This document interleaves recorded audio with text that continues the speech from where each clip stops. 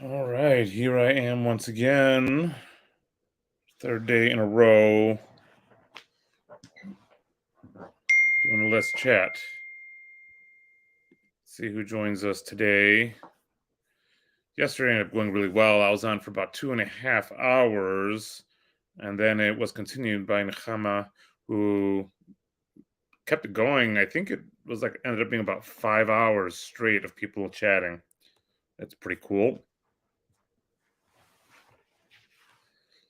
We'll see who ends up joining today. Trying to pull up some new music that you guys can listen to. All right, let's try.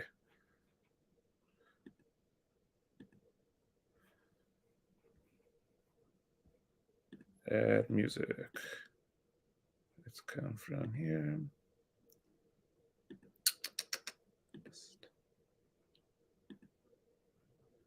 How about this?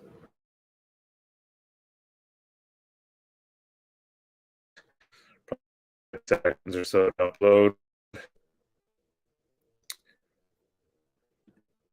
And that process of uploading my connection will get a little bit weirder.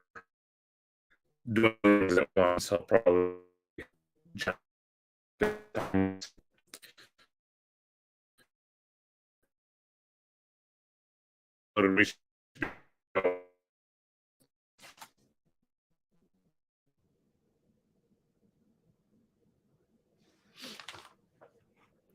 processing. My connection will get better shortly. All right, here we go. Let's.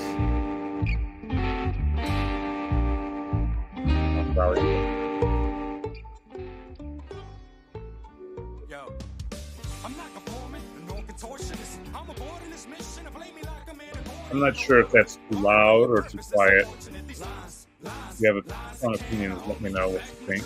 I choose the path I'm headed in. I'm questioning, no pressing. I pass the lies and the crevices. The wrinkles down with mentioning. I'm best within, I'm best because these lies, they can't hold me. Feels like I'm running out of time.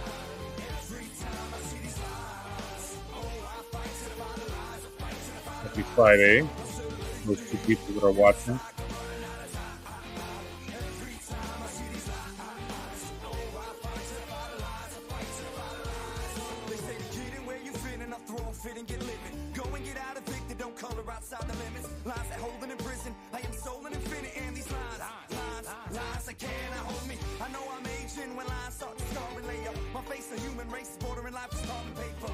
Looks like it might be a little bit loud.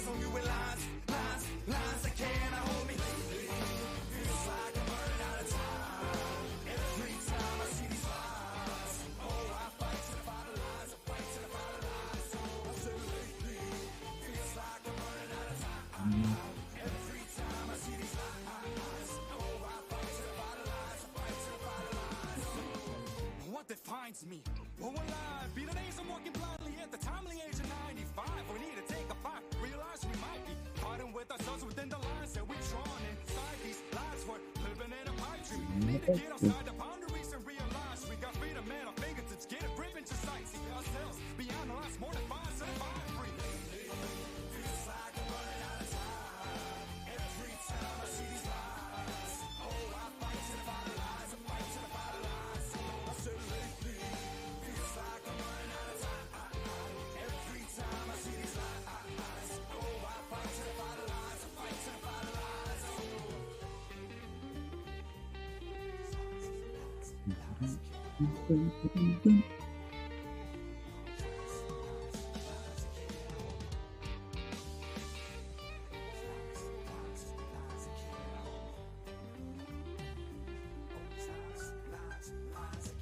When the lion drew a line and the sand, he crossed the line and said, all you understand to be actually's in a fight with what I am actually. Compassion seems out of mind. You never mind it going, so cast and draw the line. And that's not as mine as me, at least as far as I can see. But as far as I can see, my arm can reach, so pardon me. You ain't far enough, no matter the height, the bar is up. I can jump, I have come to fight and to find the lines of love. Feels like I'm running out of time. Every time I see these lies, oh, I fight to the bottom lies. I fight to the bottom lies. I say lately, feels like I'm running out of time. Every time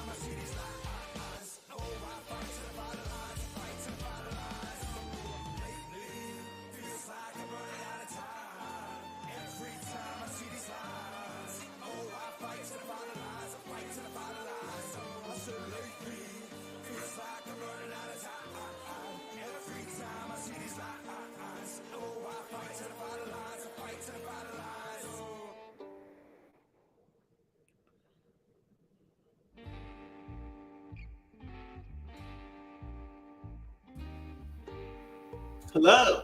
Good morning, sir. How are you? Good. So let me walk you through some things. So you need to put the invites into the chat so people can join you.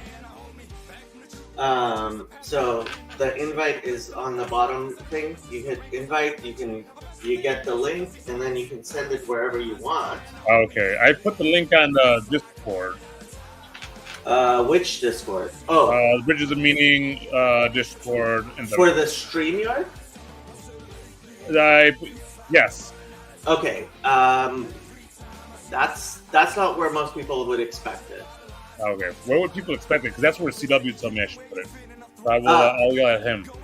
If I remember correctly, CW meant you should put the YouTube link there. Oh, that might be it. So that people will know to watch it. The StreamYard link, most people expect it to be pinned to the top of the chat. Now, the problem with that is you put it into the chat here, it'll go into the comments on all the places you're broadcasting to. Let me add some places you.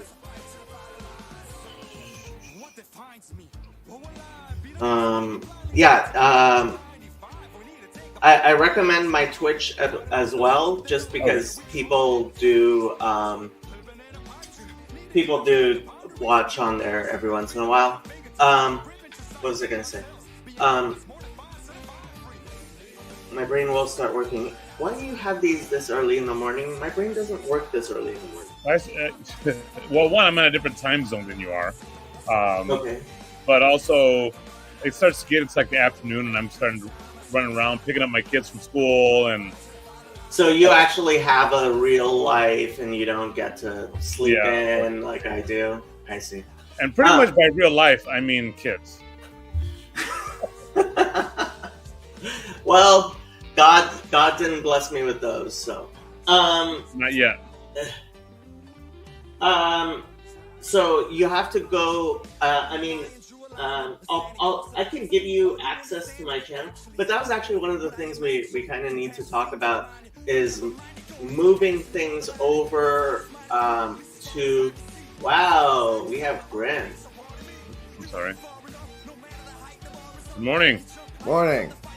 Can you turn the background music down a little bit? Yeah. I don't even know how loud that comes out through. Or all the way down. It's not bad, but I couldn't hear it. I can't think while it's going. I understand you're running some kind of foundation mystery thing that helps people do shit they never did before, especially when it comes to real life person events. That's the goal, yes.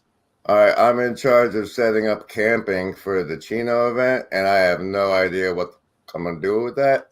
So I need your help from your foundation. Are you guys ready for that yet? I think so. Okay, so what exactly is your role there, or what do you need assisting with? I'm in charge of all camping related lodging for the Chino event, and I would figure out, guesstimate how many people want to do their lodging in the tent rather than the other possible arrangements, and then secure the location if that's possible, because the location is apparently like 3 miles from where the event's going to be. Okay. And so, like, for the people that want to come and camp and hang out with me in the tent, I need to guesstimate that number and then contact the place and secure the location at this point. Okay. And since, like, the people, I've not, advice and, like, anybody who's done that sort of thing you could connect me with before would be very helpful. Oh, man. I would have to rack my brain in my network. I do know people that have been connected with certain like Christian festivals around the country that have done, like, I don't know if you're familiar with like Cornerstone Festival, things like that. These are these music, kind of like almost like a Woodstock type thing. That's big music venues where people camp out in the tents and listen to music all week long. So I can reach out to a couple of people that I know that have experience with that, especially if any of them have experience and are in the Southern California area, because I would assume there's some kind of permitting issues and things that have to be figured out there as well. Well, there's a place called Prado, probably. Prado, yeah, I was just looking at that. Regional Park, but I don't like. I could call them and be like, "Hey, you guys got any openings in May?" And if they do, I wouldn't know how big of a space to do or to guesstimate how many people are going to come and that sort of thing. Yeah, what I would think might be the best course of action, you can share your feedback, Jacob, is to try to just throw out a ballpark number. Let's say, Yeah, 30. Prado Conservation Camp is a prison. So, Prado Conservation is a prison? Yes. Oh, okay. Yeah, so that's not going to work. Regional Park? Yeah, no. Yeah, but the camp is a rehabilitation center. Yeah, I just went to their websites. Yeah. This is what Van Donk sent me. He said, this place might work. Yeah, because he Googled it just like I did, and Google has it as a camping site. And I went to their website, and it's because it's pretty close. But I've actually driven past that place, getting to the church. Yeah, that's not going to work. Oh well, never mind then. I was fed poor information. Well, that happens. But there is Chino Hills State Park. And yeah, I mean, this is California. So all the whatchamacallits are going to be online anyway. Reservations are going to be online.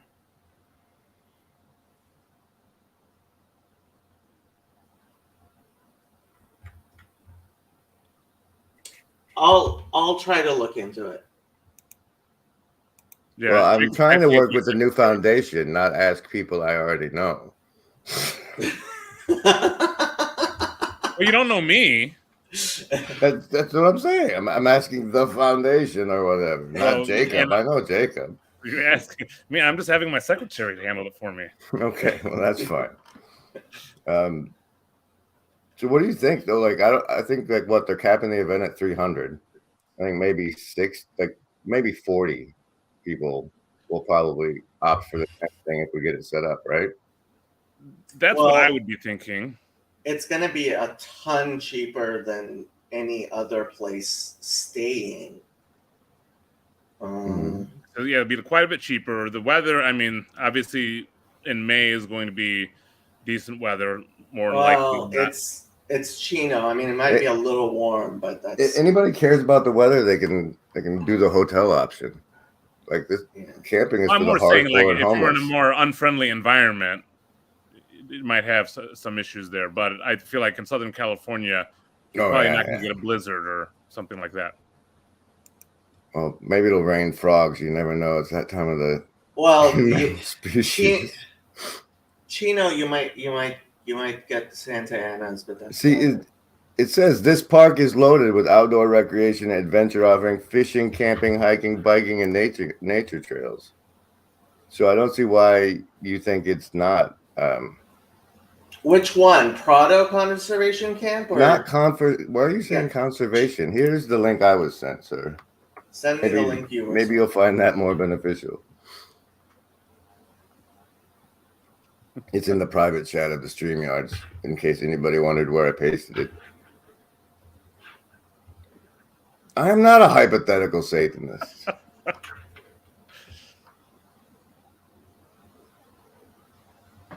And I'm not trying to join the foundation. I'm just taking advantage of them. You don't have to. I've spent most of my life being taken advantage of, so I think I'm up for this test.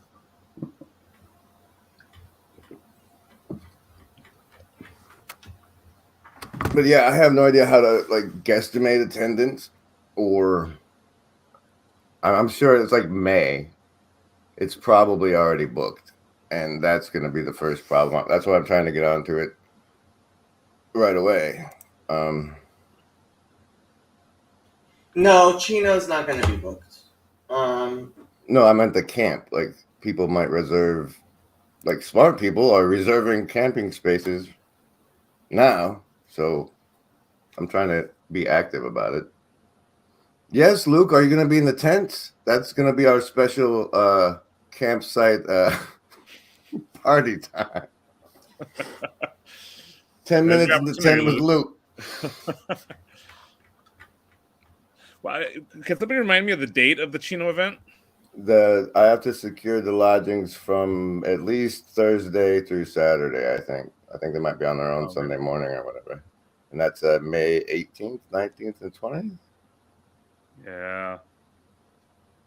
We'll see if my wife lets me go. The 18th is her birthday. You take her for her birthday. Well, the 18th, the Thursday, that's for the paintball part. Oh, okay. And so the actual like talkie talk stuff is on the weekend. I think Friday's an unscheduled day. I'm not positive about that part of the event. You wouldn't be interested in paintballing. No, she probably wouldn't. See, the paintballs is the important part because, like, some people think airsoft would work, but the aim with the paintballs is going to come in really handy when they're hunting us with drones, because we can cover their sensors with the paint. Chad, I haven't hit up your tit yet, but I didn't think your tit had the organizational capacity to help me secure the campground. So I had to go to the foundation first. I hope you're not offended, Chad. Oh, I have not heard any of the conversation. I've been chatting with other people all morning. Well, how's it going? Good. Well, it's early. For 10 a.m., it's awful early. Yeah, it is. So, what have you guys been talking about? So I'm assuming that you guys have wrestled with some of the questions that I've asked, right? Yes, I have. Have we answered them or no? Because I've not listened to any. Chad, are you familiar with parachurch organizations? So this is what we've been talking about. This is I'll just give you my understanding. Yeah. Okay. So my understanding is there's 501c3, correct? Correct. Right. There's that. And then there's a church. A church does have the 501c3, correct? Mm-hmm. But it has other protections. Yes. Right. That the 501c3 does not have. Yes. Right. Now, you want the protections, correct? Correct. So you want to build a church. Well, there is a status in between church and just regular 501c3, and that's known as a parachurch organization. So It would be like, there's a bunch of them in Chicago. They're kind of like boys and girls clubs, but they're from a religious perspective, whether that be a Catholic organization or a Protestant organization. But within those, then they're allowed to do things like pray together, or read scriptures, things that may not always be tolerated within just a regular typical 501c3. Right. But like the protections of publicly being able to keep your anonymity, it won't have that. That's a good question. That's what some of the things that I'm currently looking into right now. And that's what I'm talking. That was the assumption I had for the protections that you're actually looking for. That whoever makes contributions or donates to this organization will be able to remain anonymous. But as far as I know, the only way to do that is if you are an actual church. No. Contributions. Okay, so contributions for a 501c3, the contributions themselves stay anonymous. Your board members have to be public, and you have to file a 990. But the 990 doesn't have to list who that's not a problem. Yeah, but there's more like other religious protections, not just other people. I think I've seen the comments of other people saying the anonymity of like donors and whatnot. I don't think that that's necessarily my concern in terms of the donors. It's more in terms of some freedom to use religious language, freedom to express religious ideas, things like that. And in each state is going to have its own laws regarding some of these things. And so right now I'm in the process of trying to talk to a few different legal experts on this stuff to figure out what our best options are. I'm hoping to have that figured out within the next 3 to 4 days. Right. I mean, so when we were looking at this, we looked at it as 501c4. I mean, I was looking and talking to some people. We were looking at it as 501c4 as well, which is a community association. But really, I mean, this is a 501c3. It's like that was part of the conversation yesterday, Chad. Like, it's not like I went, oh, I want to meet this loophole. This is our organization is a meeting of people from different religious or. Do you believe I'm being malicious in asking the question? No, I don't believe you're being malicious, but I'm also not being dishonest. Right, and so like my wrestling with this has been, I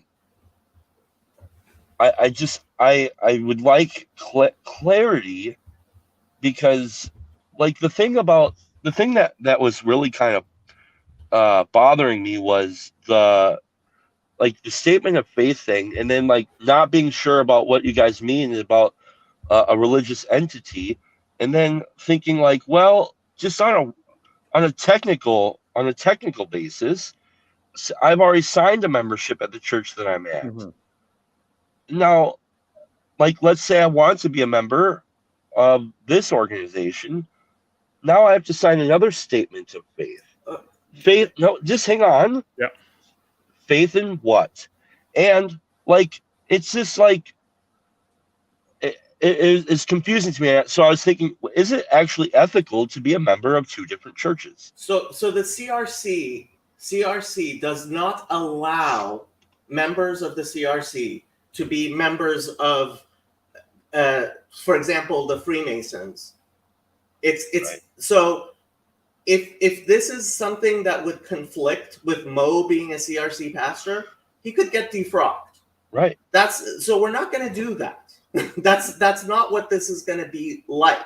And yeah, I understand you have anxiety about what it's going to be like, but we haven't set it up yet. Yeah. Right, because at the end of the day, like it doesn't bother me whatever you want to do. My role, I feel, is to ask questions that are not being asked. That's it. So I don't really care what you do with it. I'm probably not going to be a member, because like I already have my role here. I have stuff I'm doing. I don't need money. I don't need to be shot up a ladder or anything like that. But what my role is, I'm here to ask questions that people aren't asking. Let me just clarify one thing. The membership is not for people who are going to be helped. The membership is for people who are going to be mostly large donors. Right. So people who are contributing large amounts of resources, or at least some amount of resources, are going to be members so that they can vote for the board of directors. So there is accountability to them for the money that they're giving. Okay. So the membership is to be able to hold the board of directors accountable. Yeah. Or to have a say in that.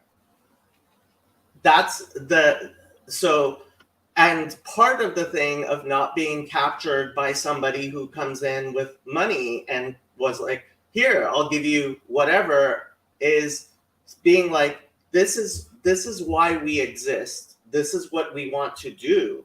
We're not going to take your money. We're not going to make you a member unless you agree with us on these certain things.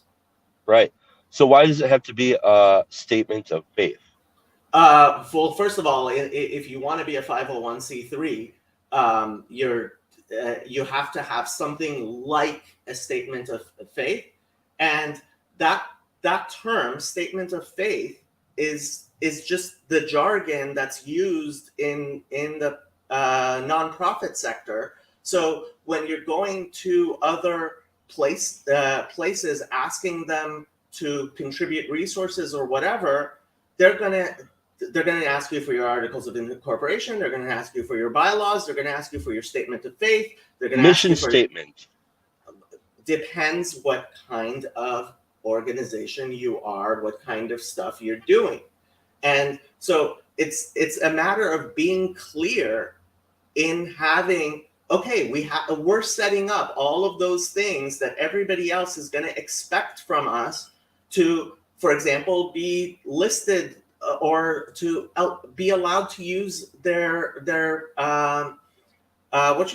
people's facilities, or be able to get nonprofit insurance. We're going to need insurance for all these events, and the insurance company is going to be asking us, okay, who are you? What are you doing?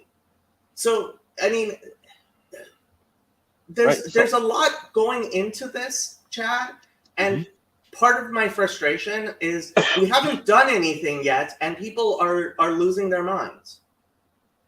Well, I think it's fair to say. I think it's fair that people would lose their minds.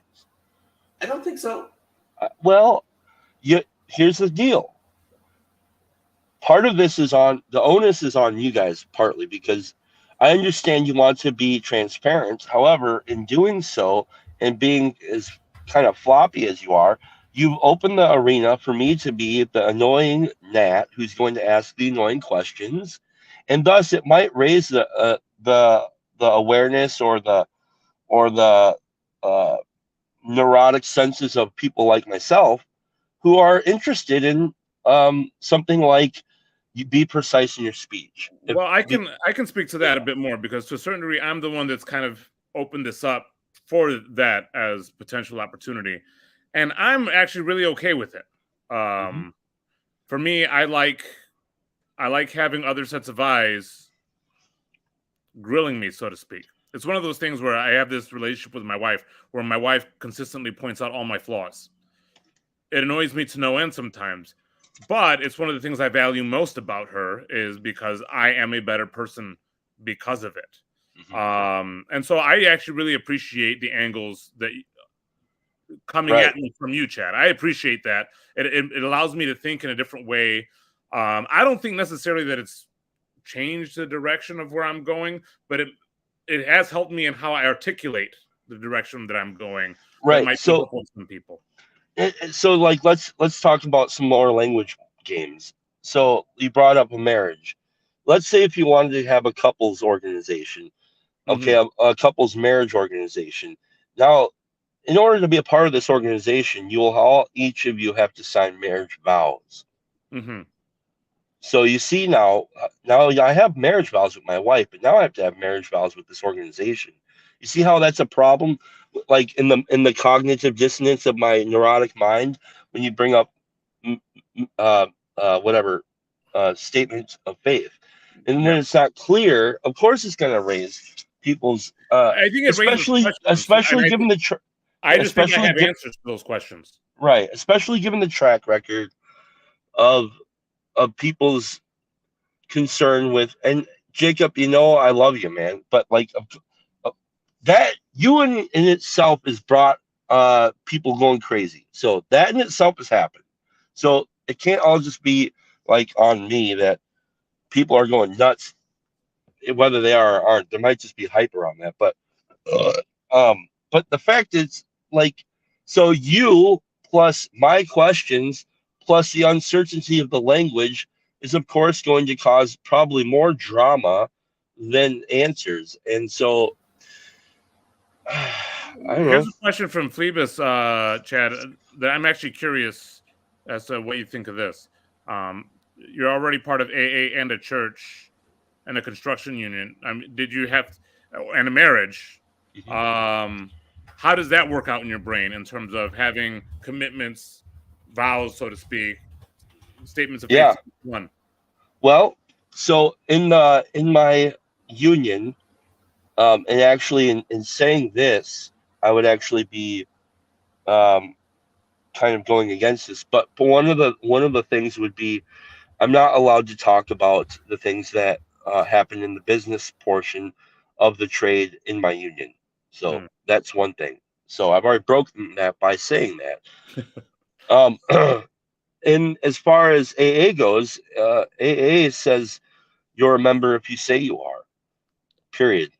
So it seems like is that you And have they a have clear and they have understanding of where those boundaries are. and AA's organization, AA's official stance is we have no opinion on outside issues. Our only aim is to be useful to alcoholics who are still suffering. Period. Period. Period. Period. We don't There's care. no conflict between AA and your church or your marriage. Between AA and my church and my marriage, no, there is. Because you know that, you're However, there might be a church. There was a church that I was at where there was a conflict with AA. Right, and so therefore I could not be a member of that church, and I would not be either. And so, though I think you're trying to figure out if there's going to be that conflict here.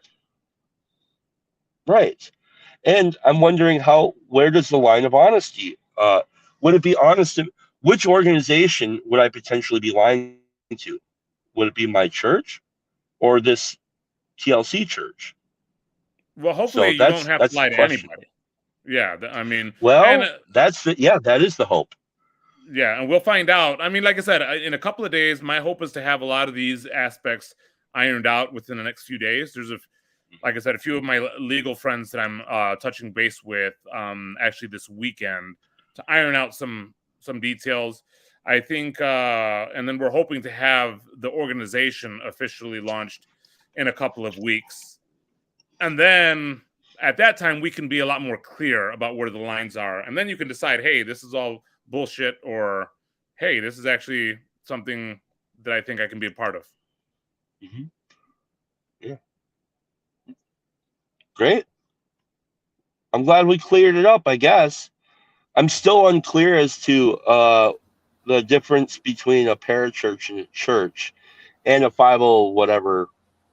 So yeah, just based on the guy that I was based on the dude I'm talking, because that's really what the language I'm getting down to is the legal end of it. So otherwise, you guys can always join my organization, the Legal Tit. What's your mission statement? I don't have one. That's our mission statement. That's your mission statement. I hope you don't mind noises, but I want to clear some things up. I want to make it perfectly clear that what I invite Chad and Luke and other people to be involved and criticize and ask questions and give their views, because they are willing to do so. And there are a lot more people who are not willing to actually ask these questions, voice their concerns, etc. And we need people like that. It's incredibly important. And, I just want to be perfectly clear that I appreciate not only that it's necessary to listen to Chad and Luke and everybody else, but that they have the willingness to actually deal with someone as crazy as me and talk about this stuff and takes one to know one, out there. Bitch. That this is true. This is definitely true. No, AA does not have a statement of faith. Well, part of but they do not. Yeah, they don't, and they do. This is part of what I don't like about the Protestant, and it was kind of funny to me when you said, why does somebody who detests Protestants want to create a Protestant organization? It's like, yeah, you really think I detest Protestants, Chad? I'm only listening to the words you say. Yeah, I was about to make a video on burning down Luther's church, and I might just do that because it seems like it's necessary. I am using his words.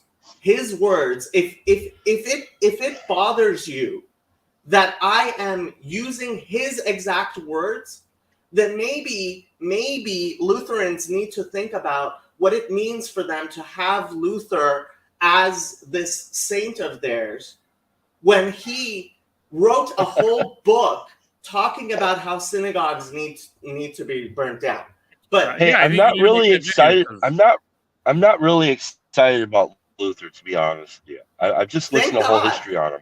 The guy, but like this has not to do with that. It has to do with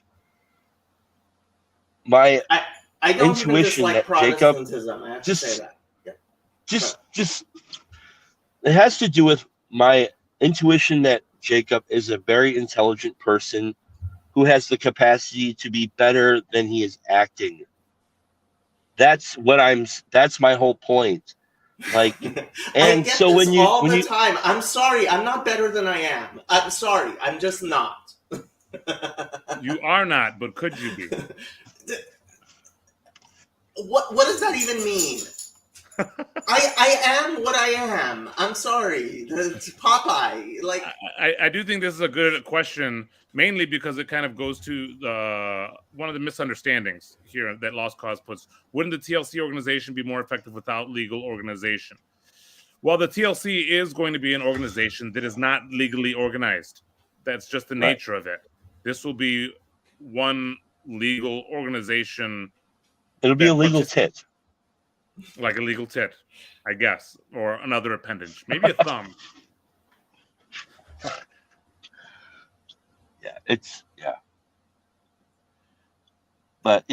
So yeah, and as far as it's like there's a reason why I couldn't be Mo. I knew that, and it's obvious, and it's always been the case that I can't be Mo. Well, that's why I had to find somebody like Mo who is actually like an adult. And so here he is. But people are still insisting that this is about me. And it's like, no, now it's all Mo's problem. So, yeah. This question, could Mo help the Bridges and Meaning anthology get copyrighted? Is that have to do with that book that I jumped in on the meeting with last week? Probably. I'm not sure. There are several different. Several different. I did finally get a response from one of the publishers I reached out to that I know. And so I'm just starting a little bit of a back and forth there because he brought some information that I have some follow-up questions with. So I probably could. I'm working on some of that with pathways. And I have to say, in terms of copyright, a lot of people think you have to like do something legally in order to get copyright, and retaining your copyright is incredibly easy. All you have to do is not give it away, and that includes not constructively giving it away, which means that you don't like let other people just use it all over the place. Yeah, what these people want is more publishing and distribution. Yeah. So the one that Valerie's doing is different than the one that Mo was talking with.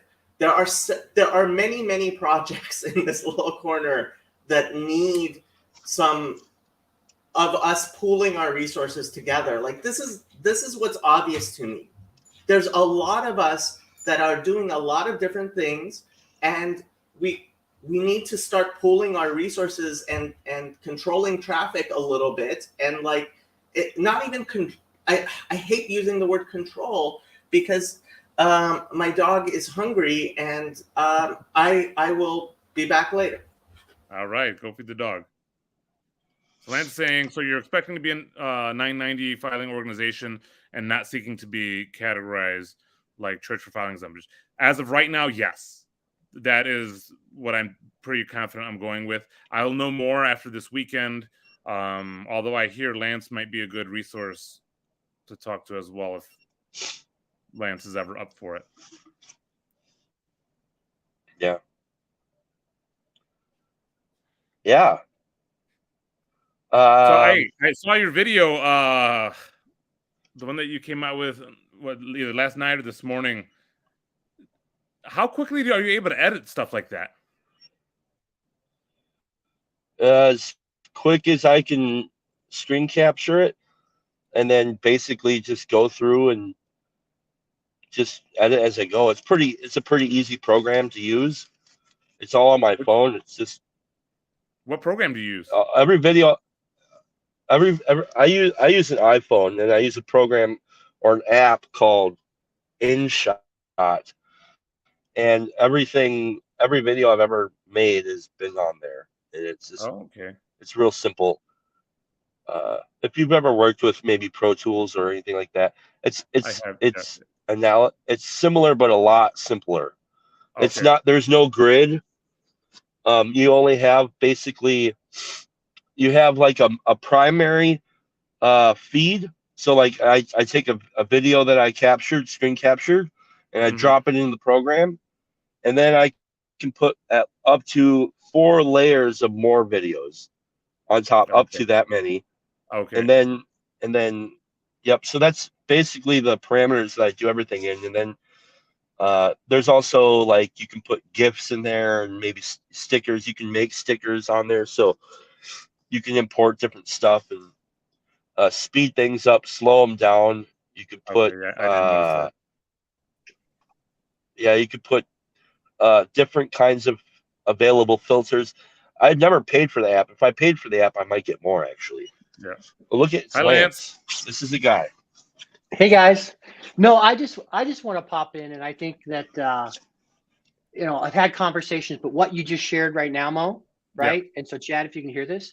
So I am an attorney. So and it helped a lot and I was a house church planter, Mo, so if you can understand. Oh, nice. So being the attorney and a house church planter, I spent a lot of time with people coming to me, and I set up a lot of free organizations like this, right? Yeah. And and I'm sorry Jacob dropped, because he's made those comments very clearly multiple times of wanting a confessing church, right? Mm-hmm. And the confusion that I had, and I think you've clarified it here, and I want people to kind of hear this from you publicly, is because that's a different thing, because you don't have to file annual reports, right? You don't have to file the 990s and all those other sorts of things that come with, because that's a very small subset. A real church, and we know what a church is. Mm-hmm. You know what it looks like, right? Whether it be a mosque or a Sikh temple or a Christian, like we all know what that is. You have pastors, you have church, you have all those things. Like we know what a church is. And you don't actually have to file a 501c3 with that, although it's the best thing to do because you are that. And then you get all sorts of things. What I hear you talking, and it's nice to not have to file the Form 990s and everything else, like there's advantage to this. But what I hear you talking about is there are a lot, like Samaritan's Purse, for example, is a 501c3, they have it, everything else. But they file their Form 990s because they're not wanting to be treated as a church. Like that's that different thing, which requires being a real church, right? And so I hear what you're talking about when you said Parachurch. I'm like, okay, now I'm coming with you. You're not trying to get up into this Catholic church status, right? But hang out down here below, because there's lots of different types of 501c3s. There's lots of different movements, earth movements, whatever. There's lots of reasons to do these things. So anyway, for me, that was helpful to see, okay, no, we're not trying to go for full church status here, guys, but we want to hang out down here with the rest of the not-for-profits. And like Samaritan's Purse, like if you'll go look, like they're very clear what their mission is. It's a Christian mission. They state that it's Christian mission, but they take money from across the globe. They distribute that money across the globe, right? And all those other sorts of things. So I think what you just shared here was very helpful, Mo. Thank you very much. Man, there's somebody trying to join, but I can't quite get them on here. Oh, there he is. There he is. Let himself on. Nice. I'm back. Hey, Graham. And I would also recognize, Mo, one of the things, and I shared this publicly, I do have empathy for you because you've jumped into a river midstream where people have 2 years of love and passion and have a sense of what this thing is and so on and so forth. And you're trying to jump in midstream into this. And that would be a very difficult place to be. So far it's been difficult, I would say, sure, but not in a way that's been unpleasant, if that makes sense. I kind of I like the challenge, and to a certain degree, I haven't been super in depth in this stream, but for the past couple years, I've been dipping in my toes every now and then. So I have a bit of familiarity. I actually care for a lot of what's going on as well and value it. Maybe not to the same degree because I haven't been as vested. But yeah, I do want to be careful with those things. I don't want to be creating the wrong kinds of waves. So here, I just wanted to pop in. I've got to work. I've actually got to work today. I've got to pop into a work meeting. Boo. But I just Doubt it. I've got Thanks, 14 Lance. minutes and I got to get out of here. But I want to listen to Sam. What are we talking about? We're talking about the organization. I'm trying to get the organization's help, but they're busy arguing about the organization. So I'm. Well, I mean, we've already said that we're going to look into all this stuff for you. I have my secretary on it, Grizz. Grizz is ready for the grift. Come on, guys, get this thing started. No, I gotta reserve a campground, and He wants to suckle the teat. what happens at the campground is not for streaming. We don't talk about it. But Lance was there at the campground last time. I was, and so was Jacob. Yeah. But so like there's 4 campsites that apparently hold 30 people. I don't know where the heck I would get the money to reserve them though. So that's that's the first issue. And then I assume that the people that do show up, I would charge them like whatever a portion of what that turned out to be. But like I said, I've never done any of this before, so what we can do, Grim, is look into those different campgrounds, figure out what the price would be for the reservation, and then try to fundraise around that. Reach out to some people, say, hey, is anybody willing to put up some of the money to make this thing happen? They're right here. They only seem to have one for the RV people, so like, and people who own RVs can probably reserve it themselves. Where are we talking about? Where is this? This Prado region. It's apparently 3 miles from the event, so it's a good location. Oh, in California, I see. Yeah. There's. Did that hit that? There's Adler, Ash, Mulberry. At 1, 2, 3, 4, 5 different options. And then let's say we want this one. Oh. Well, we're doing May, so that's fine. Dun, dun, dun, dun. See, these are the things, and I was looking at Airbnb. You're not going to camp with us? Okay. I'm hurt. Well, I mean, if you get this, that'd be really helpful. I mean, if you get this set up, let's do it. Because I was looking at Airbnb, and it's a lot cheaper than the hotels. And this is cheaper still. Oh. Who else going to the event? I got to tell you, next month. So this just happened. I just got a text message a couple days ago from a friend in Estuary. Random. He's like, I got you on a flight if you're ready to go. I'm like, what? He's like, yeah. I'm like, dude, that's awesome. I didn't even have to suckle a teat for that.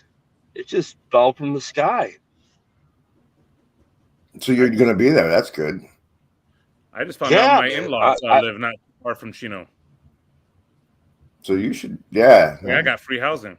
So you get to take your wife to visit her family for her birthday, right? She would love to go see her sister around that time. Oh, see, when you do the right thing, whatever power your statement of faith is pointed at, kind of backs you up sometimes. I think. Is it God or is it odd? I think both. Odd God, odd. Sleep on the pavement. I hate you guys. I'm gonna go. I'm leaving. All right, love you, Chad. So, well, I'm glad we got this all figured out. I'm never signing your statement of faith, by the way. It's so weird. We'll see about but that. I'm glad we're not actually we're not starting a new religion, so that's helpful. Yeah. Have we met? I might make you an offer you can't refuse. Okay. Moises and Chad, you guys might have met, right? You guys were both at the Chicago event. We've met. You guys met. Yeah. We've met. Yeah. Were you guys at both? I might seem naive, but I was briefly. Yeah, but I was talking with Hank the whole time. Yeah, well, that happens. My wife and I talked. My wife and I talked with Hank for like the whole time. It was great. Oh yes, I do remember that table that day. I was only there for like 15 minutes because I had to go. I was with Vanderclay, Jacob, and my dad and Vanderclay were arguing about eschatology. So it was, and speaking in tongues. It was fabulous. Wow, yeah, that would be. And then, I can only imagine how that was on your inside. It's like, my real dad and my internet dad are fighting. It's beautiful. It's great, and I'm just eating some nice Italian food and drinking it all in. Yeah, it was what more and could then you want Sam from an evening? Comes up to me. It looks like Sam walks up to me and he comes near my ear and he says, you know you married up, right? And I'm like, yeah. Oh, look at this guy. Chad did marry up. True fact. I think Luke married up. I think Chad married up. Moises actually might have done the most uppity marriage that I've ever seen. If you meet Moises' wife, you'll be like, A, what were you thinking? B, excellent job, Moises. If I could persuade my wife to marry me, I think I can persuade Chad to sign a statement of faith. This, I won't talk too much about Moises' wife, but like, this tall, beautiful, blonde Dutch Canadian lady, he done good. He done good. And then he moved into the hood. When you define those three words for me in perfect definition, then I'll consider your having me sign. Okay. What are the words that you're concerned about, Chad? Statement of faith. Yeah, those are difficult words. Yes. Well, what is a statement of faith? Define it. You know that part in the Bible where Jesus tells that one dude, like, you're going to deny me 3 times before the cock crows? That was him denying Jesus was not making a statement of faith or making a statement of unfaith, depending on how you want to do it. So that is how I base what a statement of faith is. That's right. Me. So, I got to point out, though, that not only do we have many statements of faith, but this is the Pastor Paul VBK version where he's like behind a painting and on a couch, and that's always exciting.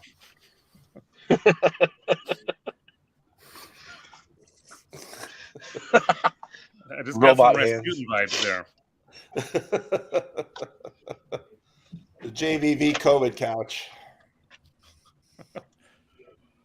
So that's Vanderclay, are you going to be a member of the Legal Tit? Other than these clowns, you can join mine. I loved your video, Chad. I just posted it to CRC Voices. So oh wow. And moving Twitter. Up. I saw it on Twitter. I retweeted it. the legal tit. It was genius. I don't know. I'll have to read the statement of faith too. I've already member of one confessional church, as is Mo. So, my bulletin secretary for years was official member of 3 churches. So I suppose it can be done. So no, Chad, your videos were very good, and your compilation video about the confessional church also really helpful because you can't catch everything in this little corner. So you guys are doing a great job. If you click on the top left of the people down at the bottom, Mo, you can pick you can put them where you're at right now. Oh. Let's see, who do I want to put there right now? Although I only have the option of 4 people. What if I want to put Sam there? Well, why has Sam been replaced by Randos United? Put your like on the bottom. Put your mouse over him, and then in the top left of that should be okay. All the world's a tutorial in stream. There you go. Solo layout. There he is. Hey, Sam. Looking Hey, good everybody. today, Sam. This is my show now, I guess. Let's go back to now we're all equal. I'm starting to feel better about this organization now. I was worried that it was just going to turn into a circle of people who constantly argued what they were circling up about without any real clear purpose. But I'm starting to feel like I can see some purposes that it might serve and accomplish.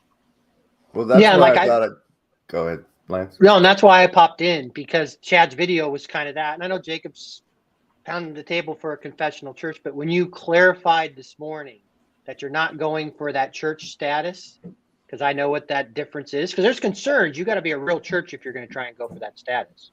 I was a former IRS agent, and they don't care what you say you are. They look at what you actually are. So now that I see where you're really trying to live, to me, and that's why I popped on. I just want to say it publicly. Like that gave me, I may not join, but it makes me feel more comfortable. Well, if the lawyer feels comfortable, that says a lot. Mm-hmm. He said he was a former IRS agent. Didn't say he was a lawyer. He did. I'm both. Okay. Yeah. Because in my experience, when I talk to accountants and lawyers about what they have in common, it's always a very interesting experience, because in many cases, lawyers sort of push the limit of what can be done, and accountants usually stay in the safe space, but not always. Yeah, it was, so I worked both those fields. But when I came home from college and I told my mom that I wanted to be a CPA, I was going to be an accountant, and she's like, "You're not an accountant." I should have listened to my mom, because I used to say I was good at boring things, and so I could do it, but I hated it. So that's why I was only an accountant for about 4 or 5 years.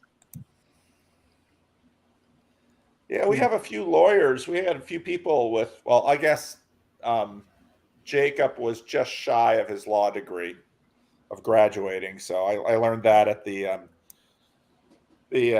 John Van Donk estuary. That John Van Donk estuary was really cool. We had Jacob and Richard in, but apart from that, and a couple of John's friends who don't really watch me much. Most of the people there had no idea who I was, and really, really good estuary meeting in terms of super diverse group of guys. Fascinating. So it's good. How's the Chicago group going? Last meetup, we had 3 new people, which was good. Like, I think I've said this before, but we're currently advertising as a Jordan Peterson Discuss the Exodus series meetup, right? When you go on meetup.com, that's what is specifically being broadcast. Okay. And so I think that the Jordan Peterson name is still doing a little bit of the work. Yeah. And that meetup.com is still our basically only avenue of advertising. And but it's going well. We have a really committed core group of people who will be there over 90% of the time. And so it would be very rare that we would have fewer than 8 or 9 people because of that.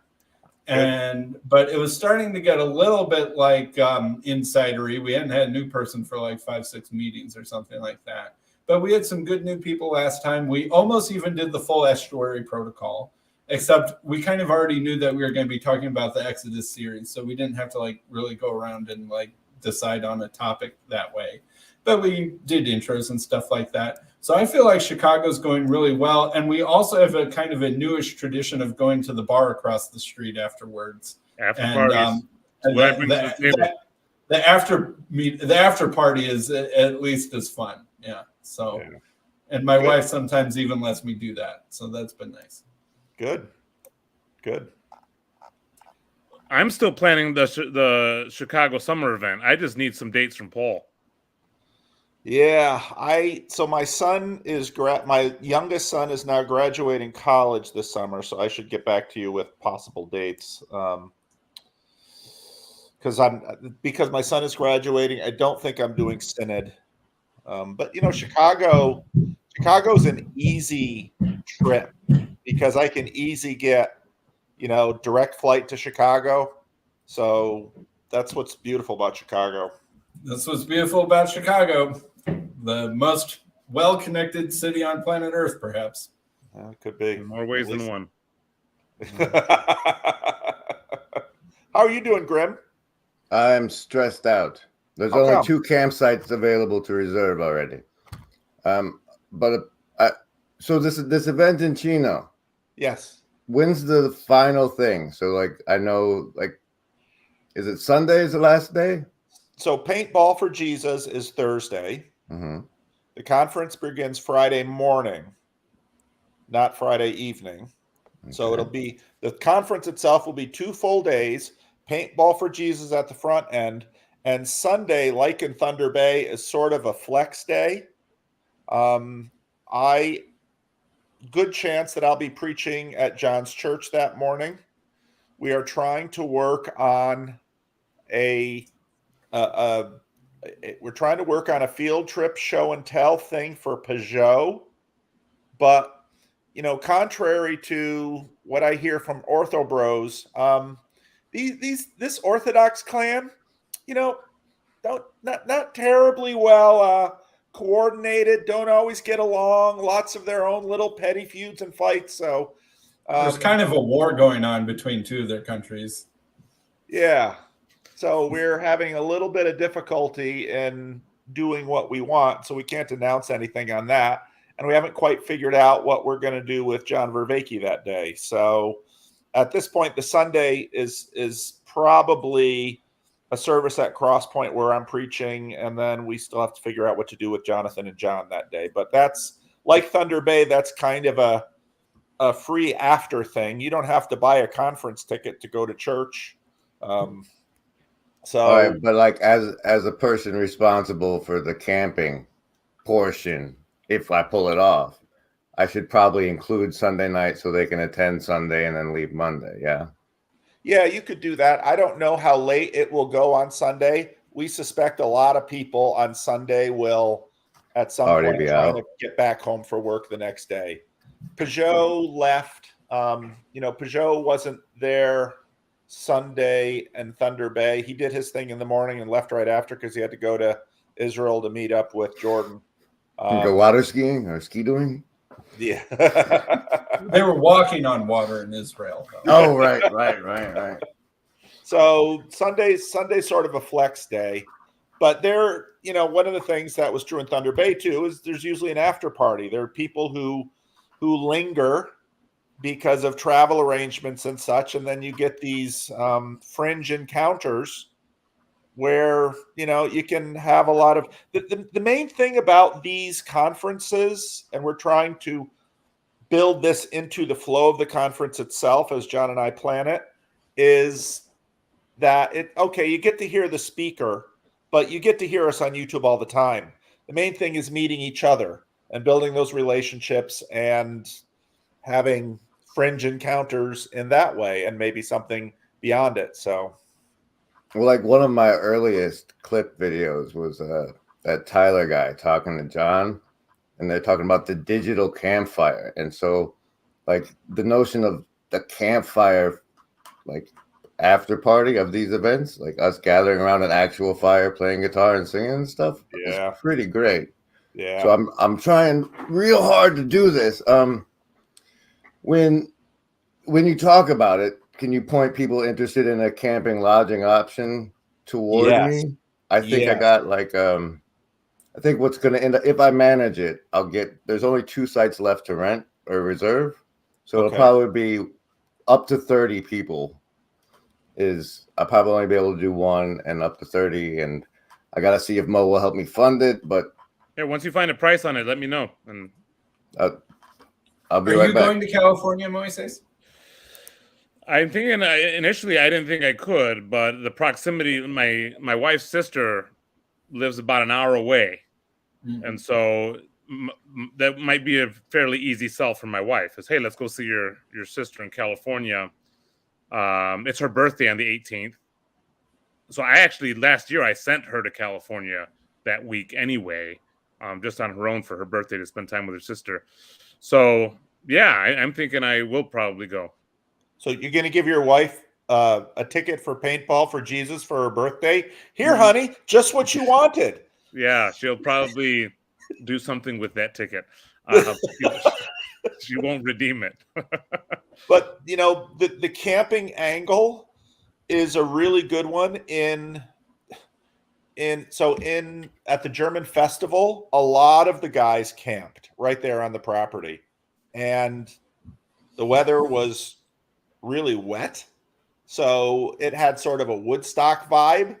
But I think the guys who camped really enjoyed it. At Thunder Bay, boy, I'll tell you, you know that Father Eric is a hardy soul when he trudges north of Dakota to camp. And of course, they also got rained out, and so some wonderful Catholic people put the very soaked father up in their home for the remainder of the conference. But the beauty of Southern California is it's Southern California, and the weather should be lovely, and camping should be really nice. And camping is a much more affordable option. We're really with putting together these events where, as you guys know full well with the Chicago events, we're really struggling with thinking about pricing. Because on one hand, we want to have enough of a financial footing that we can reliably attract the speakers we want, but we also don't want to price people out of things. And when you consider travel, lodging, for anybody who's traveling, it can get expensive fast. So Bendonk actually, or I'll let, there are early discount tickets that will be available very soon. John put. Isn't this like in a couple months? When is it? Is it in March or May or May? Yeah. So we got to get after this. So John, what are the dates in May? 18 is paintball. Let me make sure I got this right here.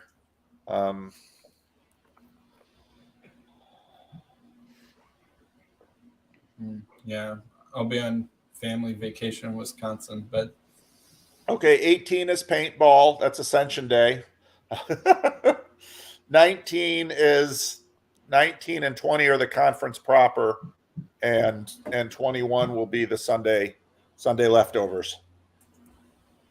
So sounds cool. But the camping, I think, is one of the best ways to do it. And I think if I didn't have to speak, I would probably camp, just because it's just way more fun. Thank you. Are you waving? I have it. I don't know how I'm gonna come up with it, and we have to do it before somebody else does. But it's $520 to reserve it. $520 to reserve it for those nights. All and right. that will be people leave on Monday and can start arriving on Wednesday, because that way I figure if I was somebody that was coming, I'd want to get my camp set up on Wednesday and then leave in the morning and go to paintball. So there's the price tag for the foundation. I need y'all's help. I guess that's me doing that for today. We have a mission. The foundation has a mission. We have a mission. We've got the legal tit and someone ready to latch on. The down payment on figured out for you by the end of the day. Cool. That's yeah. So it's up to 30 people, and I put in for 4 pets so they can fight over who brings their dog or not. I figure some people might want to. Jacob's not going to camp. He's gonna get a nice plushy 5-star room somewhere. Well, I mean, he lives almost drivable. He can drive. If you you know this in Chicago too, I'm sure. But if you live in LA, Chino is so far. If you live in Chino, you drive to LA all the time. You know, it's same thing New York and New Jersey. If you live in New York, New Jersey is so far. If you live in New Jersey, you go to New York all the time. So depends on the direction of the flow, yeah? yeah. Harder to swim upstream, ask the anadromist. So no, I think and so we were talking with John, and of course Jacob always stirs the pot, and so John Jacob's here now. So Jacob told John that he should have some, very high priced tickets to basically so that some people who want to, and there are people who will want to basically, give scholarships or free tickets to people who want to go and can't afford it. So I encourage John to really look into that, but all of that is sort of slowing down the rollout of the available tickets. But John has put out to the LSNet leaders the link to get early discount ticket buying. So if you have Donk's email address, you can always email him and he'll probably shoot you the link. Well, so I guess the announcement is there's going to be a camping thing if the foundation hooks me up with the reservation money before anybody else reserves the last of the 2 spots available at Prado Regional Park. The one I'm trying to reserve has a water view. The other one that's available doesn't. So it's a matter of getting the reservation in time. But how much is it? $520. What water are you guys looking at? The one in the park. There's 5 of the group campsites are on the lake, and the other 3 are on the other side of the road, facing away from it. I can spot the 520, and then people will pay me back. There you go. Problem solved. Well, I guess we'll deal with that off stream. Thanks, everybody. Please come camp with me. You could camp with Grimgris. So that will be wild. I doubt his wife will be camping. His wife will be. Yeah, she'll stay with her sister, but she'll probably be okay with sending me out into the wilderness. You go camp, Mo. You go camp with all your strange friends. I know. I've heard that line plenty. How many people will the camp? 30. Up to 30 people are going to be able to do the camping. And if the money flew in, we could try and reserve the last 2. But the RV people are going to have to do it on their own. This is just for the. Well, RV. I mean, this is Chino. Like half the population lives in RVs. So. Well, I'm just saying, people coming in that want to use their RVs. There's RVs in the camp area that you could reserve, but I'm not going to try and do that. It's too much for me. So. Well, I'm glad we could do that for you. All right, we'll talk about it off stream. Thanks, guys. You should talk to Vendonk. There might be a dairy or 2 left in the church that would give some space. I don't know. It's possible. But that church was a dairy church, but the dairies are all disappearing. Although the Southern California dairies are not like upstate New York dairies. Why would you have a dairy farm in Southern California? That seems like a terrible location. They all used to. So all the Hollanders that went to Southern California for dairy, they were in Chino, or they were in Bellflower first, and then the city grew out and they sold all their dairies. Then they moved out to Chino, and the city kept growing out and they sold all their dairies. That's how the Christian Reformed Church got so much money.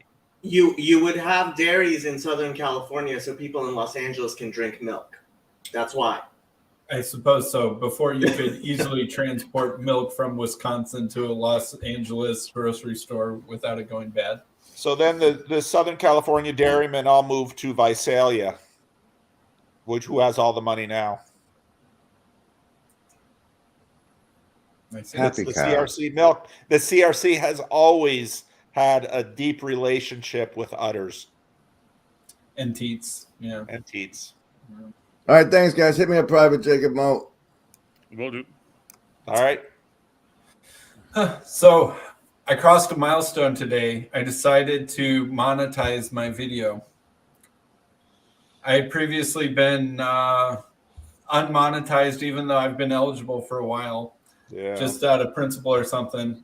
But I'm like, hey, YouTube is monetizing my videos whether I want them to or not. Yep. And so I'm like, I made a video about Athanasius with Hank this morning. And so I'm like, if I'm going to grift off of anybody, I'm going to grift off of Athanasius. So you could donate the money you get from that to the foundation, to the Unitarian Christian Alliance. You know what? All of my money from the Athanasius video and give it to the Unitarians. You know what I was thinking when I was walking happy is if you do join Mo's church, you can file a gravamen about the Trinity.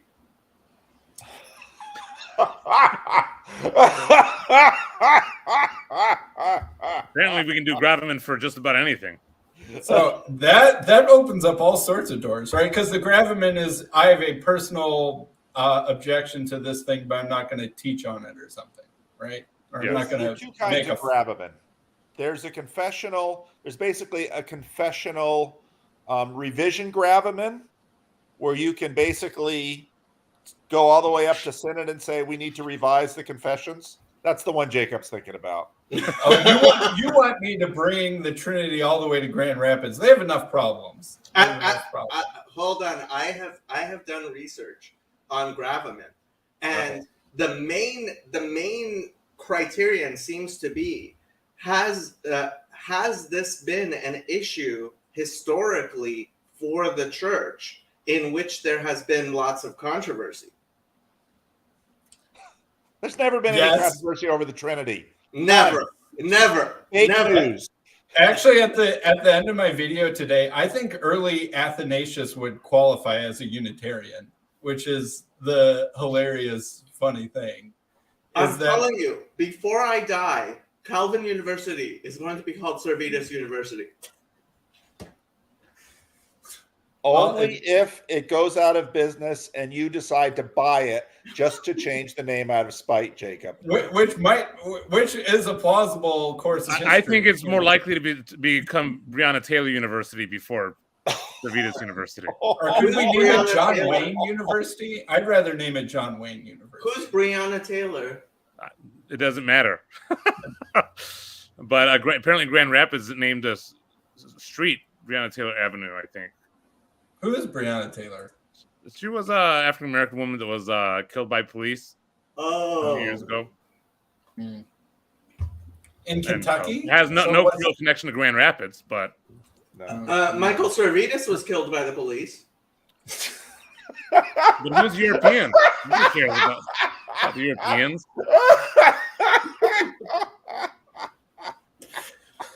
Although he was Spanish, right? He was Spanish. I got to rile up the Latino community about this one. That's right. Yeah. He was Latinx. Hispanic man I'll put you to murdered. Latino in the CRC. Hispanic man murdered in Geneva. Come on. Latinx theologian murdered at the hands of white police in Geneva. Yeah. There you go. Sam, I want to talk about your monetization thing because someone this morning left a comment about why do I see so many ads on this video and I don't see any on After Socrates? And so I wrestle with this whole... Do you see more ads if you flip on monetization? I was almost under the impression that it was the same number of ads.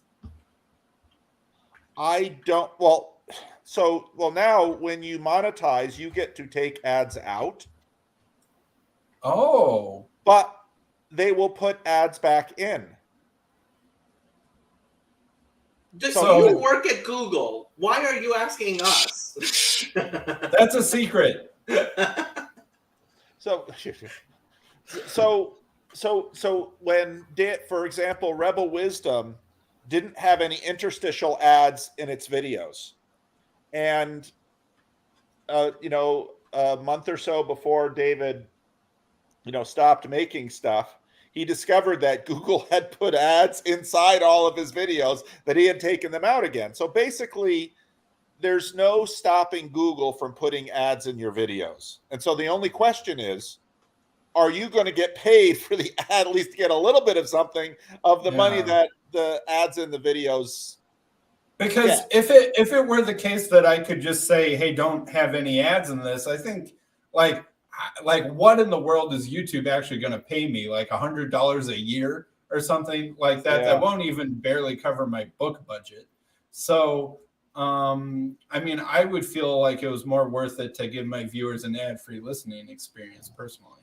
When I make it, well, it depends. Like the last few videos I've made, Google's only said they're going to put like 3 ads in them. And they don't maybe put 3 ads in them. But sometimes when I put up a video, even a 2-hour video, Google wants to put an ad in every 3 minutes. So there's a lot going on in this, and I have YouTube Premium, so I never see ads anyway. And there's lots of different ways to block ads completely using ad blockers, or, there's no ads in my podcast and there's no ads on Odyssey. And so there's a lot of ways if you're in any way savvy to avoid the ads. But so now today, if I have time, if I get to church and all this stuff, the real interesting conversation going on right now is whether Microsoft's going to really take a chunk out of Google with the AI. And then I was thinking about, what if Microsoft launched a YouTube competitor, and Microsoft of course could do it. But instead of, basically integrating AI into the video platform. How so? How would you imagine that?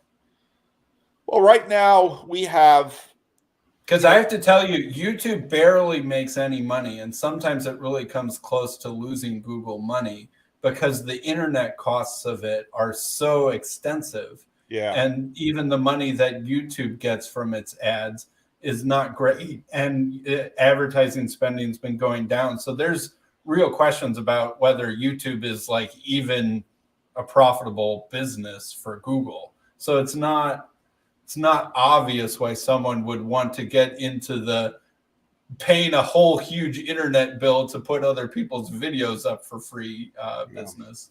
That's an excellent point. But think about what the integration of AI into search is going to do to the previous internet paradigm of web pages, often based on advertising, when search is basically going to scrape all the data using AI, recompile it. What would answer your question? Like, right, it's imaginable that you won't even use search to click on the links anymore. Exactly. Unless in special circumstances where that's what you need to do, but you're actually just using search to answer your question. Right. So but the AI is dependent upon all of that human generated stuff. Yeah. So now there's a lot there that isn't going to go belly up right away, but at some point people are going to stop making web pages and offering to the AI the basic data it needs to generate its content. Mm-hmm. So what does that do to the internet? And now, can you imagine if you would do that to video? Because already Google has transcripts. I mean, they don't transcribe every video that goes up on YouTube, but they transcribe a lot. And, people are always, well, when are you going to write a book? Well, actually, if you'd have an AI engine crawl my videos, you could pretty much have AI write a book based on the transcripts from my videos. I have access to Google's own internal ChatGPT competitor. I'll have it write your book for you. I was asking it questions about myself, and like, my real name is not connected to my YouTube channel anywhere, right? And I asked it, does Sam last name have a YouTube channel? It's like, yeah, his YouTube channel is Transfigured, and he talks about philosophy and religion. Yeah. I was like, shoot, there goes that firewall. Yeah. So it's,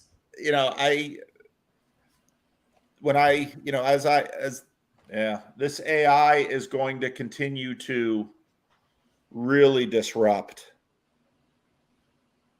Yeah, and it's gonna eat. Google's going to have to figure out how to, because like Google gave a public demonstration 2 days ago of their AI, and it was hastily done, and tanked Google stock by like 9% or something like that. I will only say things that are public knowledge, but it was a bad demonstration of what's actually. I mean, Google's pretty good at this, right? I wouldn't Google, be surprised. and that demonstration was not its best foot forward, right? Yeah. And so what Google needs to do is figure out how they're going to do this, but they'll probably have to eat their search money to do that, right? Yeah. They'll kind of have to invent something that will, at least in a short or even medium term, eat their own cash cow. Right. They have to self-cannibalize, which has been the which pattern, is still better than other being cannibalized by someone else. Yeah. being eaten by Bing. Yeah. And you know, I watched a video on this morning on this topic, and in a lot of ways, the questions are going to be around, you know, it's not just who has the best AI chat engine, it's who can figure out how to integrate that into. I think it won't be too hard to do, because right now, I mean, AIs are, you give them a function to optimize, right? That's how that all AIs are like, hey, here's the function by which I'm judging you, right? Train yourself to optimize your score on the judging function, right? And statistics has been doing that for hundreds of years, right? And so right now these chatbots are basically programmed to be really good at basically Wheel of Fortune, right? Here's the text that's already there. What text comes next, right? That's what these chatbots are. That's the function that they're optimized to perform, with some constraints and some rules and a couple competing ways of judging them. But okay, here's the text. What text comes next, right?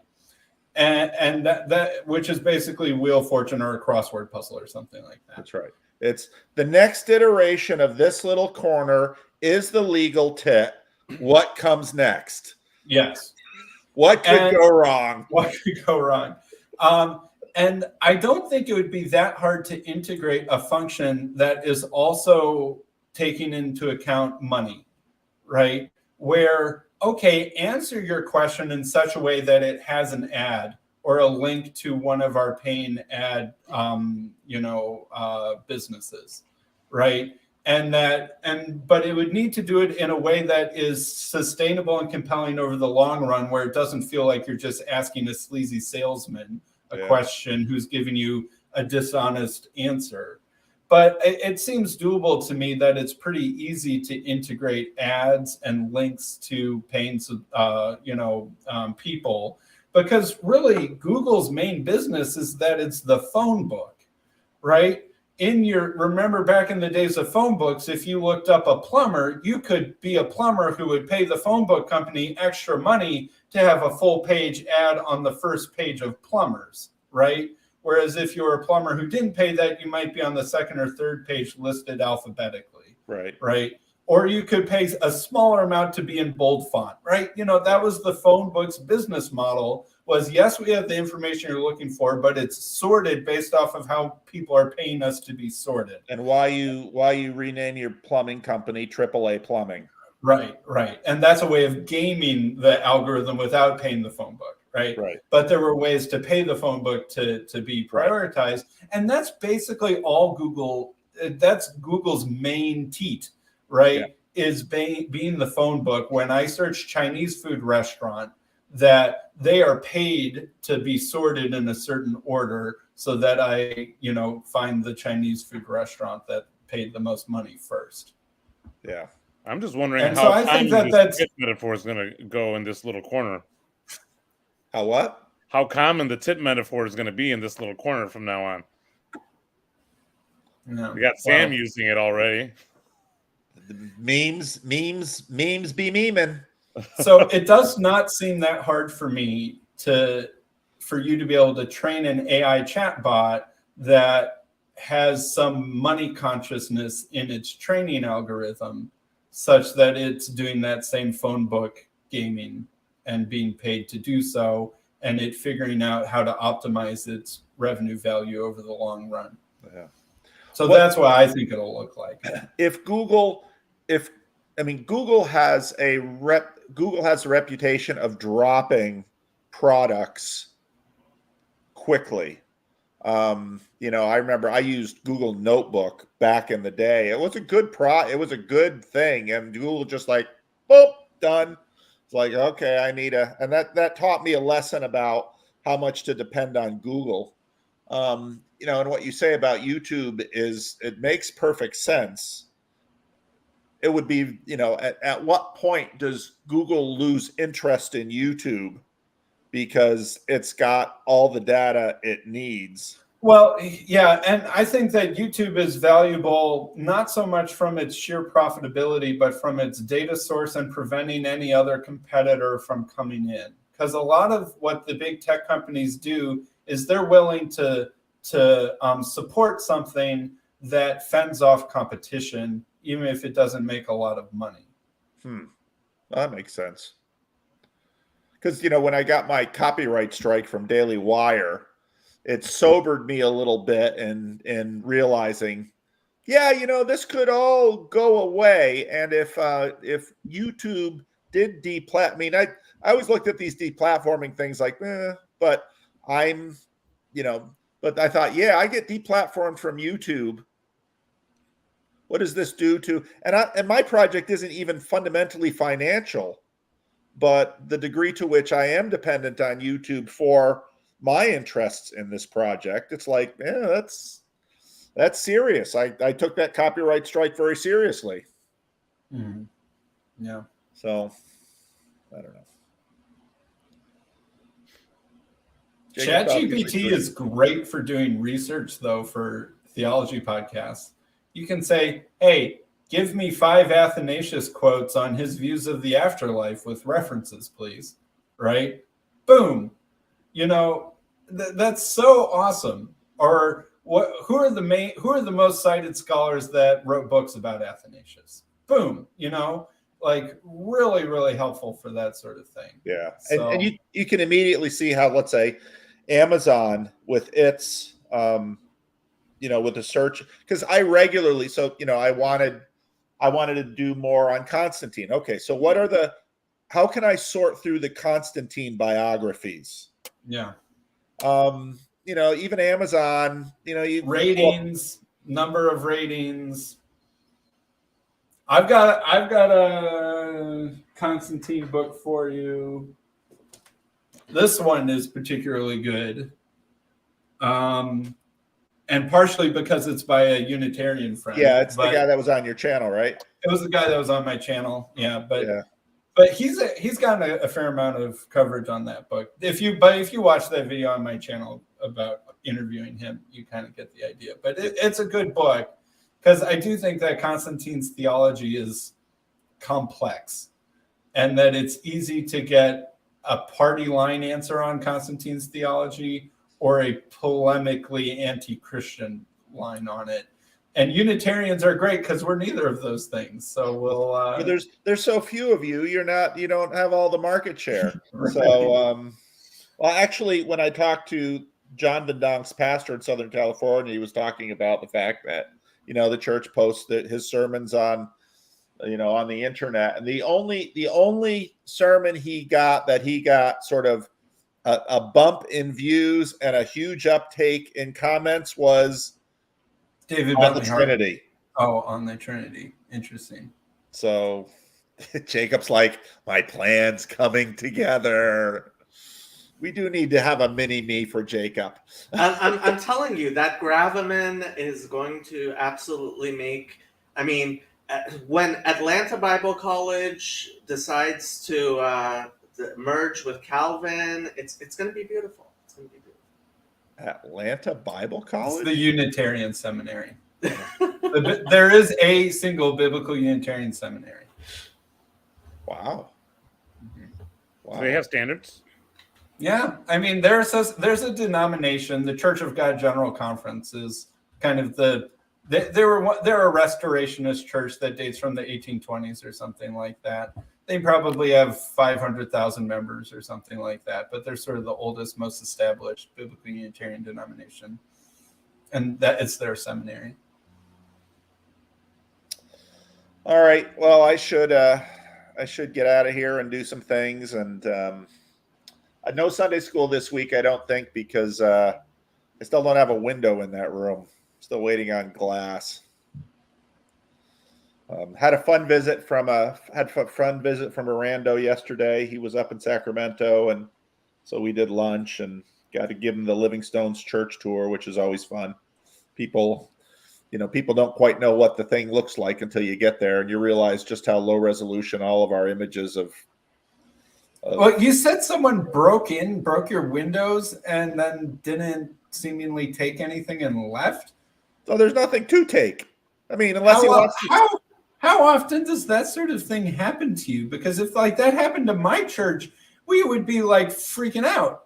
But you're just like, someone broke in. Somebody lives in the suburbs. Yeah. Well, and you also have to understand, I grew up in a church where people breaking in happened all the time. I mean, and I remember coming in for church one Sunday evening, and we came in and there was someone in there, trying to steal stuff. And it was like, dude, it's a church. You would think by looking at the calendar, you would plan your burglary a little better than this. But usually the people doing the stealing are junkies, and, not a lot of, forethought going into that. So a few years ago, 20 some years ago or so, somebody broke every window in the two education buildings, and there had just recently been vandalism at a local synagogue, and so the news crews came out, and we're all excited because maybe it was a hate crime, and eventually it turned out it was a guy who had a fight with his father, got drunk, and took a baseball bat and decided to take out his anger on our church buildings instead of his father. So when I had my store, it got in 3 years, it got vandalized 13 times. And one time, I had the video, a guy took a hoe down. So Van Nuys Boulevard is one of the largest boulevards, right? So a whole block of Van Nuys Boulevard. He went up and down, breaking every storefront window.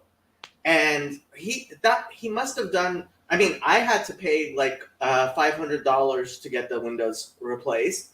And the other windows were probably far more expensive than mine.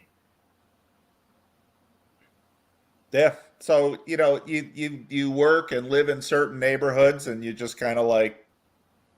Well, we don't have windows on the first floor. Yeah. Then things get hardened. My father, I just lived with this stuff growing up. So somebody once came into the church and stole the sinks out of the bathroom. And so my father went down to the scrap yard and basically bought the church sinks back. My father was always going down to the pawn shop and buying stolen property back from the pawn shop. And so it's what I've grown up with my whole life. It's just kind of normal, but it's just such a pain in the neck. And you don't want to harden everything, but that's the process that's happening in my neighborhood. Everybody's putting up fences. There are cameras going up all over. Everything is hardened. In Patterson, though, I mean, there was a corner store right near the church, Red Store, and of course everybody bought their groceries there, and the prices were horrendous. And Red's eventually, everything was behind plexiglass, and you walk into the store, and you tell them what you need, and they put it through that's where this stuff goes. But this is. Well, in California now it's legal to steal anything under $500, basically. So all the stores have started battening everything down. What's that, Sam? We got some zombie junkies in Missouri, but vandalism is rare because stand your ground. Yeah. Yeah, so it's a junkie, and he's probably slept at the church plenty, and he knows the patterns, and so he breaks into a classroom, goes through, we had a TV in the Sunday school classroom because we were using it, Rick's old TV, and that got taken, and so now he breaks in and walks through, and there's nothing there, so he leaves. But I got to deal with the window. I got to go in a couple of minutes. I really liked your video the other day, Paul, about natural law and Peterson. I felt like it's not like he hadn't said much of that before, but it was a good synthesis and a good condensation. And I feel like it was getting really clear that Jordan Peterson is kind of bringing Christianity back in through the Darwinistic door. Yep. In a natural law sense. And It's similar to what we've talked about with Vervaeke and purpose and the evolutionary argument for Christianity and stuff like that. Yep. And then with the Keller stuff, that you can really see sort of where Keller has evolved to. You should talk to Keller. I got to imagine that you have someone somewhere in that could connect you. And I think if you put out the public invitation that you would like to talk to Keller, it would get to him. And I think that you guys could have a phenomenal conversation. I know that you talk about how it takes relationships and stuff like that, but relationships have to start at zero before they get anywhere. So you can't. Yeah. So I think that you and Keller could have really excellent conversation. And you'll understand the relationship of having listened to hundreds of hours of somebody who has no idea who you are. Yeah. I already have that relationship with Jordan Peterson. Get the organization on it. The organization. Because I gotta imagine if you said, Paul, if you made a video, I would like to have a conversation with Timothy Keller, and I would like to talk about this, and this. There are people that know both of you well enough that it would get to his saliency relatively fast. Yeah, and it would be fun, but the point for me is most of what I need from Keller, he's already producing. And maybe it's that's kind of not a as true vanity as you project. think. Maybe that's not as true if you were to actually talk with him. You had good criticisms, Paul. Well, again, to me, it's like at this point, I could say, hey, Jordan, come on my channel, and he probably would.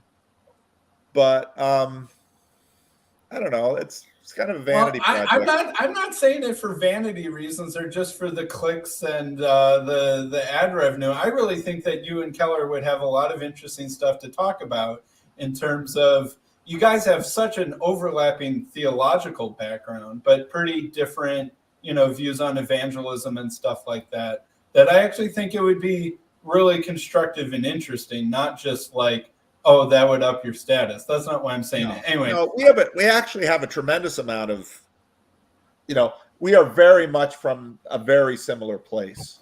All right. I got to run. I got a meeting. Oh, boy. I got a meeting. It's not because I don't like UCW. I just got to go. All right. Bye. Oh, here's CW. I got to go. I have this issue with what I'd really love to do is spend 20 hours with Tim Keller, not 1 or 2. And what, to me, the 1 or 2 hours is more of a frustrating thing because, and he doesn't have 20 hours. Hierarchy's bind and blind. That is the tricky thing that I'm learning over this couple of weeks. It's that, as I'm getting to know people, they know nothing about me, and so everyone's looking for red flags, and so that 1 to 2 hour conversation with Keller. And to be fair, would be getting there past are that. many red flags. There are many red flags. Says his old roommate. And for me, I was never the roommate, but somehow we all still managed to see Mo naked frequently. I don't know why that happened. it's too much information. It's too much information. You know what? God made my body for the world to appreciate. At least that's how I felt in college. But Yeah. but you know, I know on YouTube it's a big deal, you know, and I know Sam isn't saying that I'm going to do this to chase the names and grow the channel and build the clicks. I understand the value of that. I find what we do here, getting to know you guys to the degree that I can, and that's very limited, I find that far more interesting, even though Keller's, you know, I love Keller. He's a brilliant guy. I love the work that he's done. He's helped me tremendously through his ministry. But you know, truth be told, the truth is he doesn't have enough time in his life to have a relationship with me. And so I'd rather spend more of my time building a relationship with Jacob. Okay, so I have to toot my own horn a tiny bit. Guess who just randomly decided to drop in on my Wednesday Bible study? Father Stephen. Well, yeah, because you're building a relationship with him, and he wants to build a relationship with you. It was like we're sitting there in the Bible study, and Richard and I are talking, and suddenly Father Stephen pops. Yeah, and you know, he did that in one of my live streams too. That's the only time I've really spoken with him, and that's what I mean. Where this, you know, even though Jacob leaves the kind of comments he does on my sermons and Bible studies, what's wrong with my comments? They're very there's respectful. nothing wrong with your comments, but it's not the kind of thing that people think we should look for and enjoy. And, you know, so I'd you know, obviously if Tim Keller wants to talk to me, I'll talk to him. Obviously, the day Jordan Peterson says, Paul, come on my podcast, have a conversation, I'm there. There's no question about any of that. But, you know, I've thought plenty about the fact of, I could have Jordan on my channel, and he has been on my channel, just that one conversation. Unless I really have an idea of something that I want, somewhere I want to go that's sort of within an hour, I get plenty from them, watching them talk to others and reading their book and doing what they're doing.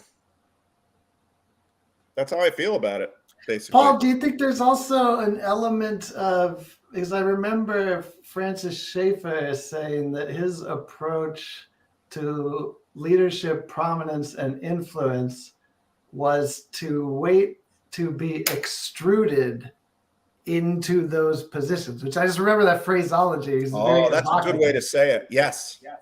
Yes. Yeah, I sense that about you. So you're not looking to capitalize on opportunities because you maybe have the latent perspective that God, if it be he who works, will work in no uncertain terms. And so who are you to force the issue? Yes, that's bingo. Sounds very Calvinist. Sounds very nihilist.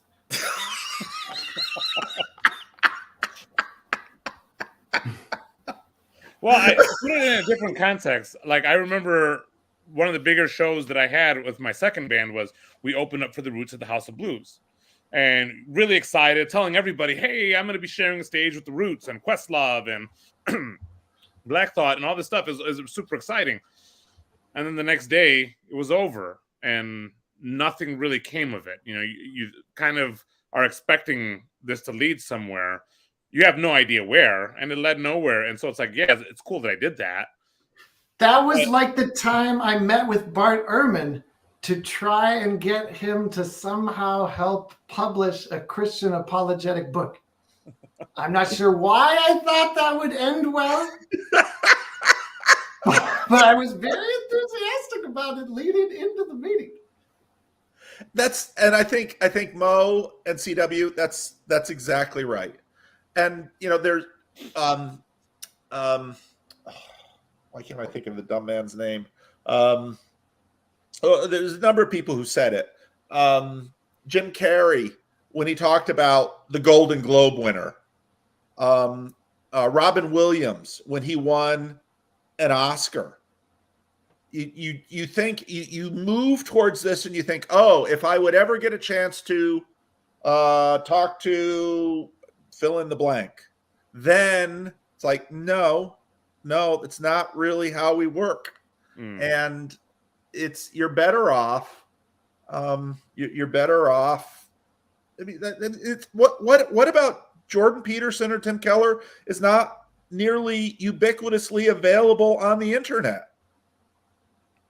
I can deal with their avatars just fine, and I would frankly rather have them spending their time. Paul, there is interaction. There is the possibility that your challenges can in fact improve his thinking and lead him somewhere else. Your view is very one way, and this is no. You were very critical of Jordan Peterson doing his book tour. Yep. Which I think was an absolute. I think is very myopic on your part. No, I'm wrong. I was wrong. I'll admit that. And so, having a conversation with you, what's this guy's name? Tim Keller. Yeah. With Tim Keller can provide the type of feedback to him that sitting in the audience can provide, which in our electronic age, we don't have that two-way communication as much as we should. But that's where I get back to CW's point, because truth be told, if I would, you see this all the time with people. Let's say I want to disavow Jacob of his Judaism, for me to say that, for all of us, it's laughable, because you're not in a position to walk away from this foundational piece of your life in the way that you're practicing it currently, which is also idiosyncratic. So in order to actually colonize someone, and you should know this, Jacob, because you've colonized me, and to a great degree, it takes a relationship that goes through time. And so I could say things that, so I'd love to tell Tim Keller about how you should really pay some attention to Jordan Peterson, because in many ways, he's going beyond your project. I'm sure Tim Keller has heard of Jordan Peterson. Tim Keller, I'd be curious. Why would I like to talk to Tim Keller? I'd like to hear some of his thoughts about Jordan Peterson. I also studied Tim Keller long enough to know that when Tim Keller runs across a new idea, I think this is temperamental with him, he's usually dismissive. Tim Keller, when N.T. Wright was sort of first on the radar screen, Tim Keller would make some fairly dismissive comments. Now, when you look at Tim Keller's bookshelf, he's got N.T. Wright's books all lined up, and he'll speak quite highly about N.T. Wright. In other words, he evolved on N.T. Wright, which is absolutely fine and appropriate. So my point is, a lot of people like to imagine that, well, if PVK has a conversation with Jordan Peterson or Tim Keller, then PVK is going to, and it's like, no, that's probably not going to happen. Oh, again, this is very binary. This is very, very binary. Either I talk to Tim Keller, and Tim Keller suddenly becomes, right? I talk to Paul Vanderklay, and Paul Vanderklay suddenly becomes a Unitarian, right? Or there's no point in me talking to Paul Vanderklay at all, as opposed to simply being what the Rebbe, I have to say, always told us to be, which is lamp-lighters. You go around and you try to make the world a little bit better, and through a serious faith in the Logos, that when I talk to CW, or when I talk to Mo, or when I talk to Paul, or when I talk to any individual person, right, and I speak truthfully with them in dialogue, that it will do what it does, and it doesn't have to be this binary of either it's worthless or this person's going to be baptized tomorrow. Right. No, I get that, which is why I light a lot of little lamps all around me, but I don't spend a lot of time and energy trying to set people way up high on the hierarchies on fire in my own little way. Okay. I do wonder if there's a that's different way not to what we're frame it. saying. I think so. I brought up the whole roots thing, but another example I have is, 13 years ago in 2010, I was in Shanghai and playing at the World Expo. When I got on stage to sound check, Otis Clay's band was still there. If you guys don't know who Otis Clay is, he's a famous blues guy, really well known out of Chicago. But his band was still there while I plugged in my guitar to start getting a sound check, and they just started jamming. And I was there, and I was able to join in, and I got to play with Otis Clay and his band, which I would have never dreamed of. And it wasn't that I had any effect on Otis Clay or he had any effect on me in that room. It was that we got to jam together. Yeah. And that's my relationship with Jordan Peterson, and I enjoy it. Yeah. When it's also Jordan if you had a one-on-one with Jordan Peterson, it might not be the effect you have on him or the effect that he would have on you. But one thing that I think a lot of musicians and even athletes have this is I got to play with somebody who's one of the best, right? And I could hold my own. I mean, there's something to that, and so it could be something like that. Hey, I've listened to a ton of Tim Keller, and I got to have a conversation. Yeah, and again, I'm happy to have a conversation with Tim, and if Tim Keller wants to have a conversation, I'm down. Well, and maybe I should send up a balloon and say, if Tim would like to talk about this, I'd be happy to talk to him about it. And Jordan, I do get a chance to talk to Jordan now and then, and that's great. But this idea of, because I'm also on the other end of this sometimes. There are people who, are always, and I don't really mind it so much, always sort of pecking at me and they want to have a conversation, and that's great. But that's part of the reason I have the rando slots where, and then if people beg me enough, I'll be on their little podcast. But usually it's because if they've got enough energy to have a little podcast, I'm happy to go on it to encourage them and support them and maybe give them a little bump. And I'm really happy to do that. But I'd be happy to talk to Tim Keller, but my expectations of what would happen in a conversation like that are very low, partly because there are other people who have their podcasts and their conversations and such, and then I have an hour or two with them, and it can't really go any further because there's not enough space in my life to actually develop the relationship with them. To get back to CW's point, if there's more time for a relationship, that's a better thing. Go ahead, CW.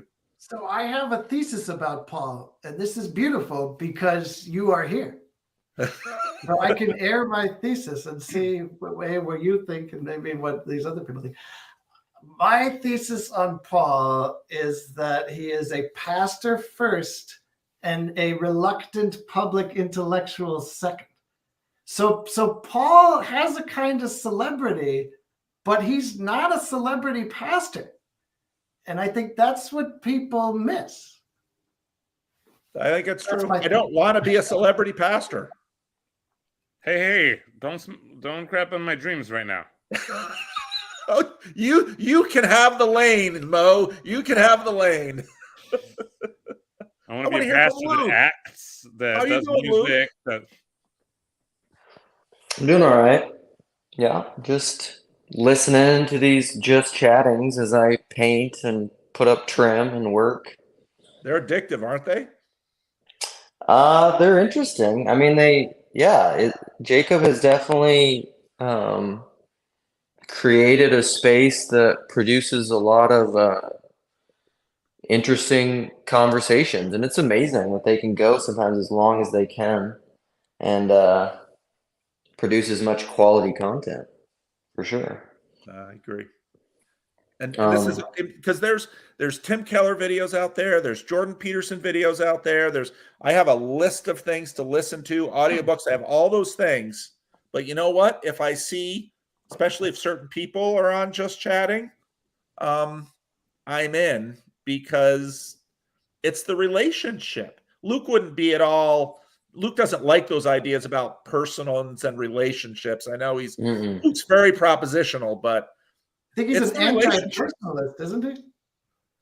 I like the idea stuff, but I think that's why we liked when the three ladies on here, like Nakama and Laura and Sandy were on here the other day. Yeah, it's because immediately Laura came in with a relational question for Nakama. I mean, that's the first thing she did. It wasn't about like, what do you think about this? It's just like, what has been your experience and your I mean, she probably said like, what has been your relationship with this thing that you said the other day, or what's that mean for you in your life?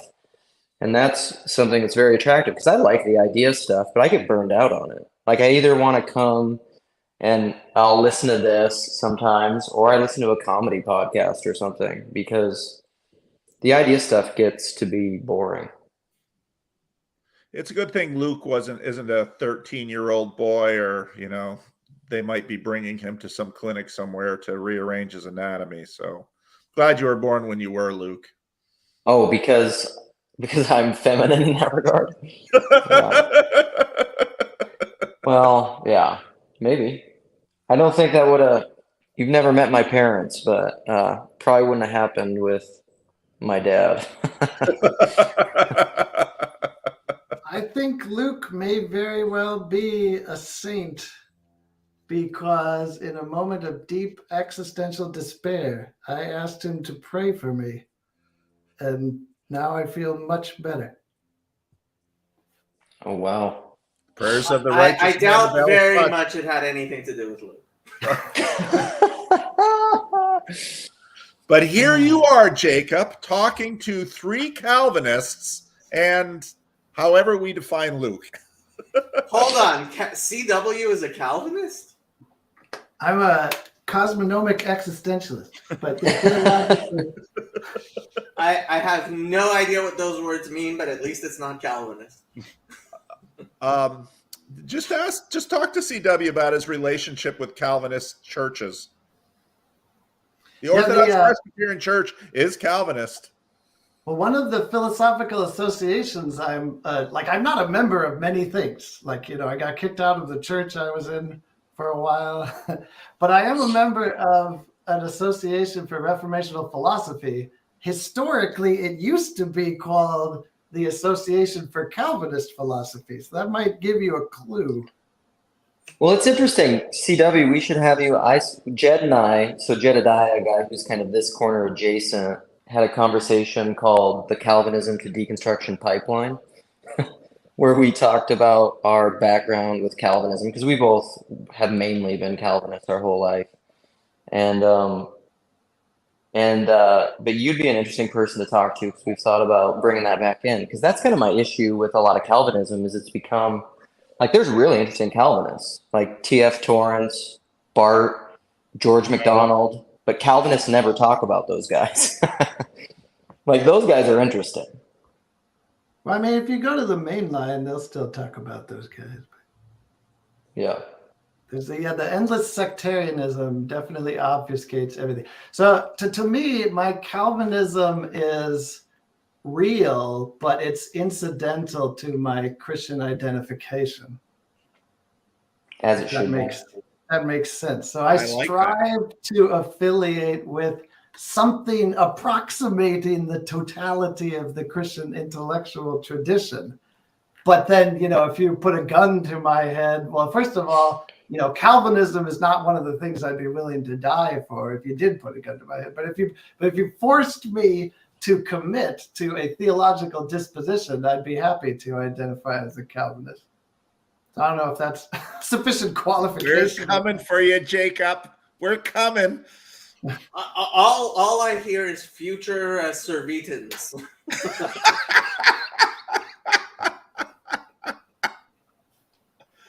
But, you know, weirdly, like, I also identify as a Lutheran. So, I mean, that's how fucked up and incoherent I am. Edit. All right, I am going to go do some things I need to do because I got to do that too. this thing has occupied my attention. Well, I said I was only going to be on here for an hour, and here I am 2 hours later. Yeah, but Jacob, you're a genius. Honestly, I've been taking mostly your ideas and reworking them. Wait until you hear about my reworking of estuary. To be continued. Wow, dumb.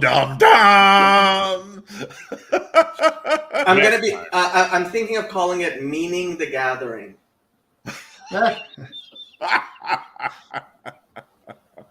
Well, Jacob, Grim always said we need trading cards for this little corner, so.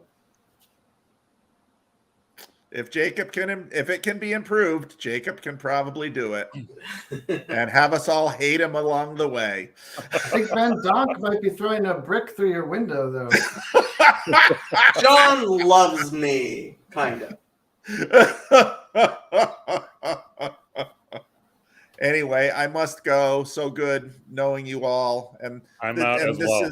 This is my point about high status people, that so many of the interesting people in this world have no status at all, and they're easy to find.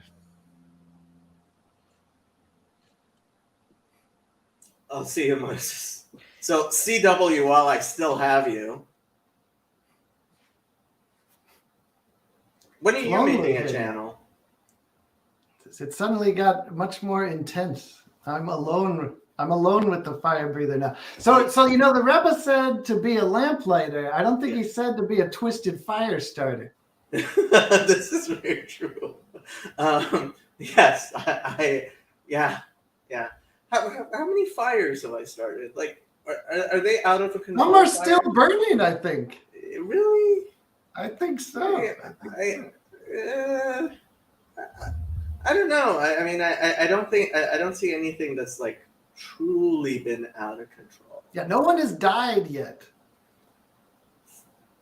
I don't think anybody's gotten close to dying part of the yet. healthy ecosystem of the forest, right? No, I mean, I don't know. I try to be careful. I think you're a paradoxical figure because you have that hellfire aspect of you, but then you also attract that feminine thing to your franchise, to this environment you've created. And I think you speak very eloquently of that from the Jewish tradition of the feminine and the regulative imperative of it. Right. So, I mean, I see you actually as a pretty balanced person, weirdly. Look, fire breathing. So this is, and I've actually tried to talk about it. I've tried to learn from the best, and the Rebbe was one of them, and the Satmar Rebbe was another. Like he was, he's a very paradoxical figure because he was really known as a complete fire breather, and when you look more closely, like he was just the kindest and most loving person, and very few people like when you first look at the Satmar Rebbe, and what he achieved. So he was the second son of the Rebbe in Siget. So Hasidic dynasties, they have their capital wherever it is, and they're named after it, right? So it's so betraying my complete ignorance. Like, is there an analog to the Rebbe in, say, like Protestant Christianity or something that? I mean, that's like a really impertinent question, but just as a frame of reference. The closest thing you could say is like a metropolitan in Eastern Orthodoxy or Catholicism, right? So you kind that doesn't help me at all. Like that just makes me more confused. Well, that's because you know nothing about Christianity or Judaism. No, but so there was this idea of, and I think that's where the idea of bishop ended up coming from is there was this idea of like whoever was the leader, the rabbi, right, of that city was the person who people go to, right, for spiritual direction, right? Now we have the real fire-breathing Protestants here. And so the way Hasidic dynasties worked were you would have these rebbes, which gets translated as grand rabbi, and that's like the opposite. Like rebbe is actually more familiar than calling somebody a rabbi or a rav. But so there were all these various rebbes in various places, and so Siget had a rebbe, and he had two sons, and his older son was going to inherit.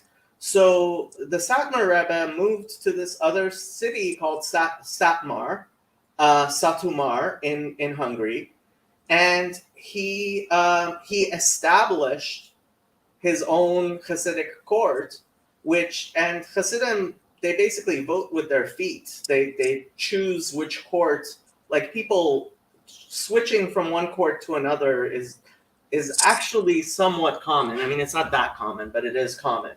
And so when the Satmar Rebbe died, he only had daughters, and his nephew ended up inheriting, and his nephew was the oldest son of his older brother, who had inherited the Siget court, and now, but he changed his name to being known as the Satmar Rebbe, and the Satmar is actually the biggest single Hasidic court, even though the Satmar Rebbe, I mean, and a lot of Satmar Hasidim don't actually really like the more current ones. It's still kind of like what was established during the lifetime of this one Rebbe. And so, I mean, Jacob, I just want to say to you, I see, said the blind man. So what does the Rebbe mean for you personally? The Lubavitcher Rebbe or the Satmar Rebbe or which Rebbe? Yeah, your Rebbe. I don't know if I have a Rebbe right now, although the Nuka, I mean, I've been watching. Wall. The one on your wall. Let's start there. Oh, that is the Lubavitcher Rebbe. The Lubavitcher Rebbe was the 7th Rebbe of Lubavitch, and he died in 1994, which was before I started becoming religious. And I didn't know of him before he died. But I am absolutely convinced that if the Messiah were to have come in the Rebbe's lifetime, the Rebbe would have been the Messiah. And I know many people who think that it's still not long enough after his death that he actually is still their candidate to be the Messiah. And it's helped me understand what happened after Jesus' death a lot better. Just seeing, I mean, I know people who knew the Rebbe. They can't, like, that the void he has left in their life has not been something, and that's actually part of what I was talking to Father Stephen about. So have you heard my $5,000 challenge? So it's not my $5,000 challenge, since several rabbis have already issued it many times, and nobody's ever collected. But I'm serious about it. You know, if you were to give me even one prophecy, all I ask for is one prophecy of the Messiah that from the Hebrew Bible that Jesus uniquely fulfilled $5,000. And so when Richard and Caleb and other people heard about this challenge, they went about trying to find a prophecy. You're gonna get that $5,000. Yes, and get Jacob baptized. Win Jacob Federecci's money. And Jacob Federecci's soul. And so Richard, at my Bible study on Wednesday, Richard was trying to give me prophecies, and I mean, they were all the usual suspects. And Father Stephen showed up, and he said, he showed up in order to kind of rescue Richard, because guess what? Not gonna happen. He's like, I'll save you the time. That's not how Father Stephen views the belief in Jesus being the Messiah. And the example he gave actually was, he said to me, okay, so your friends who believe that the Rebbe is still their candidate for Messiah, or even for me, like the Yanuka, right? I had not heard of the Yanuka until Christians started asking me if he's the Antichrist. And I looked into him and I'm like, maybe, yay, you know. He's incredibly impressive. And Father Stephen was like, well, are you saying that because there's a prophecy? You found a prophecy in your scriptures, which, you know, he fulfilled? And it's like, no, of course not. That's not what it's about. Not to make your talking points for you, but if what I've heard you say about Jews for Jesus is true, you know, the idea that a Christian organization which so aggressively and explicitly organized itself around the proposition that it is the prophetic tradition and the quote-unquote Jewishness of Jesus that makes him all that Christians believe, morphed into a Noahide movement. That tells you all you need to know, does it not? Doesn't that? I mean, this is, and I think Michael and I have kind of discussed this, and he dismisses what I say here, and I think it's an important point that you may disagree with, but I think it's a point you have to seriously consider. So for me, it is a huge indication of something that is worthwhile when Rabbi Skobach says that he got a call from a cloistered monk, right? A cloistered monk called him and said, Rabbi, I need to talk to you. So Rabbi Skobach's like, what? He's like, yeah, please come to the monastery. I need to talk to you. And so Rabbi Skobach goes to this monastery to meet with this cloistered monk. And the cloistered monk says, I want to convert to Judaism. And Rabbi Skobach's like, what? Like, how? Why? And he says, so part of our discipline, our what the order does every single day is recites the entire book of Psalms. And the longest chapter in the book of Psalms is 119. And when you read Psalm 119, it's 176 verses because it's an 8-fold acrostic. And it's all about the beauty of the law and the Torah. And that is what basically convinced him that, like, I really think that Paul of Tarsus was wrong.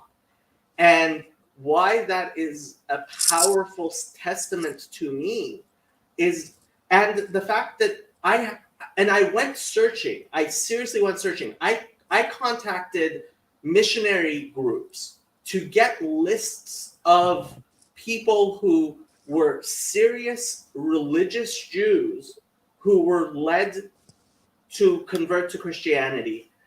I found maybe one, his name was Isaac Lichtenstein, and I went and read his books, right? Because that means something to me, that somebody in their faith, and I don't care what their faith is, that someone in their faith, serious engagement in their faith, were led down a particular road, right? Because I believe in God, and I believe Karov Hashem lechol korav lechol asher yikrahu be'emet. God is close to all who call on Him truly, right? And so for me, it's powerful testimony that a cloistered monk would be like, I'm gonna become an Orthodox Jew, whereas I have not been able to find a single, and if you find it, I would love to know about it. Example of a serious religious Jew studying his Bible and being like, Jesus is the Messiah. That would mean something to me. Yeah, well, I mean, it's almost as if, that moment has passed. In other words, that moment was the founding impetus of Christianity. But then it's like, once you're on the other side of that, these are like two paths diverging at that point. So there's an interesting moment in history where that would be a permeable boundary, but I think we're way beyond that now. And so, yeah, I think you're right. Like, the idea of a conversion one way or the other is quite striking. Well, there's a lot of conversions, and this is another thing that's quite striking, is what is the stereotypical story of a convert to Orthodox Judaism? Protestant goes to Bible school, becomes a pastor, decides to convert to Orthodox Judaism. I know a handful personally. Yeah, I mean, I think it's much more plausible. I don't think it's as simple as this, but it's much more plausible on the face of it to say that Christianity is derivative of Judaism. And there's like some caveats there. And I know, like, for you, it's like, well, duh. But the caveat would be, the Hebraic tradition is not necessarily the same as Judaism, but whatever. The point is, Christians, the fact that there are Christians who think that Judaism is somehow derivative of Christianity is just bizarre and inexplicable. So I will quote my favorite New Testament author, Paul of Tarsus. I think Christianity is viewing the truth of Judaism through a glass darkly. I think when you're coming out of the darkness of paganism, Christianity is a step towards the light, but it's an incomplete step.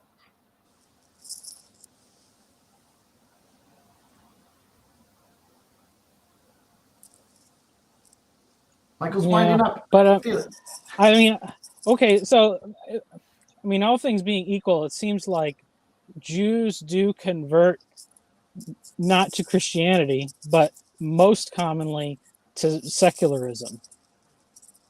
Atheism. Oh no, there's certainly Jews, like, so Jews deconstruct. There definitely is Jews who deconstruct. And usually, I mean, it goes, they move from Orthodox Judaism to Reform or Conservative, and then they become secular, and then they might, in fact, like, it's generational. Then you end up somebody with, like, at Andrew Clavin, who is now a religious Christian. And frankly, I have to say that as opposed to being a Reformed Jew, like, I think he's closer to Judaism as a Protestant, religious Protestant, than he was as a Reformed Jew. There's no question, like, so there's a difference between a person moving away from God, and it's obvious that they're moving away from God. Like, Christians will become more religious or move away from religion, and Jews do that too. We all have free will. But what I have not seen, and what is a powerful testimony to me, is somebody who, in taking their religion seriously, in praying, in trying to follow and becoming in through a process of sanctification, right? Moving from the typical evangelical line to Jews is that to become a Christian is to be a completed Jew, to complete your engagement in Judaism, right? I have seen many Christians who, by converting to Judaism, feel that they have moved forward in their religious relationship with God. And I've had conversations with them on my channel. And then I have never seen a similar thing, right? So have you guys heard of Rabbi Yitzchak Kaduri? I heard you say that name before, I believe, but So that's the only context. Until he died, he was basically considered the foremost public Kabbalist in the world. And a year after he died, a letter that he had handwritten showed up, which some Christians interpreted. It was definitely a coded letter, and in fact, this is the text. Well, we're moving back to my channel now. This is actually the text of the letter typed up, and the coloring is mine. And that's for Christmas, right? That's in honor of Christmas, the red and the green. In a certain sense, yes.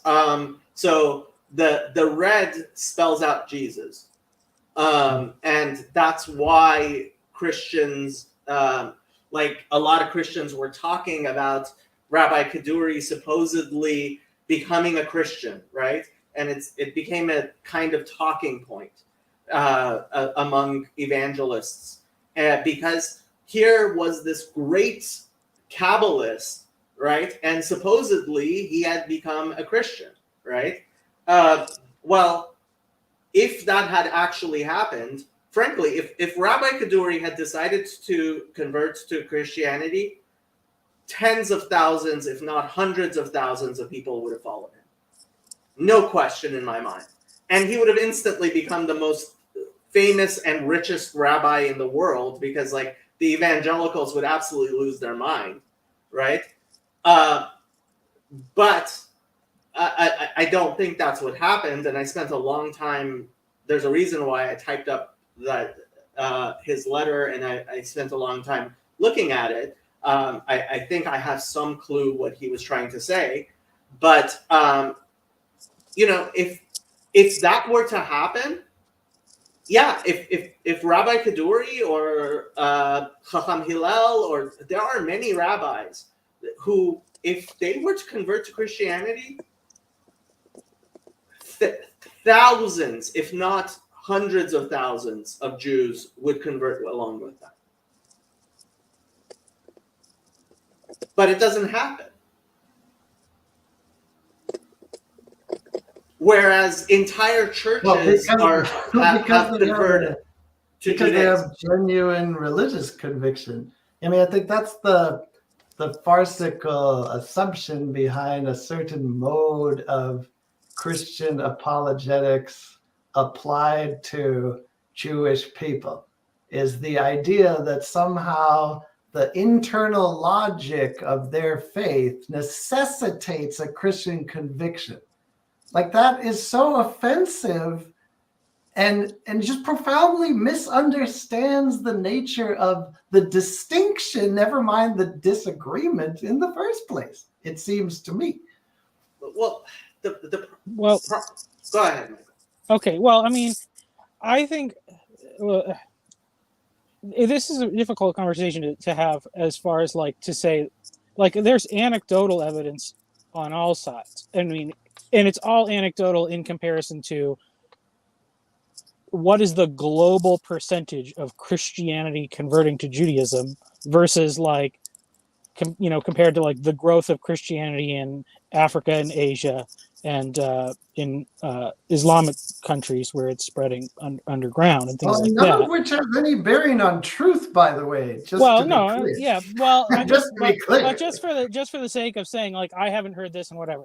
Jews for Jesus does have a YouTube channel that has, it's basically just conversion stories. I don't know what level of practicing Judaism you require of a person to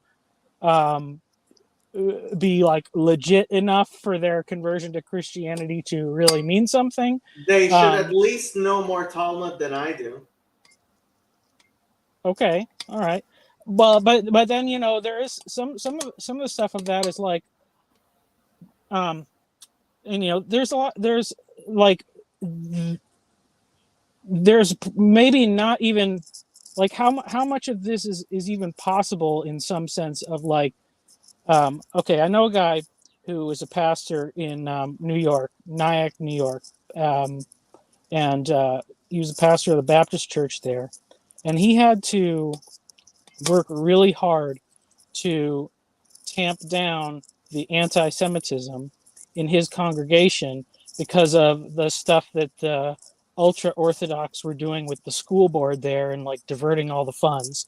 And these people, the kids in this community, they live in America, they can't speak English. So like and to me that seems like, it doesn't seem like they're to be the priesthood of all the nations if they're going to be in a country and not learn the native language or have any interaction with the people around them. And it seems like So what he's talking about is the insularity of. Call my wife back in a second. It seems like a conscious effort to just avoid even the possibility of any exposure to this stuff. So yeah, I mean, so certainly in as far as we're talking about kids, and a lot of Hasidim, like Satmar is incredibly insular. It is the largest Hasidic group, and part of their, like, I'm a weird combination of Chabad and Satmar. Chabad and Satmar were like got into fist fights. Let's put it that way. Is that your Luther and Calvin? Was it? Would I make a similar comparison? I don't know. Did Lutherans and Calvinists ever like kidnap each other and shave half of their beards off to humiliate them? I don't know if it got quite that bloody, but they definitely don't like each other. There have definitely been physical altercations between Satmar and Chabad. But anyway, so, and they're definitely, I mean, this is part of what is my criticism of Haredi or ultra Orthodox Judaism is there definitely is a lot of insularity and the walled garden thing. And what part of that is, yeah, teaching your kids Yiddish and not teaching them English. And, those communities certainly do exist. There's no question about that. But every rabbi, I mean, if you are an actual posek, if you are a rabbi, you are expected, part of it is to actually study other religions yourself in order to understand them and to know about them. So, like,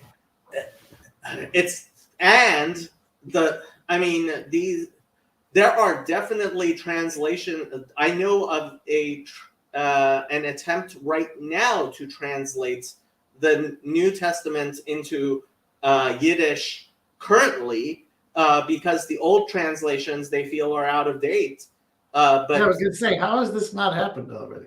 Oh, it has happened, and they're redoing it, and they're constantly like. There's this video of one for Israel, I think it is. I forget which the names of these different things get to me, but like there's definitely there is constant attempts to infiltrate specifically the Hasidic and the most insular, and that's part of the reason these communities are so incredibly insular and stuff. Is now, how would you even do that? Oh, I mean, I don't know if this is an appropriate analog, but I'm thinking like, so what if some evangelical Baptists, say, like really had a heart for the Amish, and they wanted to infiltrate the? How would you even do that? Why don't I don't know if I that's a show good you- analog or not, but Why don't I show you this recent article, which made huge waves? without like an appalling level of duplicity, how would you even do that? Like, Oh no, you have to have a definite Pauline level of duplicity. see, I said appalling, but I see what you did there. I see what you did there. Oh, I thought you actually meant Pauline. No, these people definitely quote Paul, right? So this is Michael L. Cohen. His name was actually just Michael L. See, I'm like Maury Povich there. No, this is him on Morning Star Ministries, where he was found to, where he went to raise money for his endeavor, where he and his wife were living. He was a mohel and a scribe, and he did actual circumcisions. He wasn't Jewish at all. He pretended, and he spent several years, I think decades, raising his 5 kids in the Hasidic community. And people like this get caught all the time, infiltrating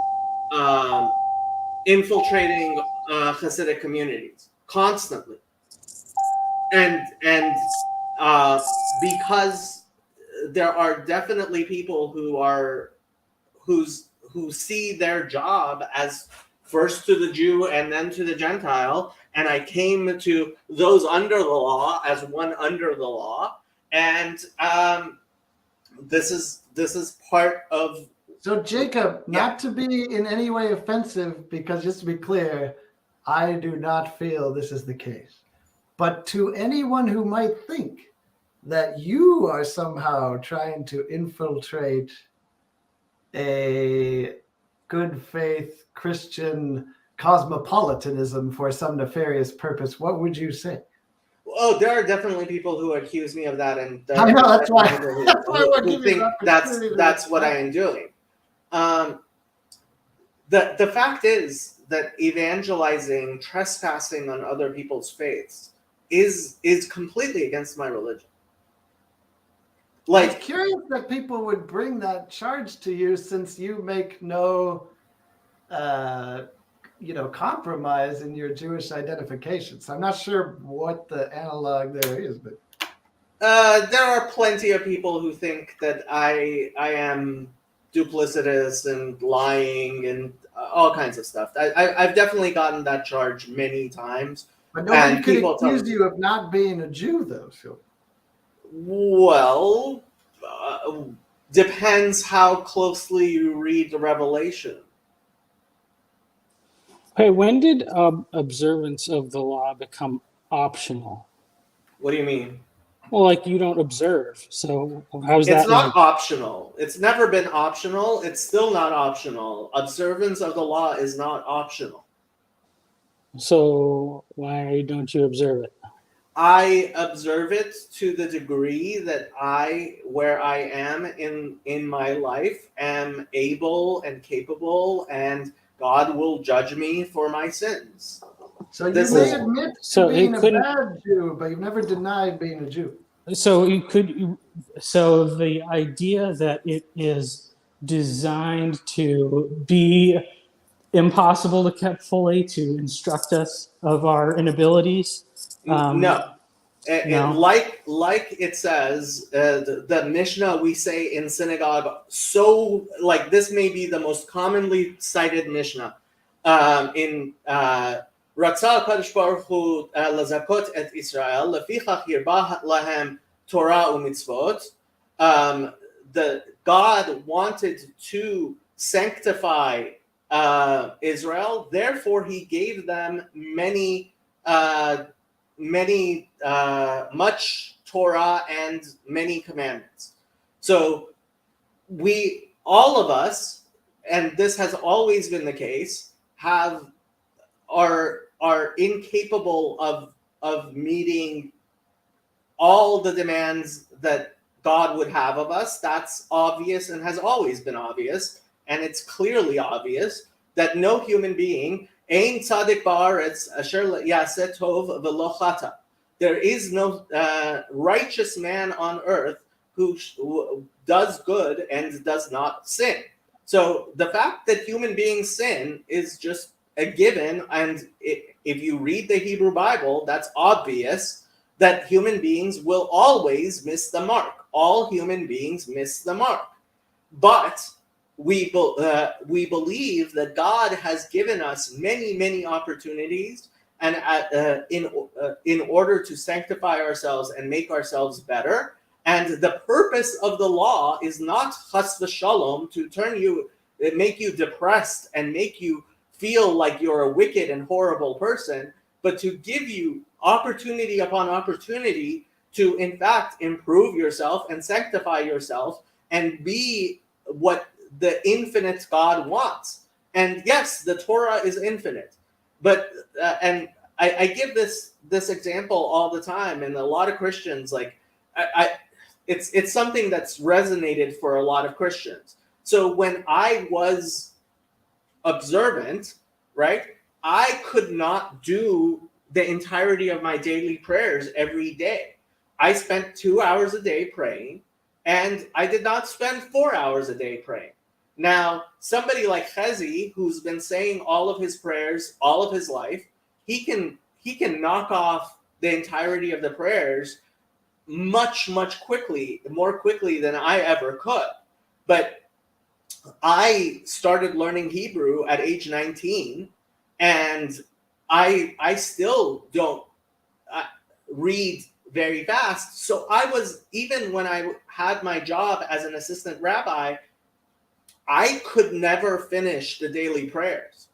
That was like, there were days when I would spend, especially on the Sabbath, I would sometimes spend 5 hours praying, right, to get through the entirety. And like on Yom Kippur, or, you know, there were days that I would. Is the limit of your own capacity acknowledged in some sense? Like, does that have an ameliorating effect or no? Of course. And Yeah. I mean, Right. that's just a given. When you live in a community that is actually Torah observant, everybody recognizes, like, and nobody said anything about the fact that I never completed all of my prayers, right? Because it was obvious. Look, there is so much to Torah. Torah is infinite. God is infinite. I am finite. That's just a given. That's not something that needs to be taught to me. That's like, you just understand there's more to life and what we should be doing. There's never enough hours in a day. It sounds like what you're rejecting is maybe like a popular Christian conception of law observance within Judaism that is almost certainly a mischaracterization of some kind. So Bart Ehrman definitely talks a lot about this, and it's Martin Luther's whole view that, like, the law is there to convict you of you being a sinner, as if, like, look, he had his psychological problems, and he projected them onto Christianity and Judaism. That was his problem. But like, if you're, the man was like, he had serious psychological problems. He would spend hours, like 5 hours a day in confession. Sorry, that's not a healthy relationship with God. Are you studying psychology, Jacob? Because I'm not a very mentally healthy person. Well, I was going to say, in my experience, most people who study psychology are motivated by some personal issues. Well, of course, you pay attention to what is Of course, relevant Martin to Luther didn't have that option. I mean, this is like the classic, like, if only people had affirmed Hitler's talent as an artist. Okay, If only Martin Luther could have seen a psychologist. No. So I have to say, it's funny. People accuse me of hating Baal of Tarsus and Martin Luther. And they may be the two people in history I feel most kinship with. Like, it was very funny to me. So reading Romans 7 is incredibly difficult. Like, the beginning part of Romans 7, where that travesty of a Talmudic discourse exists, is wow. Yeah, I don't think that's what it was. I do. Well, yeah, but you think it's bad. Maybe that wasn't the point of it. And why would he try to do that to Romans who, I mean, some of them were Jewish, but it was a mixed congregation. So why would that be the... Because he was pretending to be a Pharisee of Pharisees and a rabbi and somebody who's knowledgeable, and obviously he was bad at his charlatanism and being a con man. I think you need to temper your use of the word obvious, Jacob. It's obvious to me. Okay, so things that are obvious to one person and not so to the vast majority of others are often called delusions. So I don't know if that's true. I mean, the more interesting question then becomes, why the disparity in intuition? That's right. Because Father Stephen are so good, because that's more the level that you're playing at is like, okay, well, let's kind of poke at our deepest commitments and see where they jive and where they diverge, instead of focusing on the external implications all the time, which is what draws you together to explore the contrast, but just dwelling on those disagreements, the fact of them, the extent but of I them, have to enumerating them is not elucidating. Well, okay, the funny thing is, it's like, I don't know where Father Stephen's Christianity ends and my Judaism begins. I really don't. Which is why you're such great conversation partners. Right, but that makes me wonder, like, I keep on telling him, like, when is the rest of Christianity going to come at you as a Judaizer?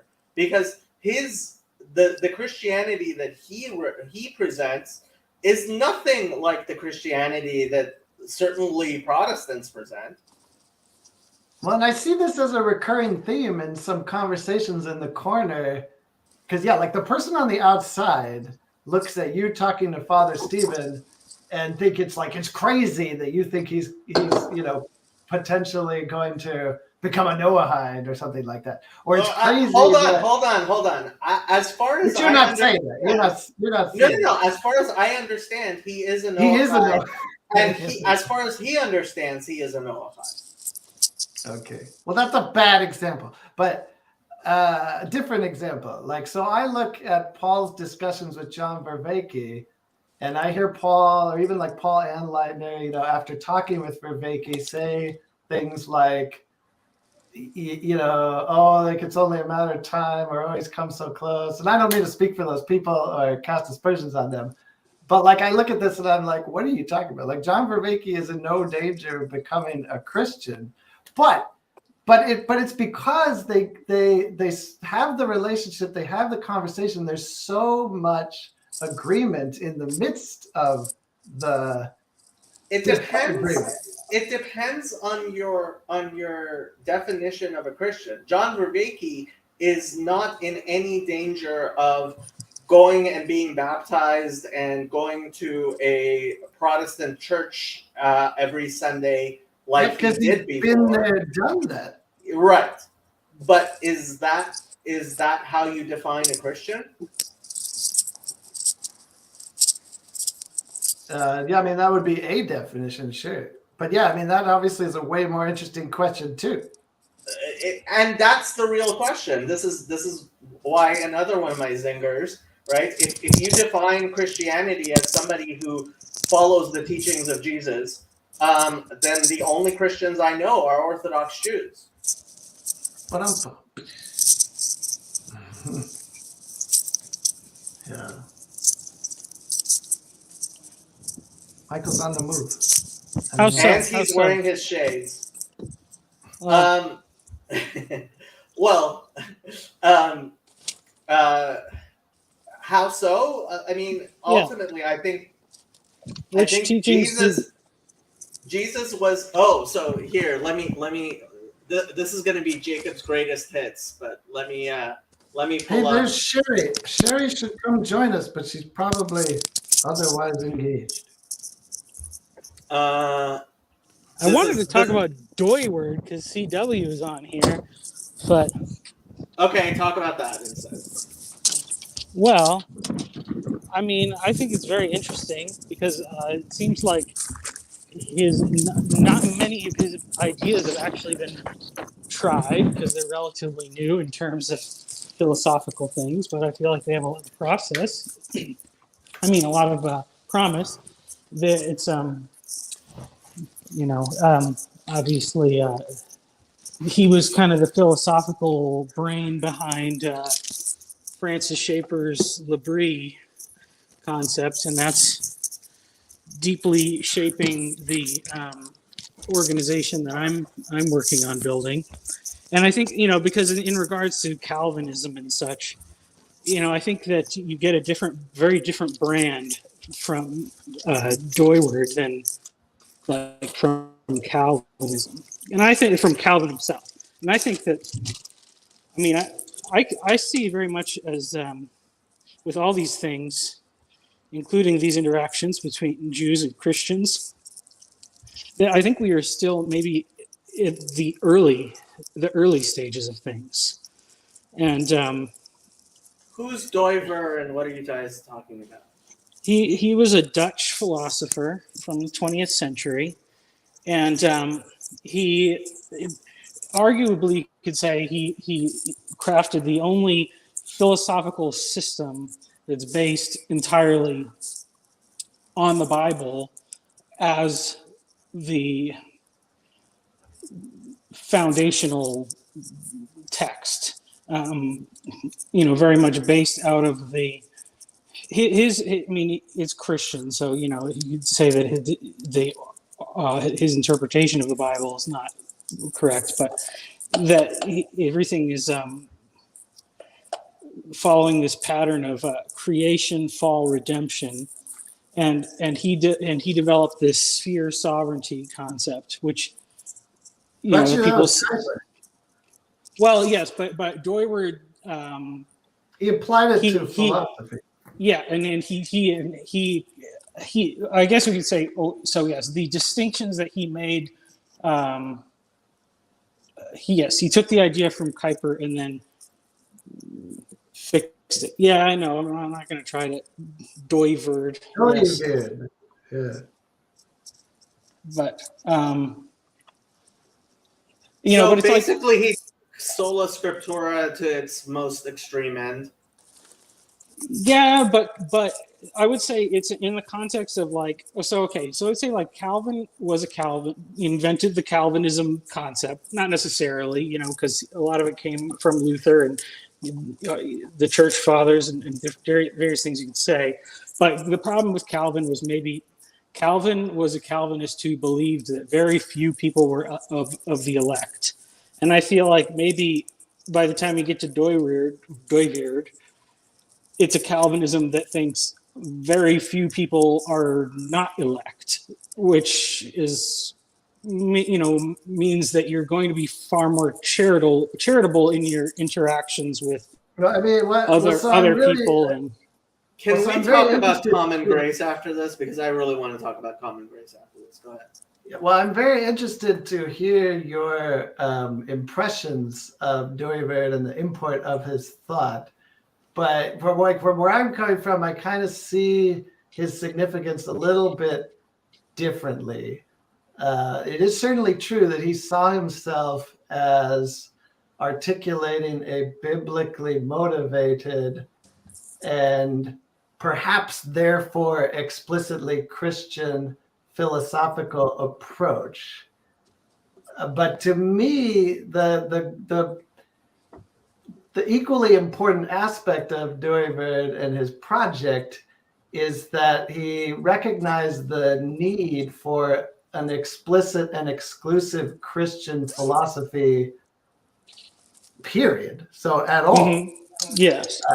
And in fact, in articulating that and how it would work, he strived to insulate it from Christian theology as a, you could say, like kind of putting the cart before the horse. So for Dooyeweerd, theology is not the queen of the sciences.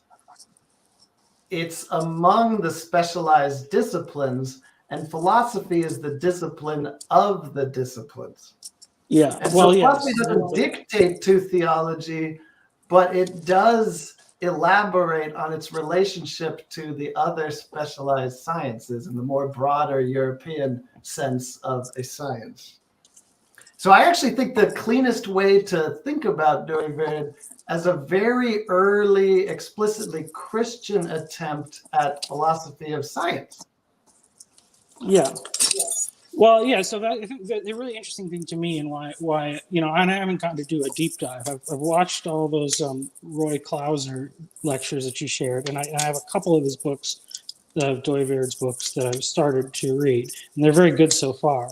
But like, I'm thinking about like so with this whole like Christian nationalism thing, and like the one guy who wrote the Christian nationalist book, he's like a Thomist, and I think that there's very big problems with the Aristotle's philosophy of like how nation states work and stuff like that, and we haven't really tried it like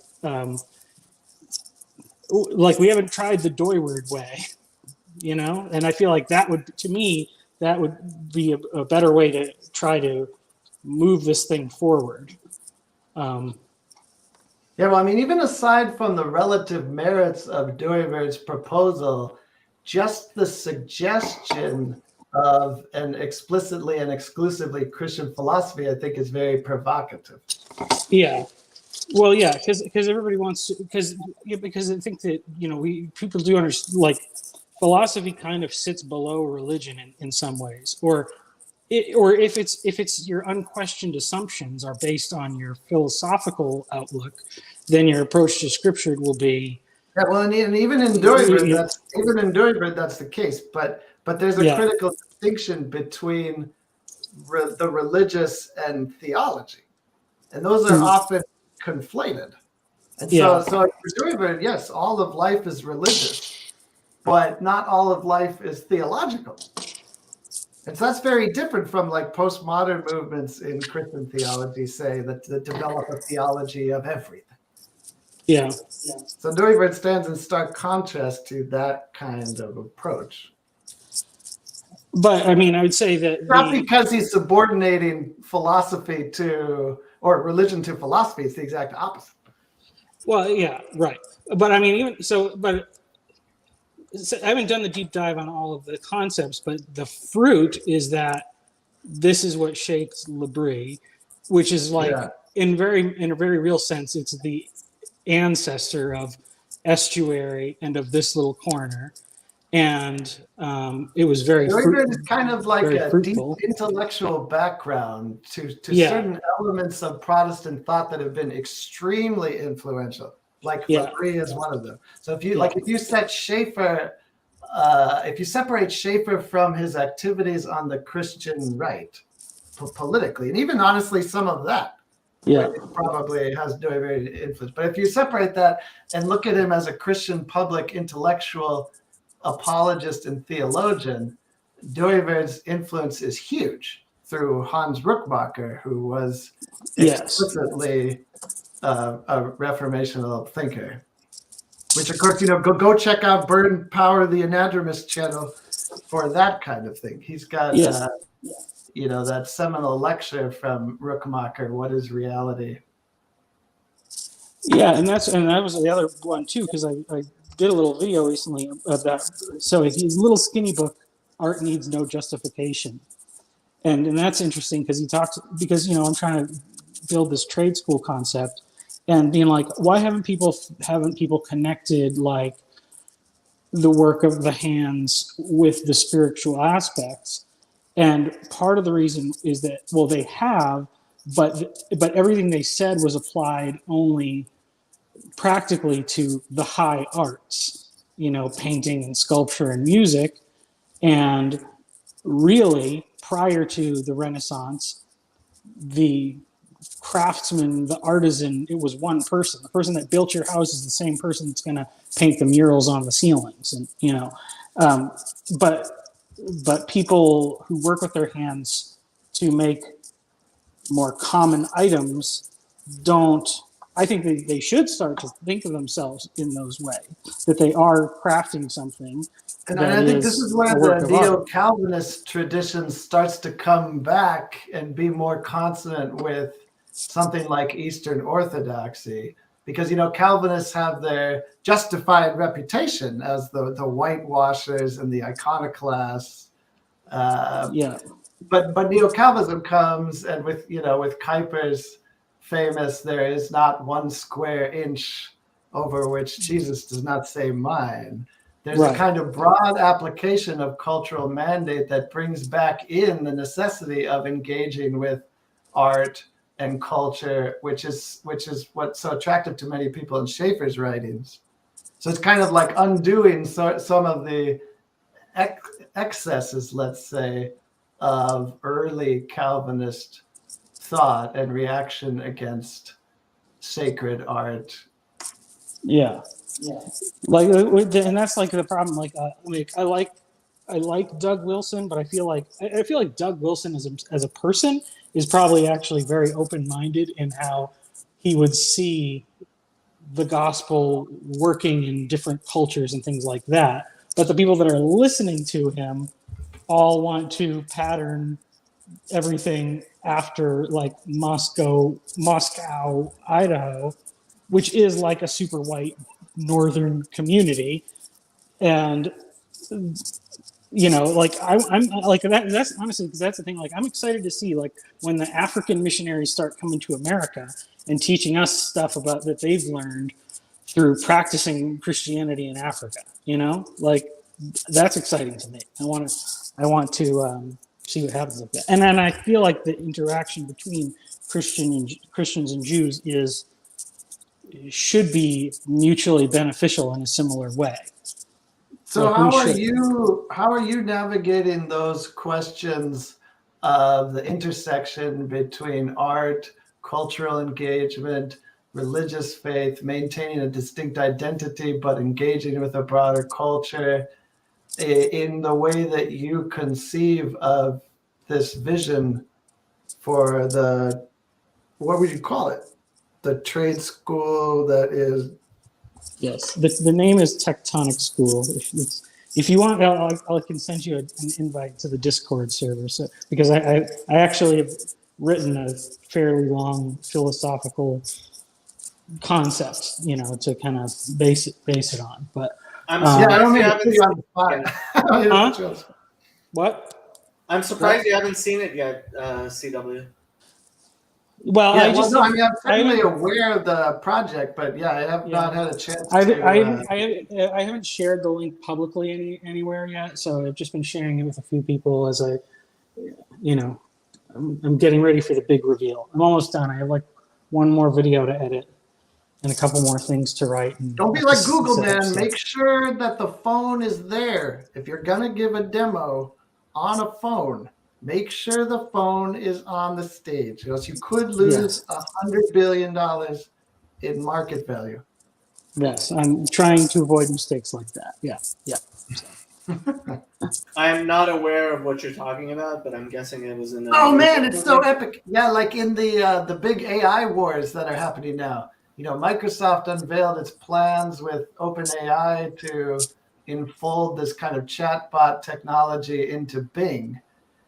And Google attempted to respond, but they were kind of on the back foot playing catch up. And the sort of consensus from market analysts seems to be that their own presentation on how they wanted to implement AI into Google search was so bad in comparison that it single-handedly caused them to lose $100 billion in market share just because of this one presentation. So Marco Rubio could feel a lot better about grabbing the water during his response to the State of the Union because it wasn't nearly as catastrophic. Those are a lot of obscure references.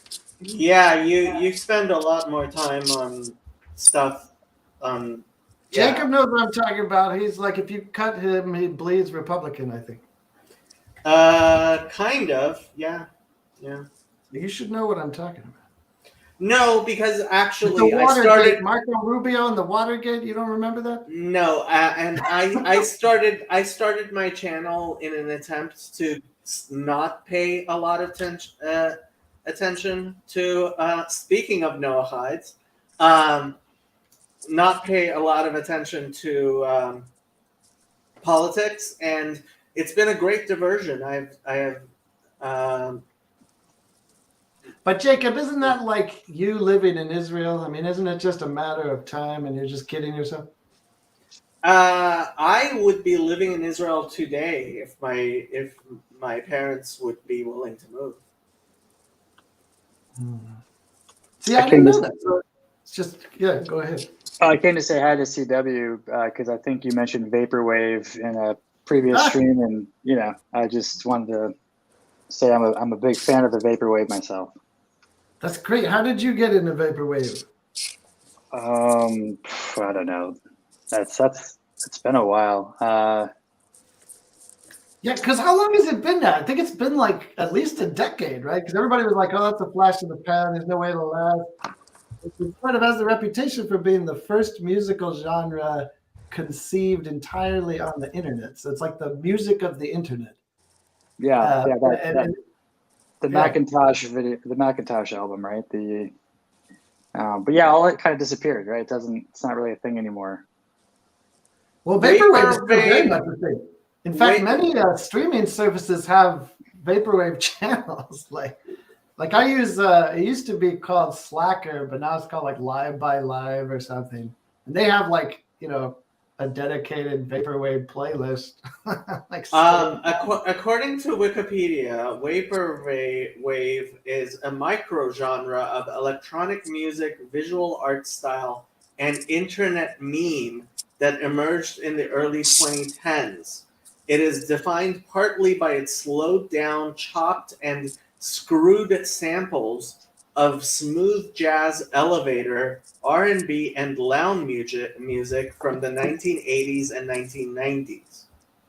Yeah, so if anybody saw Burn Power's New Year's video where he solicited contributions for New Year's greetings and reflections, I submitted one and I kind of created my own MallSoft-like track to play over the background of my video.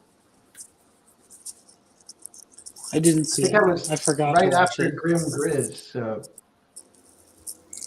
hey, I was thinking that statement of faith thing could really, just use the Noahide laws as the basis, and you've pretty much got a pretty good catch-all, right? Oh, I could if I wanted to write the documents for this organization, I have them all completely. Like I could have done something like Michael's reveal and created my organization and given all my things, and yeah, it would have been my organization then, but it would just be tiny and just for me. If my hope is that whatever gets crafted will be crafted in such a way that the Hebrew translation will speak to Judaism, while the English will speak to Christians in language that both can easily understand. And frankly, just the fact that it's being called so far Joyful Mother of Children Foundation, like Em Habanim Smecha, that already makes it far more Jewish than I ever anticipated it becoming. Whenever I didn't hear even that, know it had a name. I missed the early part of this conversation, so I feel like Yeah. I'm way out of the loop of something. I thought it was called Legal TITT. I actually that's haven't Chad- watched that's Chad's Chad's own video yet. organization. You know what? We should play Chad's video. Why don't I play Chad's video? I Sure. feel like the planning of And then his organization and is then much you can further read along. my comments when you're done. Friday morning nameless. every time I hear Joyful Mother of Children, I think Holy Mother of God. Well, Hey, there you go. There you go. I thought that's in fact what would end up like happening, but Was that the point? Yeah, I guess I just walked into that one, didn't I? Greetings and welcome to the Friday Morning Nameless. I'm Chad the Alcoholic, and today we're going to be talking about the organization. We're very excited to reveal a new development in the corner. And before we get into the topic of the organization, I wanted to give you the Friday Morning Nameless perspective on the corner. What is it? Where did it come from? What is it doing? How does it work? So, what is the corner? The corner is an abstract think tank of sorts, an emergent fluid aggregation of interlocutors caught by lobster bait and directed by algorithms for the purposes of identifying and highlighting meaning, typically through the lens of crisis markers. There are many examples of this abound, namely the meaning crisis, the intimacy crisis, the scene crisis, the crisis of faith, or the now solved crisis, the leadership crisis. All thanks due to our Father below.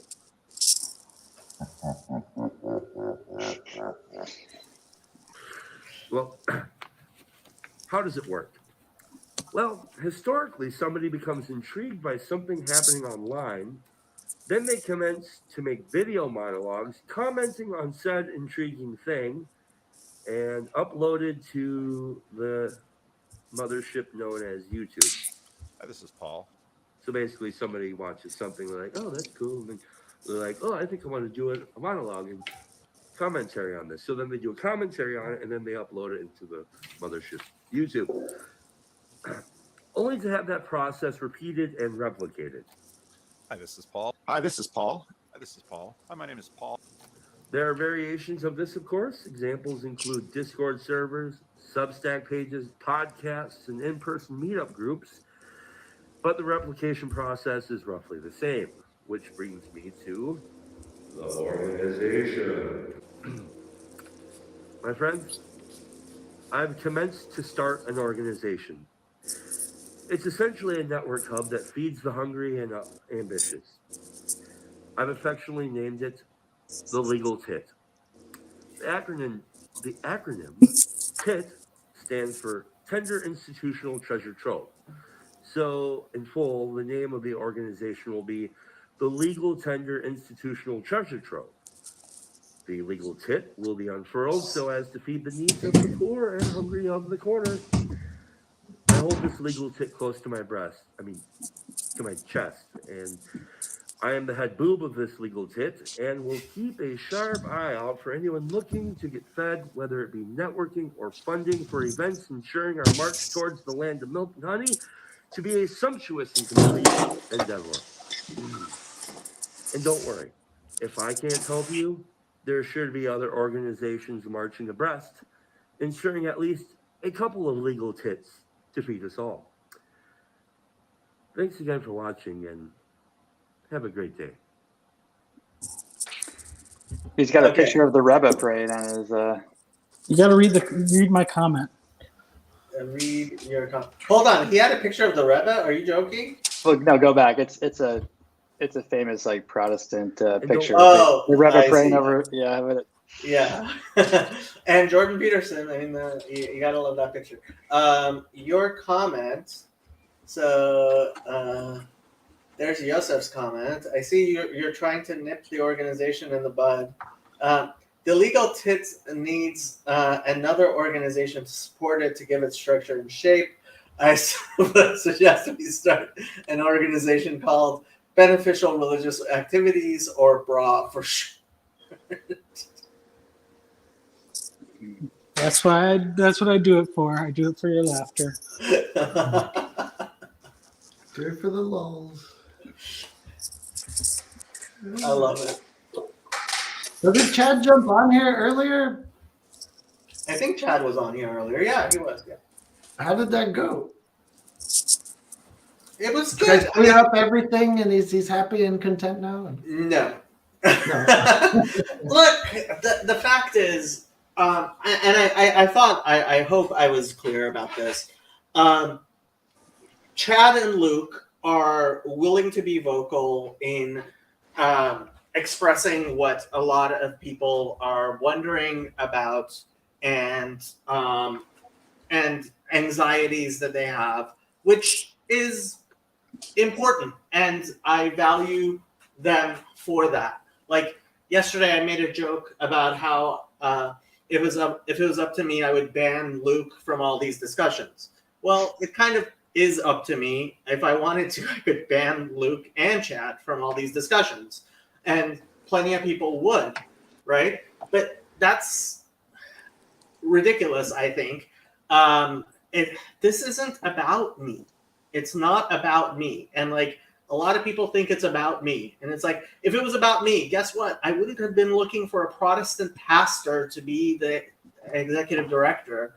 And I wouldn't have been recruiting the people that I was recruiting to be board members. And I wouldn't be setting this up the way that I am trying to help get it set up. Like, I could have come up with a statement of faith all by myself.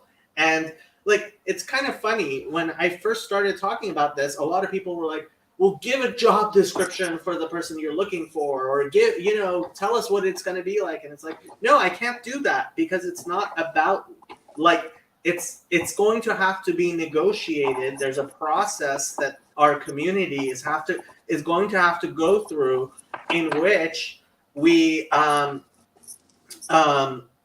in which we come together and try to negotiate something that is acceptable to many, if not all of us, right? And look, ultimately, there's no way you're going to encapsulate this entire little corner. That just isn't going to happen. But hopefully it's going to be enough that enough of us will feel comfortable with it. A big part of it was for Catherine and Eamon to feel comfortable with it. And the fact that they're comfortable with it means a lot. And I've kind of outsourced my personal requirements to Catherine and Chezi, and I told Mo, look, whatever Catherine and Chezi agree to, I'll agree to. That like, the two of them, anything that those two people can agree to, I'm fine with. And I've really been trying to have more conversations behind the scenes than I've been having on here, right? In trying to help make this happen. But part of the problem is there's a lot of lurkers, and getting them, yes, trying to get you to participate has also been incredibly difficult to CW. You may have noticed. Yeah, you hiring like my good friend as your executive director has done wonders for sucking me into.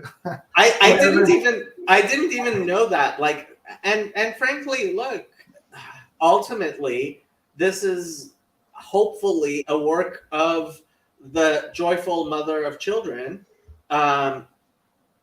Yes, Dog Cam. I am really a fan of Dog Cam, even though Paul thinks I'm silly for that.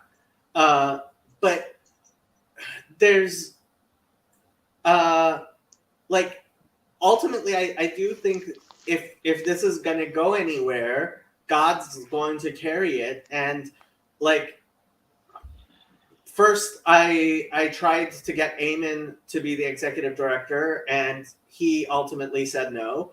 And then I tried to get Josiah to be executive director, and he couldn't do it. And Paul suggested Mo, and he's turned out to be everything I could possibly hope for. And like, part of that is the fact that he has been very involved with you and Hank and Sam, and those are three people who are like who are OG members of this low corner. So it's great. Yeah, I mean, he's not even like, he's maybe even not even a lurker, but he has been deeply involved in the physical instantiation of corner adjacent things in Chicago. So he's like maybe not even rise to the level of lurker online, but he was such a known quantity in the Chicago group adjacent to all this stuff that he was the MC, of course, as you know, of that conversation between Paul and Bethel. Yeah. And look, ultimately part of what Luke doesn't like is this idea that suddenly we're going to have participation from people who don't have the time to personally be involved. And it's like, you don't get it, Luke. If there are lots and lots of people who are part of this community who want to support the types of things that we're involved with, Did Luke say that?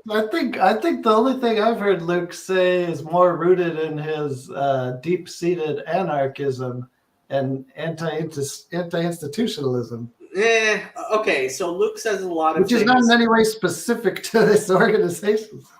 Luke says a lot of things that he is trying to express his anxieties, which it's not 100% true that what we say are the sources of our anxieties are actually the sources of our anxieties. This organization is hopefully going to allow participation by a lot of people who are way too busy to spend all the hours that all of us spend getting to know. And Mo is actually kind of an example of that, right? He's married, he has 3 kids, he's the pastor of a church, and he's highly supportive of the types of things that we do. And he seems like a great person to be involved in this corner of the internet. And the fact is, roping him in to put in all the work that he is a great benefit to us. But let's face it, like, if we're going to actually make this be as, my goal is, I want our, whatever we end up calling these conferences, and I really like consciousness and conscience. What is it? Yeah, consciousness and conscience. Like, I want it to become the next Comic-Con, and I think it can become the next Comic-Con. Well, Grim is right. We're going to need trading cards if it's going to be the next Comic-Con. Oh, I actually want to talk to you about my Meaning the Gathering idea. So me specifically? Well, all of you guys. Hey, Chad. So I've been going to the estuary groups, and frankly, I think it's way too propositional. So what I've been doing is I'm building. See, there's somewhere where you and Luke agree. I'm building. So one of the ideas I actually had for the Minneapolis estuary was, you guys could have a choir. You guys should consider a choir. I think you I remember you saying. Wait, just wait. Here's the thing. The thing about estuary is you could do whatever you want with it. True. But you guys should consider within the protocol. Well, that's the thing. Like, I don't like the protocol. So what I am doing. You don't like the protocol because you won't get uploaded. What? What? Because I won't what? Because there's probably the potential that you won't get voted. I don't know. I think Jacob is a very effective demagogue. Yeah, if anybody's going to hijack the democratic process, it's Jacob. No, honestly, the thing is that the estuary protocol, I actually end up dominating it way too much. That's what I was saying. Yeah, like when Paul was there this past Tuesday, like me and this other Jew were like doing 90% of the talking, and it was kind of annoying. Jacob, that's just because of the Christian need to defer to Jews.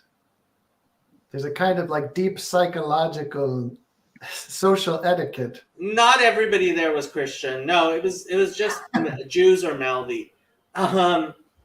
So this is my idea.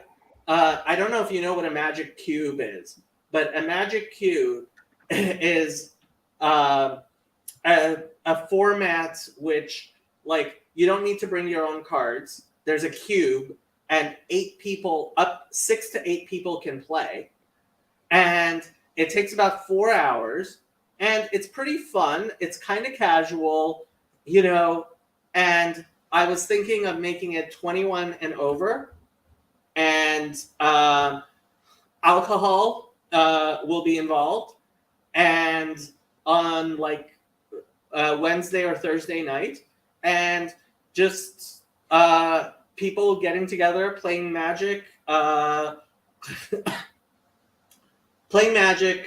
maybe a little bit of drinking, a ton of pizza, and just some conversation.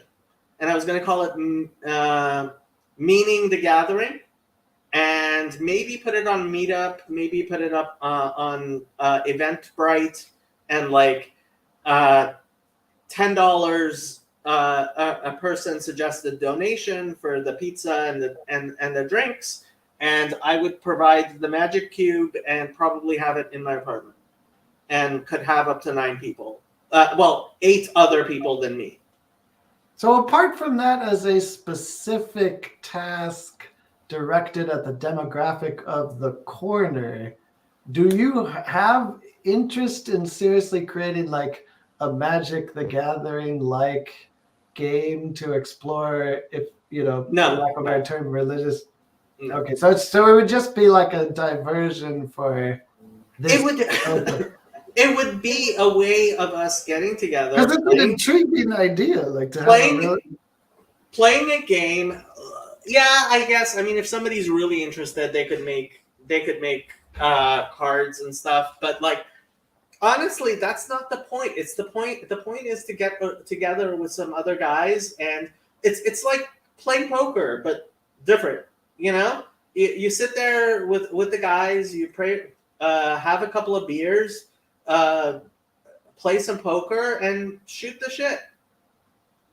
Well, that's like you're going to play D&D with all those Father Stephen people, right? Yeah, Father Stephen got me into the pastor's D&D group. So that's like their version of Paintball for Jesus, I think. Yeah, and look, it's and that's why like the whole estuary protocol is just so Protestant. Seems like a non sequitur. What do you mean? No, it really didn't follow your train there. So why the estuary protocol is so Protestant?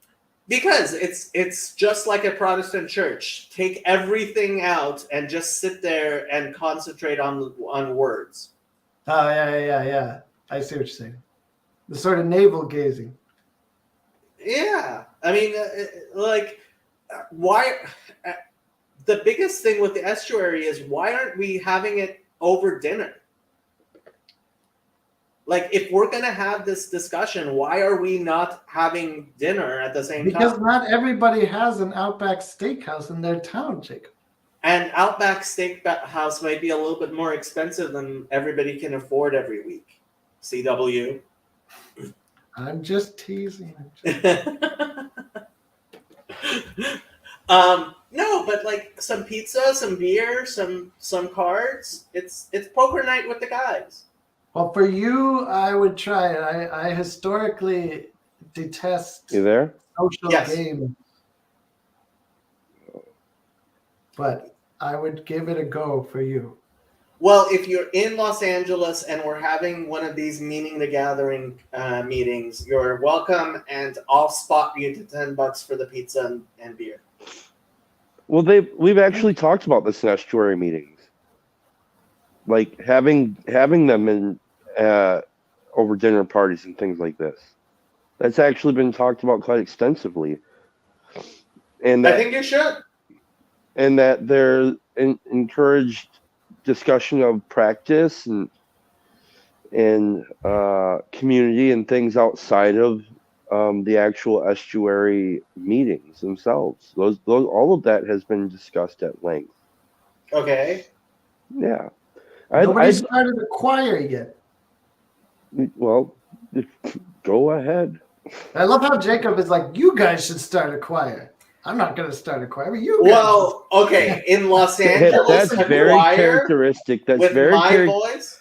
That's a very characteristic trait of people in the corner who have ideas. We're always like, well, except maybe Mike. Mike's like, I'll start a school, you sons of bitches.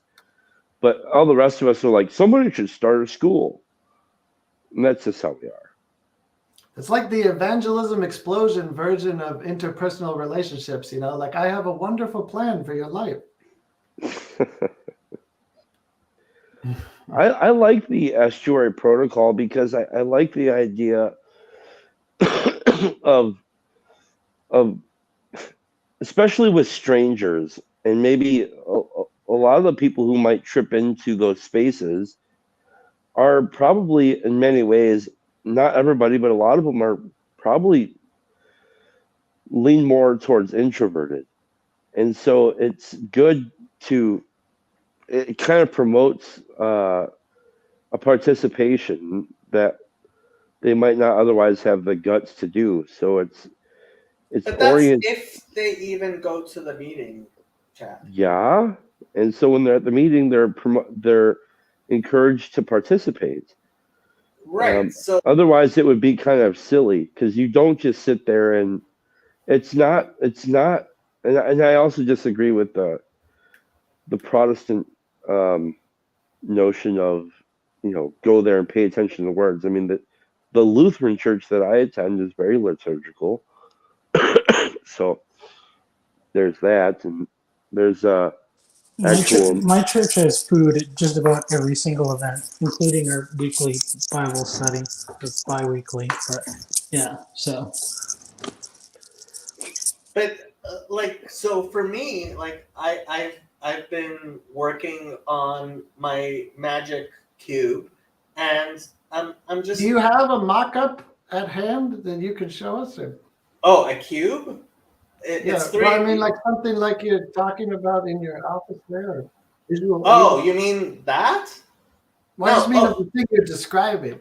Oh, the cube. It's just like I mean, I know what a cube is, but you have to have 360 cards, and that'll allow 8 people to draft cards. So you have to build the cards together, and then everybody can play. It's not like a literal cube. No, well, I completely misunderstood the entire description. I'm like, this is the cube. I'm imagining a cube. This is like a tesseract the cube. Okay. It's 360 magic cards. Do you remember those origami things where you would fold the page and you'd be like, like this, and then you'd have to like you'd say number 4, and then you go 1, 2, 3, 4, and then you open, and they're like number 3, and then you 1, 2, 3, and then you open it up, and there's like a thing in there. When I was a kid, there was some kind of fish restaurant that the placemat would fold into one of those. Oh yeah. It was the most you could do that. thing. Somebody should start a estuary meeting where that is the actual way that you would initiate Origami. Yes. It's more tactile. Yeah, so you know, I don't think Jacob knows what I'm even referring to. No, I know what you're referring to, but I think like if MTG is too niche for you, although like this is Los Angeles and I want to limit it to a small number anyway. So like 8 people, I think that's I actually think you need something that's a bit small. That's like just people getting together and just being there. I feel like when I hear about Los Angeles and Los Angeles private meetings at houses, my mind just goes somewhere not good. There's no room for orgies here in my apartment. See, you knew exactly what I was thinking, and therefore, like under the bridge downtown. same difference. Well, you don't have to come, Chad.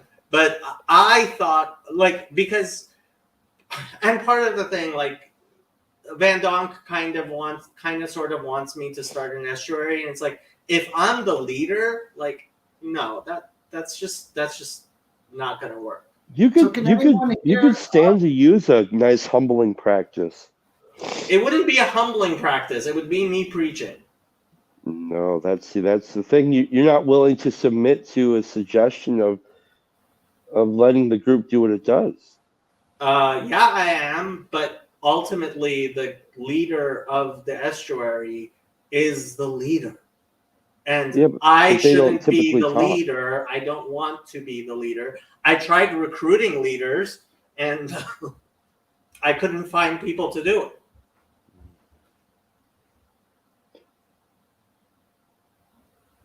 I'm looking forward to going to this thing, man. It's gonna be cool in May. Oh, the one in China? Yeah.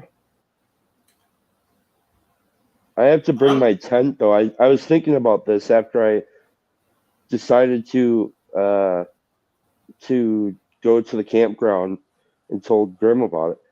Now I actually have to bring a tent and a sleeping bag and a pillow. It might be cheaper to buy them here than bring them with you. It might be.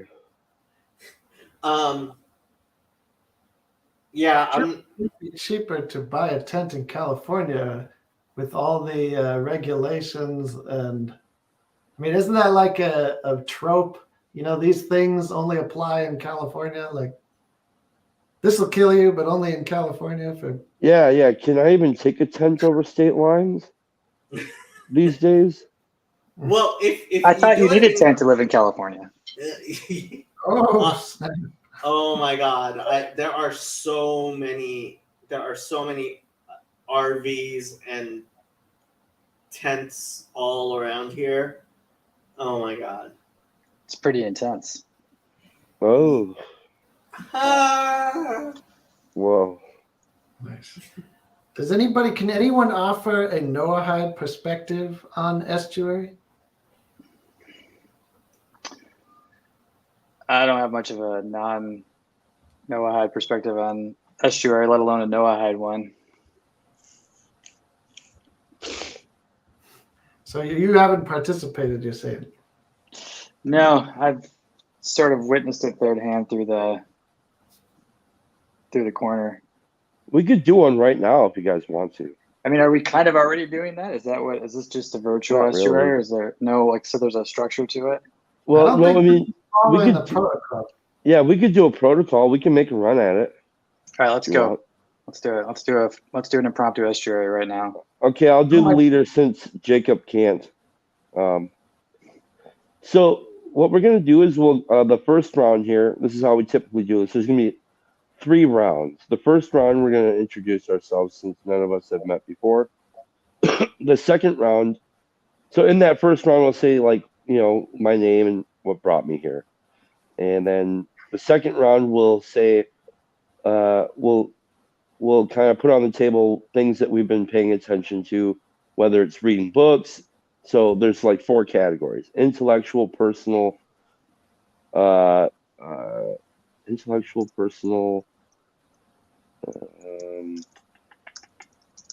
I can't remember the other two. No one was like estuarial. Yeah, estuarial. That's the fourth one, yeah. Yep. Estuarily. Or contextually, right? Context. And then, so that's the second round. Then the third round, we'll say, yeah, I was really what CW was put on the table there. I found very interesting, and I also thought it would kind of like was what Mike was saying was interesting, and there was an interesting correlation there. And then the fourth round, we'd all basically, by that time, a topic would basically emerge out of that whole process. So the first round, hi, how's it going? My name's Chad. I got here through the Jordan Peterson PVK pipeline, and that's it. How about you go next, Noah Hyde man? Okay, I'm Jonathan. I got here also through the PVK pipeline, and I'm in Michigan, not California. CW. Yeah, I'm here in Minneapolis, just 5 short blocks from George Floyd Square. How I got here, I mean, this meeting specifically, I guess, is I've been sucked into corner activities through my friendship with Mo, who was recently recruited by Jacob to be the executive director of a shadowy cabal. But in the corner more broadly, I've been lurking for, I guess, at least a couple years, maybe 3, or I don't know. But I don't remember exactly how, but somehow I came across Paul on the internet. It wasn't through Jordan Peterson.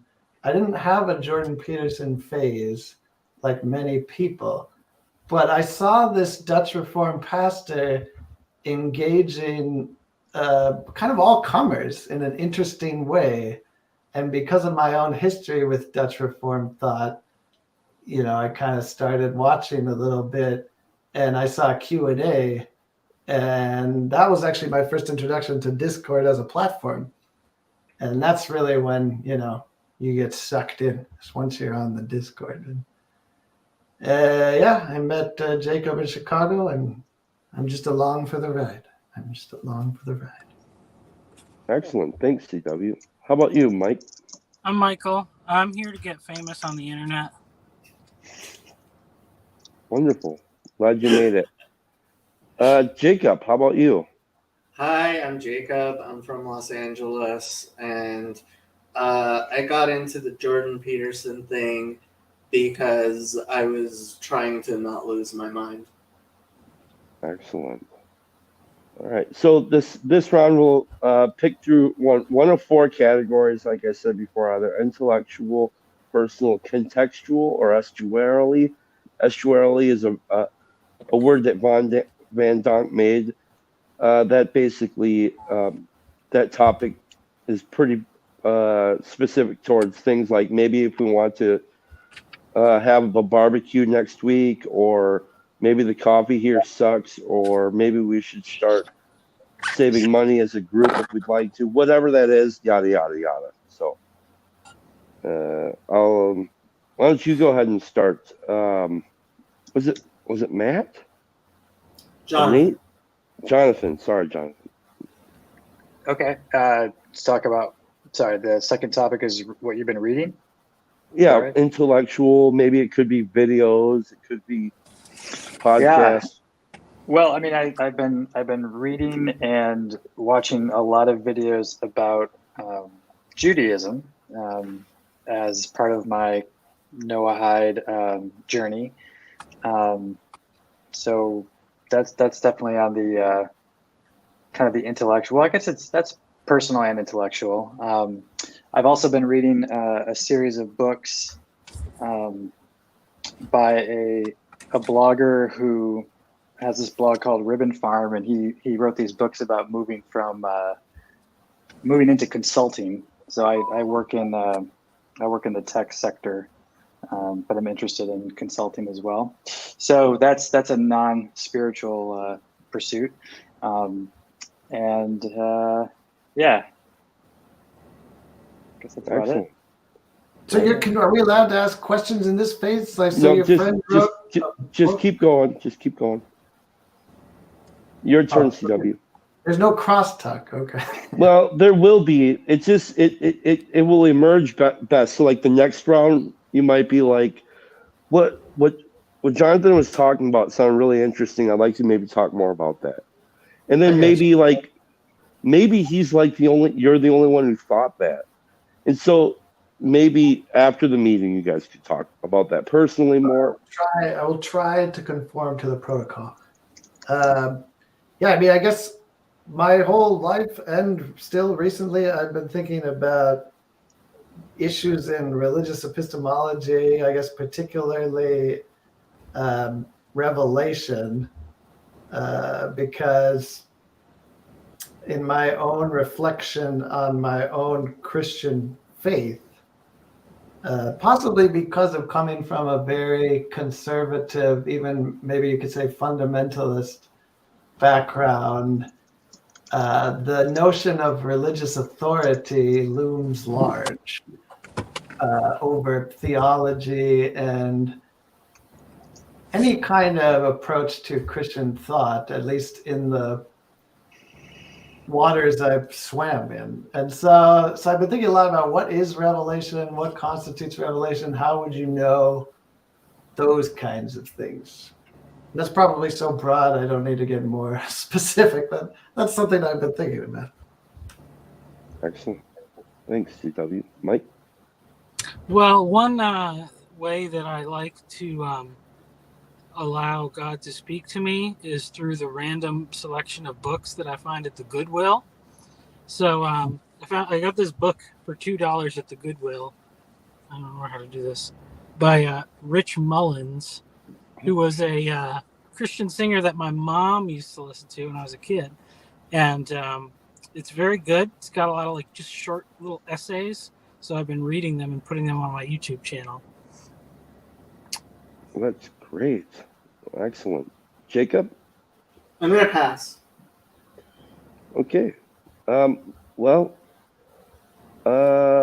So can he do that? Is that allowed? Okay. That's why I did it, so people would know you can pass. Yep, you can pass. Yep. And so if you wanted to, like you mentioned, I wanted to comment on what Jonathan said before. Like there's no real rules, but just for the sake of what we're doing here, time-wise, because this thing could get drawn out, we're kind of just trying to make a quick model go on here. So Paul Vanderclay is trying to moderate this from the chat. He's doing and great. That's not allowed, Paul. Okay, so I'm going to retroactively pass. None of this is said. Let's see. Can we reverse like in Uno? Yes, I'm about to slap down the skip card / Uno.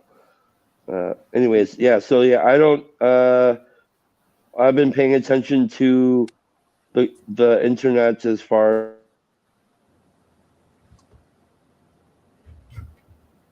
Oh no.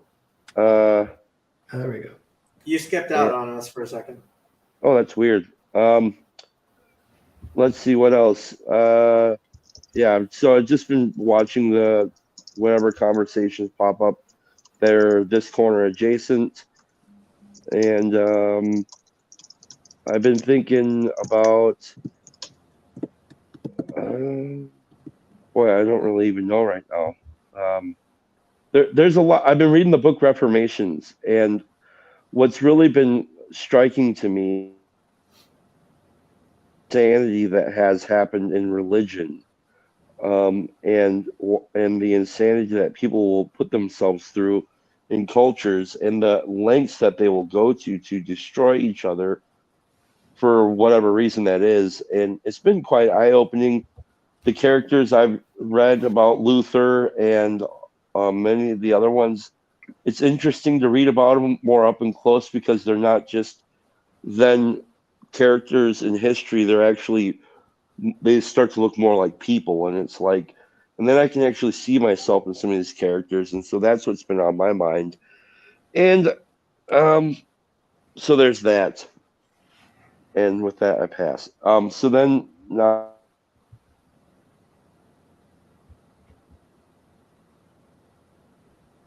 I think now we go around and say which. Which one of the things that people mentioned they want to talk about. Right. Did I cut out again? Yep. Yeah. Weird. Oh yeah. So you'll upvote it, and then basically, it's nice to not vote for your own thing. If you really want to, go ahead. But doesn't the protocol explicitly forbid that? Actually, no. It just encourages you to vote for something else. So I would say, go ahead, John. I'll pass. Okay. Can you do that in the voting phase? You can pass. Yeah. I thought there's no rules. No, I'm kidding. Yeah, you can pass. Well, so you might even say, you can even say, can you come back to me and come back around? Yeah, come back to me. I just don't have anything top of mind. Okay. Yeah, you'll be besides your Wi-Fi going out, which I don't think is a very interesting topic for everyone to talk about. No, that's a good move to save your vote for the end when it can have the most oomph. I respect that Machiavellian move. But so if I could do the kind of playing around with the things that were mentioned, and maybe cheat a little bit by drawing on the conversation from before we were formally in the estuary, where we were lingering in a cocktail party-like atmosphere. I remember Jacob had said something about identifying actually very much with Martin Luther. And what made me think of that actually was, Chad, when you brought up reading the Reformation's book and delving deeper into some of the biographies of these big historical personalities. So I'm interested in that aspect of your research and study into the Reformation, but then also how it relates to Jacob's identification in some way, not even just with the Reformation, because I've heard him say, I'm the most Protestant person, I'm very Protestant, but even with the personality of Martin Luther, I see a kind of intersection there that is intriguing. So that's what interested me. Excellent. Thanks. Mike, go ahead. I vote for what CW said. Okay. Go ahead, Jacob. Yeah, I mean, what CW said is actually, just this whole idea of biography and human, like the narrative of the human being, being really central to how we understand history and concepts and ourselves. That's really interesting. Grim wants to join late. Is that even possible? It would be fun, but I don't know if that's possible. Sure, he can join. Jonathan, would you like to take your turn back? Well, first I'm reading John Van Donk's estuary guidelines here. Read it out loud. So technically, when you pass during the voting round, you are saying that nothing you heard resonated with you. Nothing is worth further exploration. Not really all that helpful to find a topic. It's deeply insulting within the estuary protocol. That's like going on stage at the Oscars and slapping somebody in the face. Yeah, he might be being facetious, but there may be some truth to it. Go ahead, John. Yeah. Well, it's my first time here, so give me some newbie grace. You're doing great. I thought this was a grace-filled space. It is. I'm happy to give my proxy to CW's topic for sure. Let's go there. The one now, it's interesting because like you all said, oh, I like what CW said, but then I was thinking about, was it what CW said about the book that I read and the relation to that and what Jacob was talking about? Or was he talking about the are you guys interested in CW's interest in like his initial topic that he put on the table? Because I think all of it kind of is relating in some strange way with authoritarianism. Is that what you were basically talking about? Religious revelation and all that? Yeah, it had to do with my Christian nationalist agenda. Yeah, I mean, but it's all the. That's a joke, by the way. Yeah, right. So, but I agree. I think all these topics are kind of even like the. This is why I like you brought up Rich Mullins. I've been listening to Rich Mullins lately. Just stuff that he's talking about, and he reminds me of. He has a little bit of Lutheran, like Luther-ish Is Protestant that a pushback. biography, Michael, of Rich Mullins? Oh.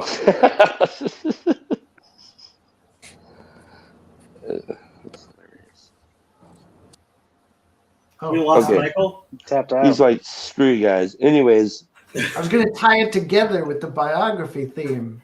Well, I feel like that's getting real tortured. I think we need we're birthing this topic right now. We're in the pangs of labor. We're synthesizing. So basically, what this whole topic is that I notice is a lot of people with very good, strong opinions, but also like who are very passionate about their care for people, and they probably have neurotic tendencies and are really aiming to try to do well and do good in the world, and maybe they don't always do it the best.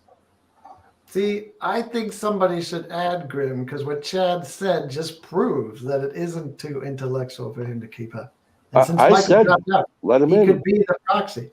I don't know why he doesn't click on the link. I mean, it feels like it's his problem, not ours. That's true.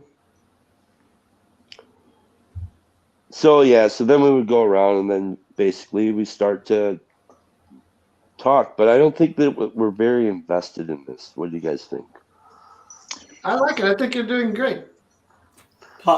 John decided to get very involved again and say, I apologize if my comments seemed insulting.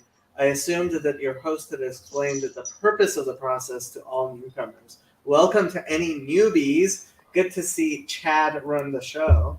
And here is an anonymous LARPer. Hey, welcome, Grizz. How are you doing? What do you think? What's on your mind? Help us synthesize. I don't know anything about Luther, and everybody else who mentioned topics before CW, I didn't hear. So, except I know there's a Wi-Fi topic nobody wants to talk about. I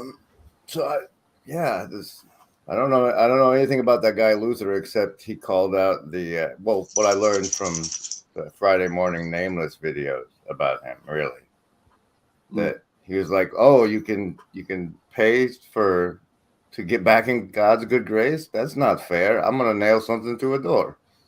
So that's like I said, I feel this is too like it's for well-read people, not just people. Whenever I imagine that scene, Grim, of the nailing of the 95 Theses, I think of the Sword and the Stone. Like it's always for some reason in the aesthetic of that Disney cartoon. Okay, I have to correct you. He didn't actually nail it. Most likely he just pasted it. Most likely. Well, and then I'll have to correct you where he probably didn't do either. And so that again goes to CW's whole notion of the Sword and the Stone, which never actually happened. Unless you're that one saint that actually did pull a sword out of a stone. I've never pulled a sword out of a stone. So Grim, so you don't know very much about Luther, so I guess it's a weird question, but do you identify at all with what you have gleaned about Luther? Because I know Jacob identifies with Luther. It'd be interesting to hear. So maybe Jacob, you could start to say what character traits you, as a launching off point, see in Luther and yourself. And then maybe Grim can riff on that. Well, I mean, it's Luther and Paul of Tarsus. I think both of us, all three of us, are just people who aren't actually holy people or in any way actually people who should be leaders, who end up becoming leaders because the world is a fallen place where people don't actually follow the people they should. Instead they follow loud people who say provocative things. Yeah. So, like, to address kind of the comment that Grizz made earlier, like about this might being too intellectual. For the people in the room who aren't really familiar with these religious terms and stuff like this, basically what happened was this guy Luther had the shit scared out of him when he was a kid or a young man. He thought he was gonna get hit by lightning, so he prayed to some saint and said, "I won't do it again." And then if you save my life, and so he joined like what they call a monastery, and he probably should have never did that because he's probably just really neurotic, and so he probably joined a religious faith under some sort of fear and resentment, and he could never really get over it, and he ended up being kind of like a jackass for a really long time. And then somebody gave that jackass too much power and started and just like history happened, and I really It's the identify with the story of guy. my life. Yeah. Right. It's interesting how formative things like that are. Like, I mean, it's funny because I was going to say like little idiosyncratic things, but that's not really a little thing. But so I think of like Kierkegaard as the spiritual successor to Martin Luther. When you were telling the story about the lightning, it reminded me of Kierkegaard's father, who, like, the lore in the family was famously that he went, you know, there was this whole like aesthetic pastoral description of the setting. You know, it was like as if he went on top of this hill or something and cursed God because he was doing some sort of mundane activity. But he was such a deeply pious religious man that he never got over this one action he had made. He took it extremely seriously, and it became something seared into the consciousness even of all his children. And Kierkegaard inherited, I think, this sincere conviction that the tragedies that befell their family and even the nature of his own struggles in life were somehow deeply connected to this one incident in the life of his father where he cursed God and sort of turned that around on other people.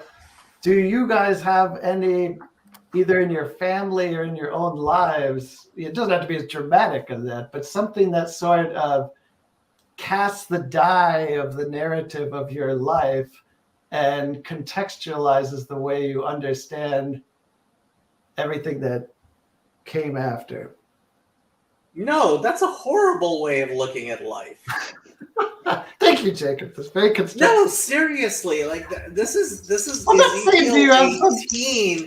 This is like Ezekiel 18, like come to life in a person. Like, that's horrible.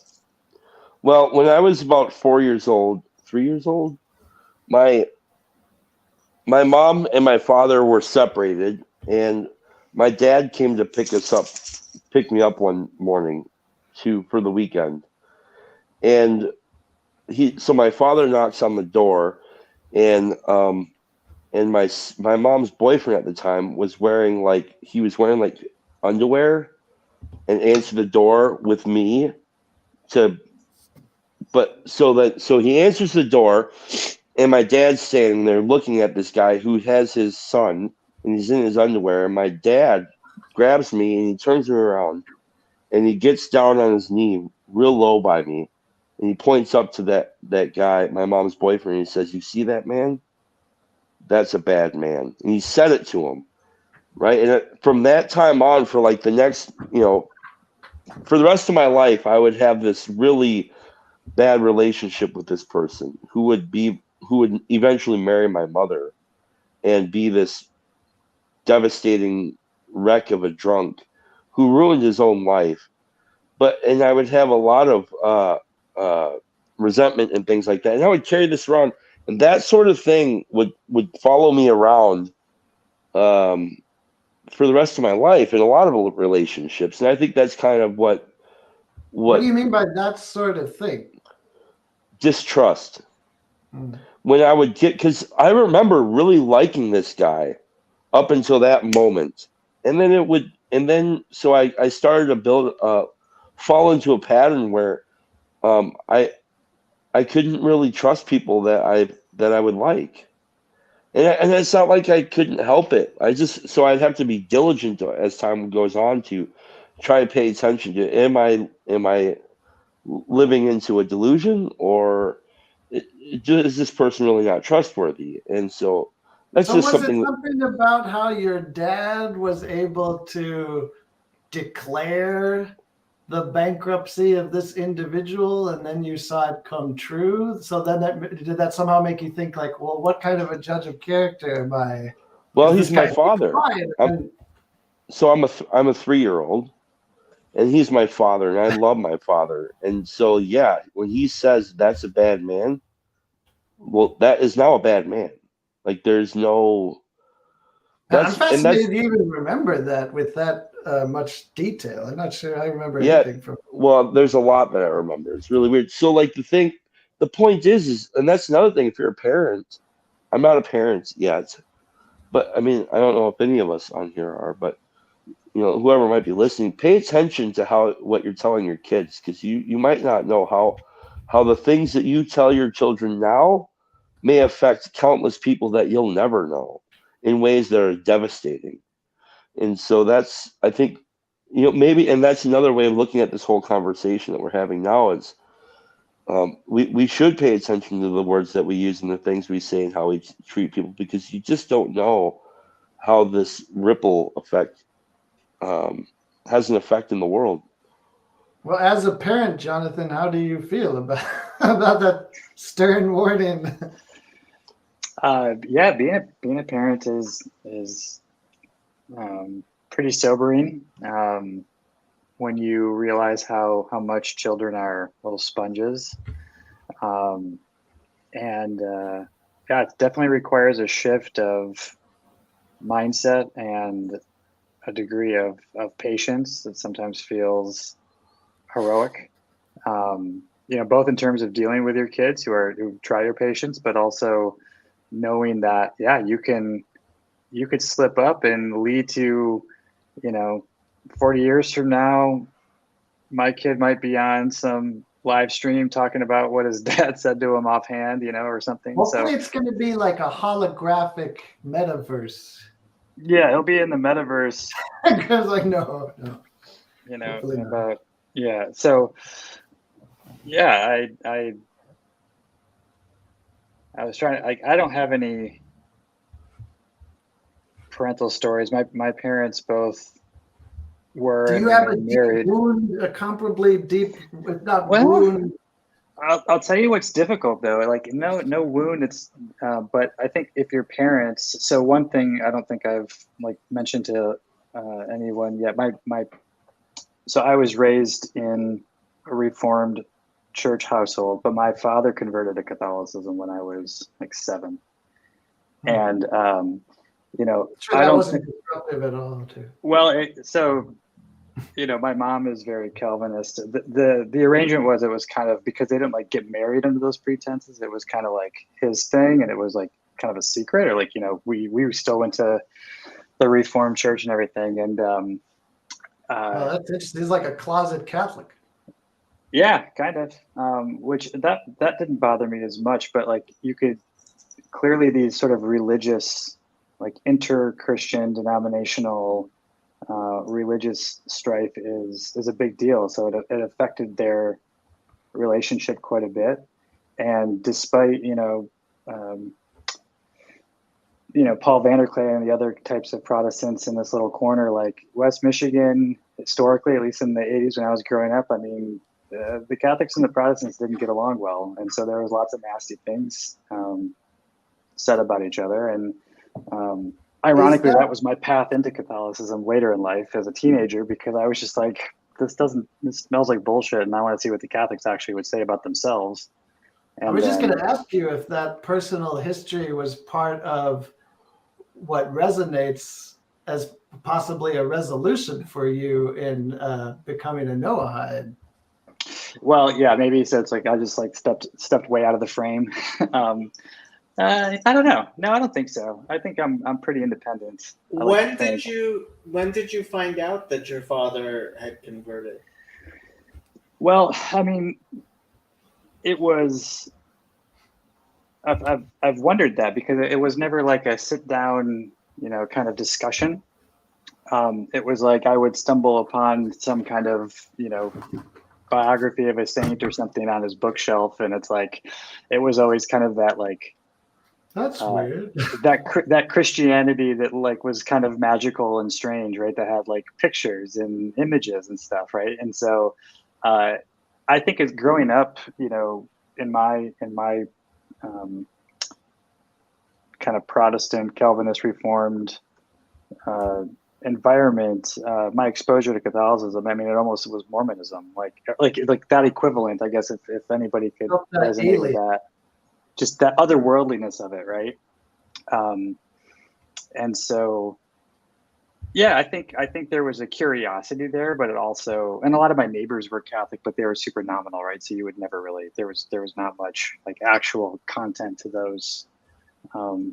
And the secrecy of it kind of has an allure too, because it's like the verboten, the sort of forbidden fruit. But it was just sort of like, it was just kind of like Dad went to his other church on Sunday, like, but he still went with us for at least for a while. So it was a complicated thing, but I don't think it had like a day-to-day effect other than, I think in retrospect, you could see how it caused a strain in the relationship, right? And so, no, my interest in Catholicism was kind of like independent of that. And then we sort of compared notes and, obviously he was my sponsor entering the church.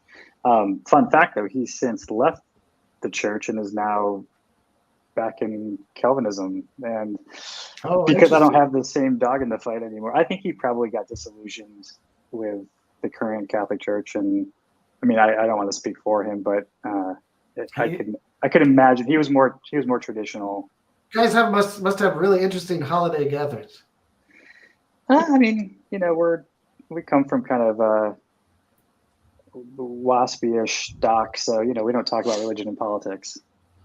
So I think, I don't know, we figured out a way to coexist.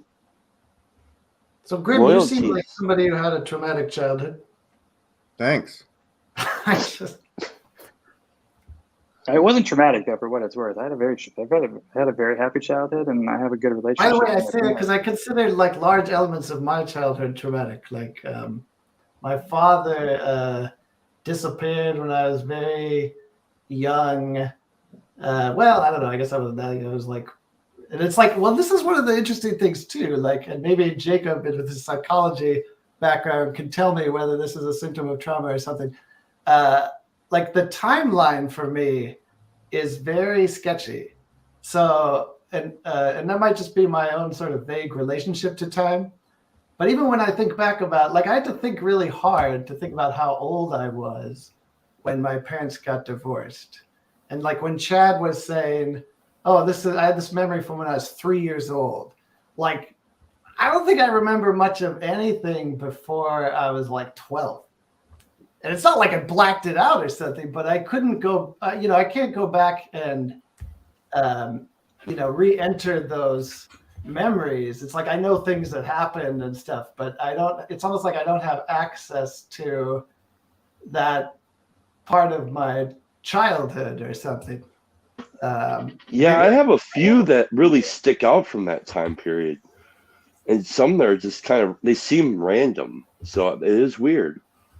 So, I mean, having had actual trauma, I went through a war and things I won't describe because they'll be traumatizing to people listening to them. I did a lot of therapy for post-traumatic stress. And what was it?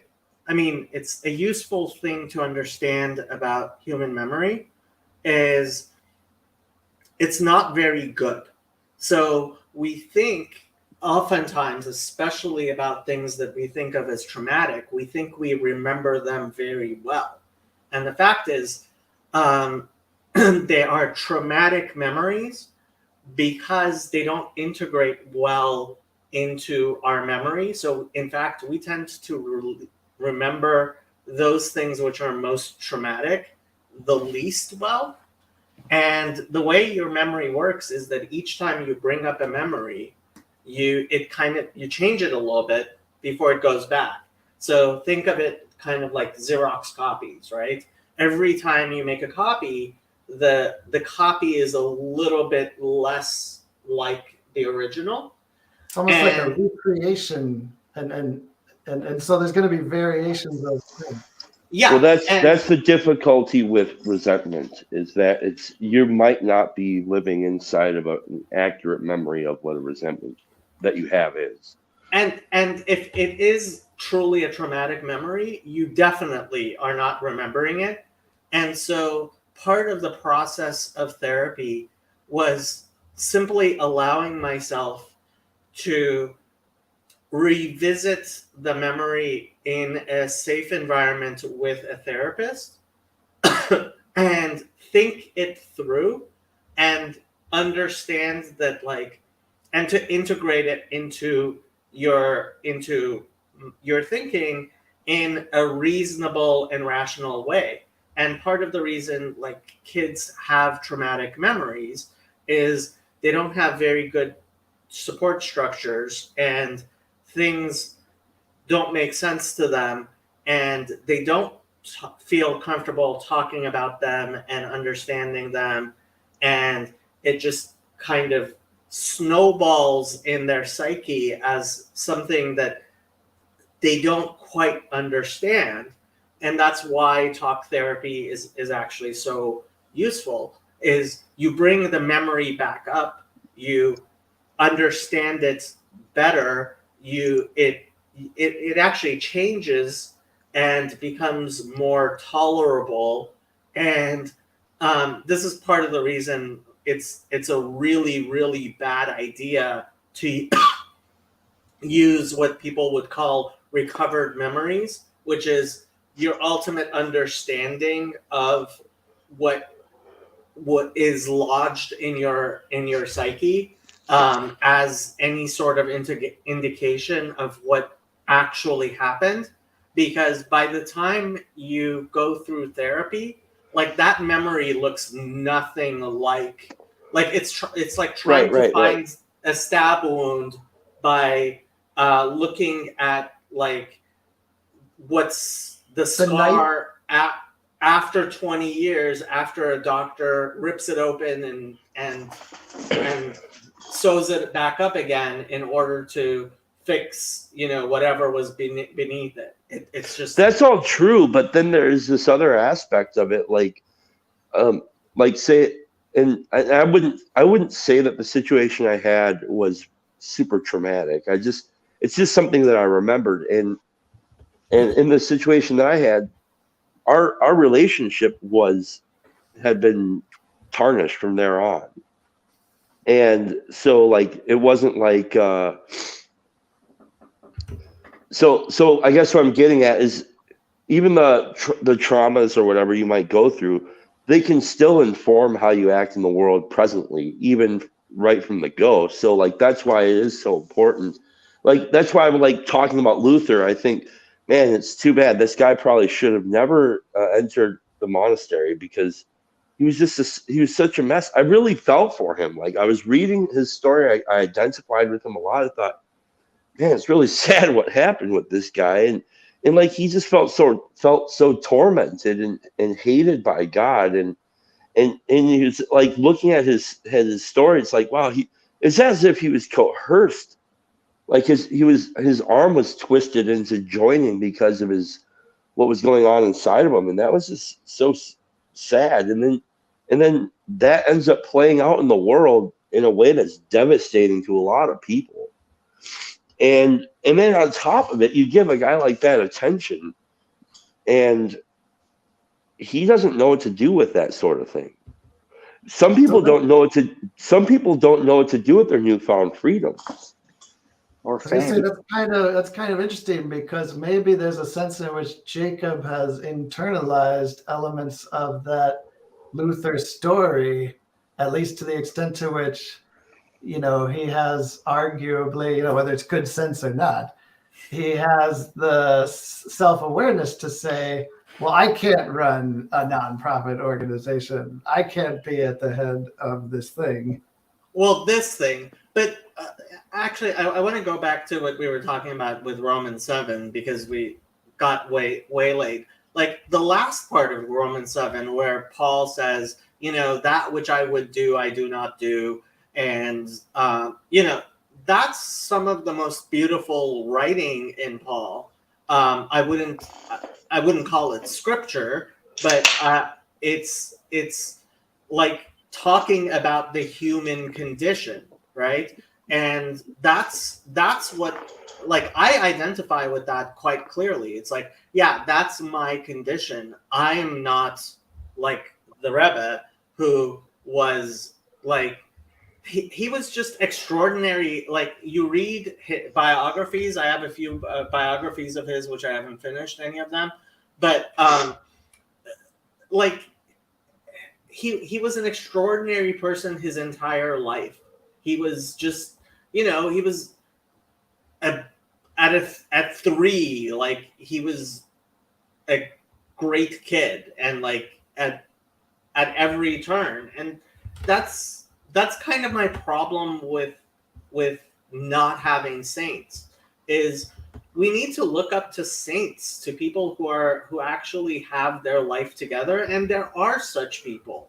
And just because my experience of me being who I am, like, doesn't negate that there are actually beautiful people who actually are not as broken as I am, and that's hopeful and good. Yeah. I think the whole saints thing, people have their saints whether they like it or not, just like they have their villains. I mean, I think that and again, like reading this book, Reformations, it's like, it's almost like the arguments, the modern Protestant caricature, or like the caricature of the Protestant, or even some of the arguments that maybe uninformed Protestants have, they're just like straw man caricature versions of what happened then. And that was just, it's just so, it's something that I've fallen into too, where like, say one of my heroes, right, says something that admonishes another person or an idea or something, I can latch onto that so quickly and adopt it as a point of view, even though I've had no experience with that. And I've had to wrestle with that pattern in my life, because it's just I'm susceptible to that sort of bullshit. And what I find is there's like this longing in me that wants to be like my hero, and I'll take the easiest path to do that. And so like for example, I've used this example a lot. There's some of my favorite AA speakers early on were these guys who were really rigid and by the book and stuff like this. And they would say things about certain pieces of recovery literature, and they would say, "Oh, that literature is bullshit. That's not real AA." And then I would go around and I would say those things, even though I never read those things. You see, and like what I found was it was separating me from me and my fellows. It was separating me from being able to have relationships with people. And my world became so small that like I felt like I was dying. So I'm just trying to illustrate, like, for me, you're always going to have your saints and your villains, but it's like, try to also have your own experiences, like this is why I think it's important to pay attention where you're standing now. And so yeah, anyways, Grim, what do you think, man? I think that this was an estuary and people were supposed to go in order. And No, Chad this is and open Jacob discussion. it's an open. I thought Eventually this was different. That everybody got a turn. and that there was a topic. And I don't know if the topic is Luther or Kierkegaard or childhood trauma. And I'm very confused. And I don't know Okay, what to so talk about. I'll try to explain it quick. So you came in at like the round where the conversation starts to basically, what do they call that? Synthesize. And then and then at that point, you kind of want. Ted? I would say the topic is it's a personal topic. First of all, it's something to do with. Like, didn't we vote on a topic, and that's the topic?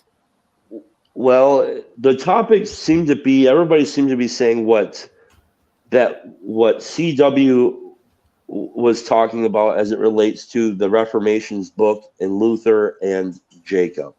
Not a topic.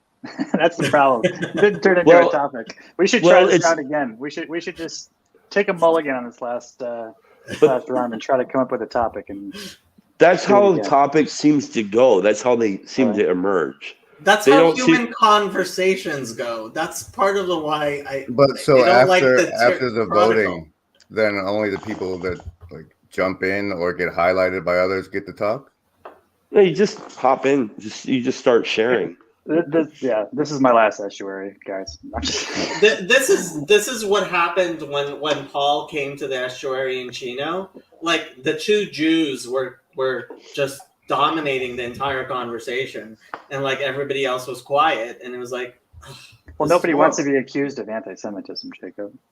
That's what I said earlier, but I keep wanting to call Charlie Rose on everybody and ask Grimm about the archetype of the anti-hero and how he sees himself fitting into that, because I've heard him say things like, I'm a cautionary tale, whereas I see you, Grimm, as more of a, much more of a proactive, positive agent than that.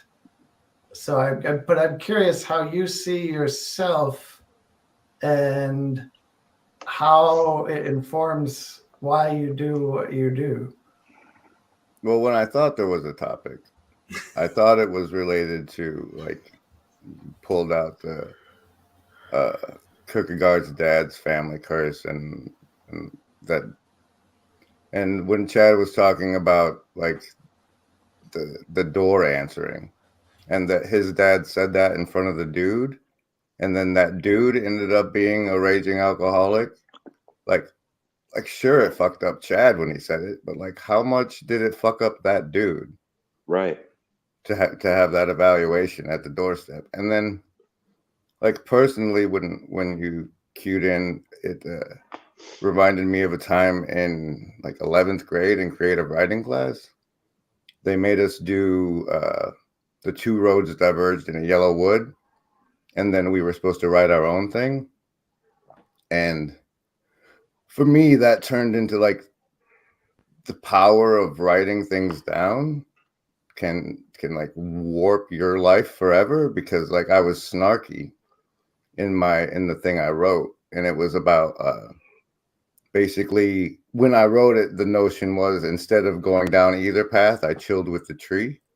I sat and chilled with the tree, and then had to run up the hill to catch up afterwards. And when I was contrarian, even then. When I was like 50, like I was, because I didn't see myself going to college at the time, and so those were like college or not college was the path. And I just sat down at the tree, and then it turned out that that's how my life played out. Really, I didn't do anything for decades, and so like the power of there's a single, like the utterance of a single phrase can rock the path of your entire life, and that was significant. See, there is a theme. The power of human words. Yeah, no, I relate to that, because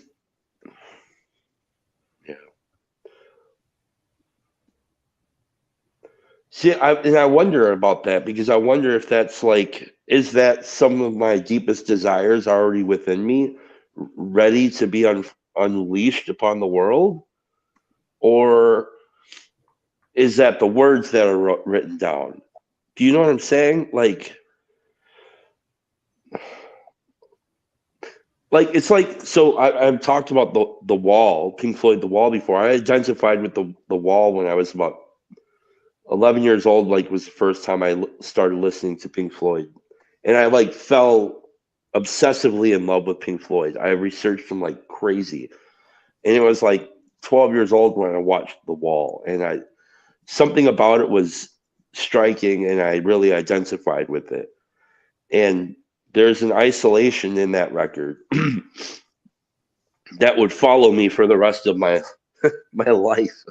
And I saw a little bit of myself in a lot of what happened in Pink's character. So I didn't write it down, but there was already these deep character things of my character inside of that whole record that even to this day are still there. So yeah, the power, the uncanny power of proclamation. Give and take life. And for what it's worth, my thoughts on Luther were, which is based entirely on that video Chad made, were like, he was a little bit autistic. Like, it seemed as though he was like, do you guys not like as if like, because it was a letter penned to the Pope or whatever, from my understanding, and he was like, do you not see how these are bad? This doesn't work, how it's not in line with the gospel? And he's like, oh, this poor Pope guy, he's confused. He doesn't understand, you know? Yeah. And like the innocent naivety of it all. But yeah, especially in hindsight. Especially in hindsight. He's got a unified theory of everything to send to the physicist at the Vatican. You know, I mean, it seems pretty clear that Luther had scruples, and that's the technical term. And I think scruples affects, well, I guess it could affect everybody. I'm curious how it affects folks in the Jewish community, because, there's 613 mitzvot. So certainly you can't be doing it all perfectly all the time. But if you have that inclination, I can see how some people could probably really suffer. And like, wasn't it his scruples? You're on mute, Jacob. If only there was a Jew here to yeah.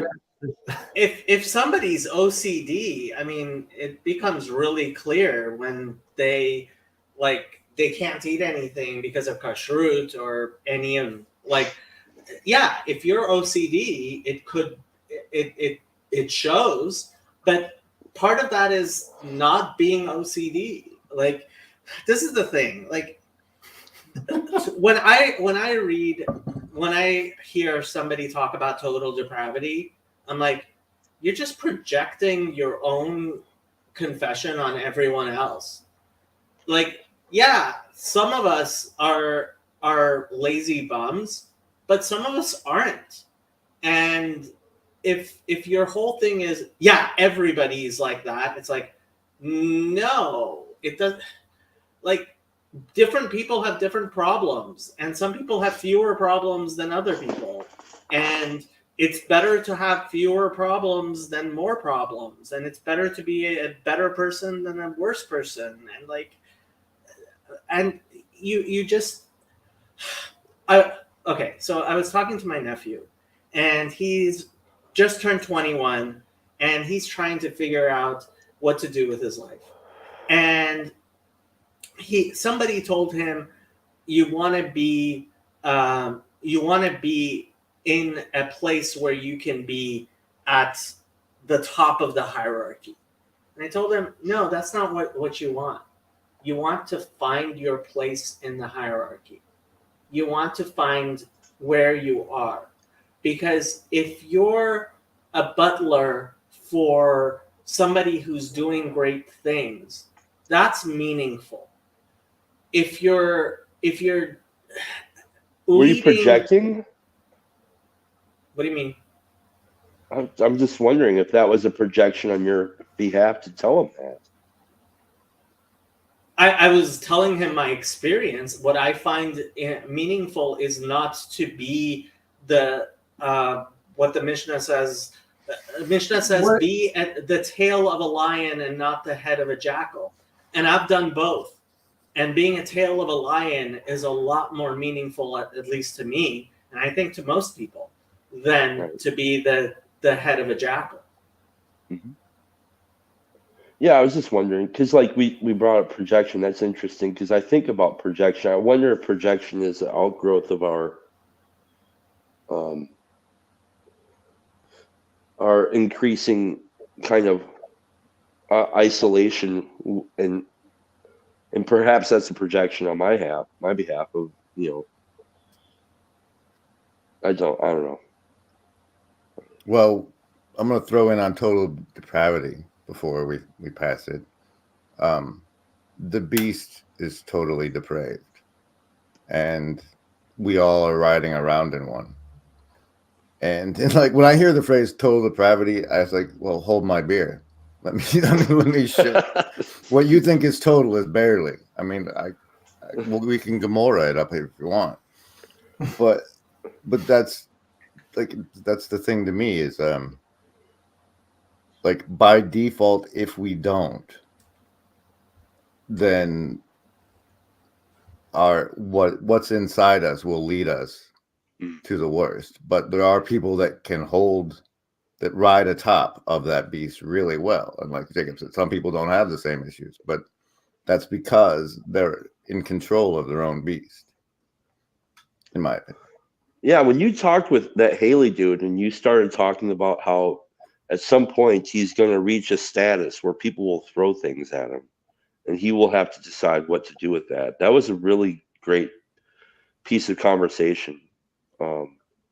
And I'm not sure how often people consider the potential, and not just the potential of what they're capable of, but like how much respect do people have for their potential for total depravity? And that's something to consider.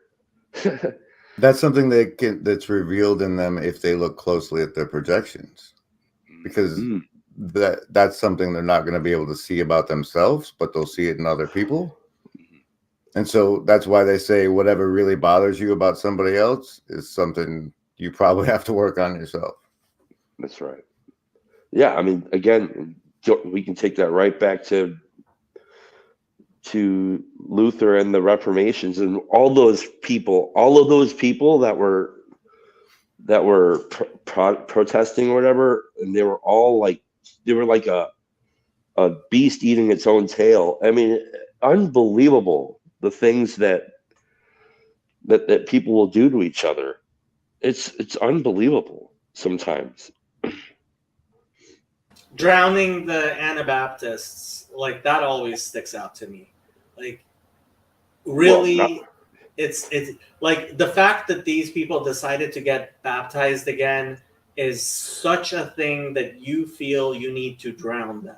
Well, but what did the Anabaptists do in return? I mean, like, that's what I'm saying. It's like, geez, guys. So the problem. Wait. I'll let me lay this out for you. Like, as I understand it, most of these religions are supposed to be based on this guy named Jesus Christ, who said some really powerful things. And like in a Christian nation where there's nothing but Christianity, it's really hard to live up to that "thou shalt be persecuted in my name" thing, unless the Christians start persecuting the bejesus out of each other. That's something. I love you, Grim. Well, Grim, this might be a little off topic, but I was wondering in relation to the comment about the Haley conversation that you had. Harley Sealbinder podcast. You should check it out. It's good. When as you grew up, were you kind of like did you get a lot of attention? Were you kind of would you say when you were a popular person in the sense of like a class clown, and the question is, how has it been for you to have the attention and care that people have given to you in the corner? What is that? Have you had to adjust to any of that? What's the journey been like for you? That's a lot. My childhood or growing up was broken into different sections. Because like up until 9, I was in a living situation with no parents, but a large amount of extended family. And then I was at 9, I was taken to nowhere, like Hawaii, on an island somewhere with just my mother. And then when we landed here in Oklahoma is about the time I discovered that people liked Bart Simpson. And so that a good way to get by socially was to emulate that sort of attitude. And that shaped. Eat my shorts? Or Yeah, the eat my shorts guy. So that as far as getting the attention from the corner,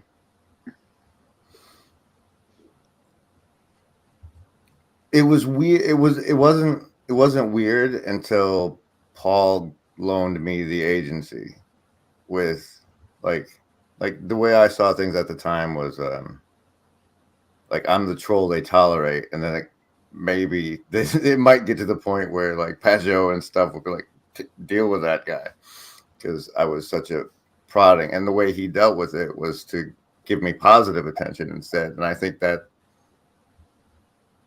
helped me rise to it. Whereas if they had spanked me, then I would have trolled harder. You know? Yeah. I don't know if that gets you a question, but there's some tidbits. You're like Wolverine, who was invited to join the X-Men. that is very apt.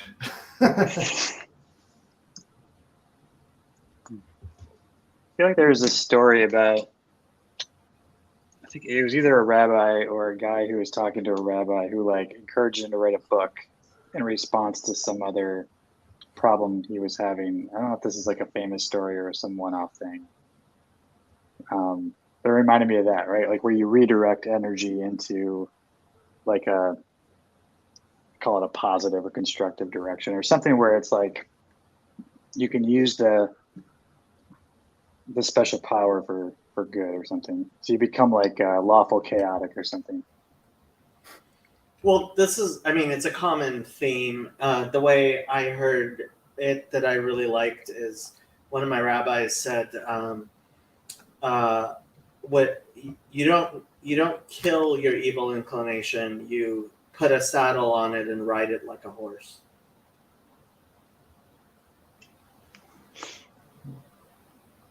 Kind of like Grimm's allusion to people learning to ride their beast.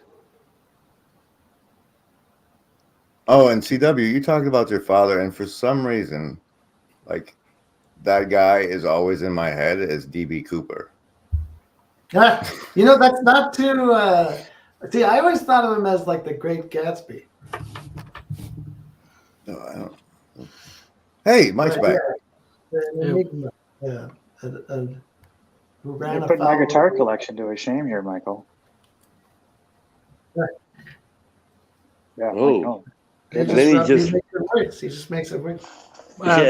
Pretty much one all. upped it. Well, yeah, the acquisition of guitars slows down immensely once you get married, and Yeah. stops when you have children. That's what I've noticed so far. You can only play one at a time, too. I feel like you Yeah. dropped off for a bit, Michael. I don't know if there was a problem with your connection. It was like Yeah, he went well, from his phone to his computer. I had to drive home, so you know. We're not supposed to chat while we're driving. That's irresponsible. So Is that something new? No, it's always irresponsible. Well, it doesn't do, the StreamYard doesn't work when you're like going through places. I tried it doesn't work. So Yeah, it doesn't work very well. It offers us a nice opportunity at symmetry. So you could kind of be there at the beginning and then kind of close us out at the end. And it's just falling to you now to make sense of this chaotic situation. Wow, this stream's been going for almost 5 hours. They usually do. Well, Yeah, Mike. Are we aiming for 24? So I mean, All right, Mike, or Saint Sartori, as I prefer. Yeah. Luther, or the way your childhood trauma and/or a single sentence can shape the rest of your life, or projection and total depravity, or all of those combined. What do you got? Well, I would say that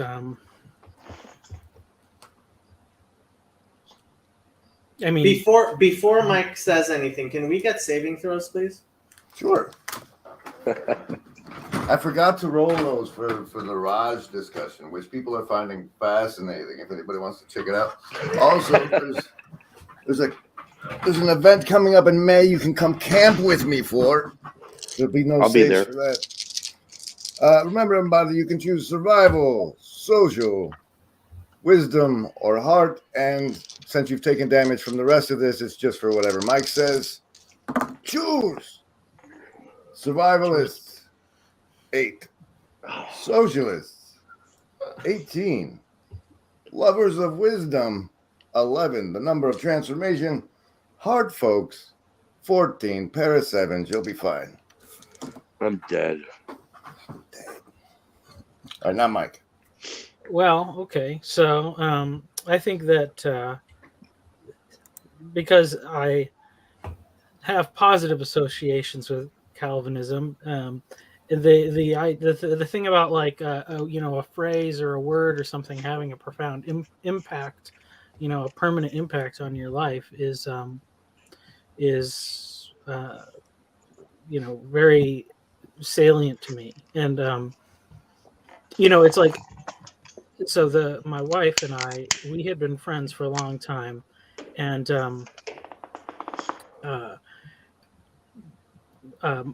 we, like, she liked me like way long ago, and I was like, oh, I'm not really interested, so I don't want to lead you on. And there was this whole thing, and then But she loves when you tell that story too. She tells it in a really well. That's such a classic story, though. The will they, won't they. She makes it in this guy. It wouldn't give me the time of day, and I hated him, and blah blah blah.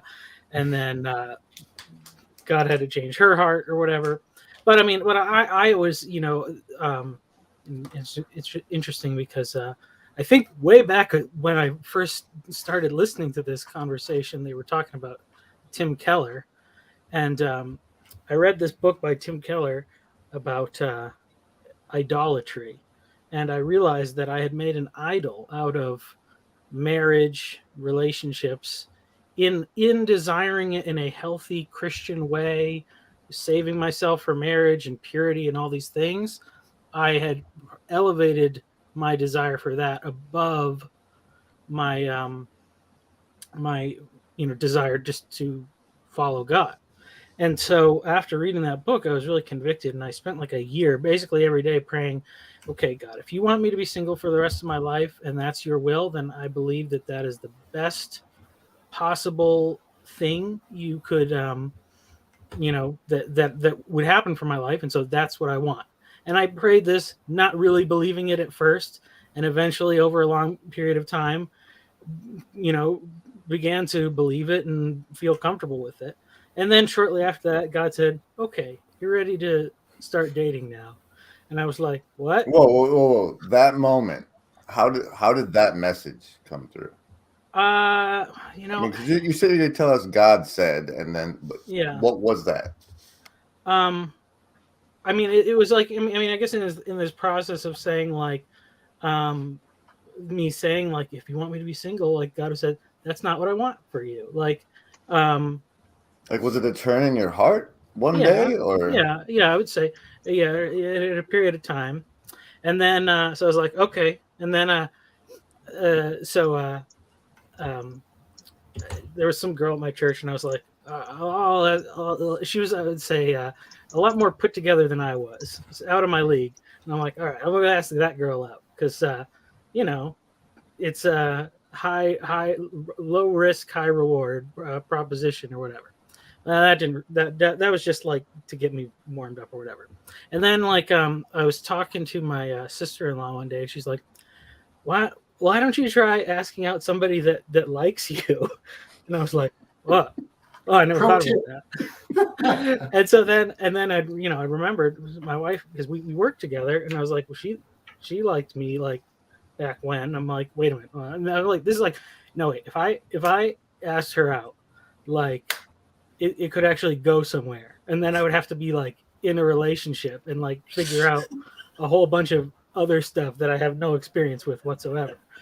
And well, needless to say, that phrase had a very profound impact on the rest of my life since then. So, it's just. The why don't you ask out somebody who likes you phrase? Yeah. Because I mean, Why didn't I think this of is that? this was because as I recognize it now, in making it this idolatrous sort of thing, I wanted a woman that would reflect on me of like, why is she with him? He must be special in some way. So So was it like, almost like an unattainable ideal? yes, And so yes, and then I even talked to the guys in the Christian college about this, and it's like, oh, it's like you get turned down. It's like, oh, that's because like God's got an even better one for you out there. Mhm. And then I found out that what God wants is for you to be married to someone that causes you to become more Christ-like, and that's not that may be counterintuitive to what the flesh desires in some ways, but ultimately, You mean like that much part where better. Christ says, if you don't leave your parents and family and whatnot, you can't follow me? More Christ-like, or a different? Well, it's not about how it makes. I mean, the thing that this is the thing I told my wife when she was more or less, before I asked her out on a date, and then before we had the real date, we kind of like took a walk, and she's like, why are you asking me out on a date? Like, we've been friends for a long time. What's what's the impetus behind this? And what I told her is that God was speaking to me that he put me here not to be served but to serve. That's what Christ said. He came not to be served but to serve. And I said and that she was the person that I wanted to serve, like, because she's a very admirable person. She has a lot of amazing qualities, and I was like, I didn't have a grand plan for my life, but I'm like, she's got to put together. I would want to at least help her. Like, I can do something good for you. So, like, which was totally the opposite of what I had always thought previously. Whenever I was asking some girl out, that it was all about me, and like, look at who I could land or whatever. Trying to impress do other you people. see your relationship as having played out that way in terms of your, if not sacrificially, but serving her? Yes. Well, that's so it's interesting. So, I would say I'm not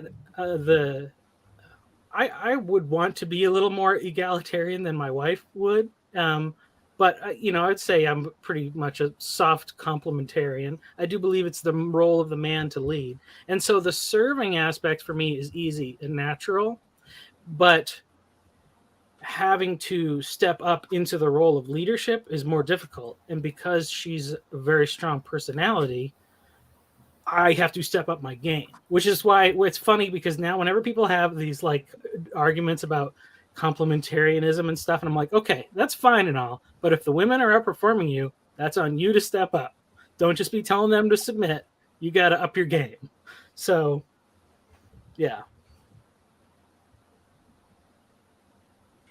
Wonderful. So basically, this whole S2R meeting was about idols and idolatry. See, I told you it all fit together. I'm out of here. Thanks for talking, guys. All right, that means it's over. Bye, everybody. Yeah, I think I'm going to probably end this in 5 more minutes or so. So to those who are unless watching, actually Jonathan and Michael just got here, and Michael is you have you still have admin privileges, right? Yes, I just tried that and it worked.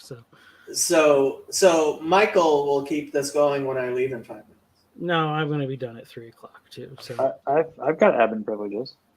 So Jonathan will be keeping it going. I'll keep it going for. I'm in for 30 minutes. If I feel like I should say, like if anybody is watching this for the purpose of gleaning some insight into estuary, it is intended to be done in person. It is in fact intended to be done in person. So this one, I would say this went remarkably well in spite of being online. Well, also we all kind of know each other. Yeah, that helped a little bit too. I don't think we all know each other. That's not really true at all. What's the privileging of the in-person thing? Is that just some boomer ideas? Well, yes and no. I mean, it's a boomer idea I tend to agree with, which is that when it's just different. That's why I do my road trips. That's why I've like meeting up with CW was important. Like seeing someone, talking to someone, like making a personal connection with someone. It's not enough to do it online. Like video chat is much better than voice chat, and voice chat is much better than text chat. But like trying to reduce human communication to text and even voice is just, it's reducing the dimensions in which you can get to know people. Yeah, that was when the COVID thing started. We started like a Bible study group or whatever that was a Zoom group, and it was like, so I had another one that was like a men's group that I'd already been going to in person for 2 years, and to transition to Zoom was like, not a big deal because everybody knew each other.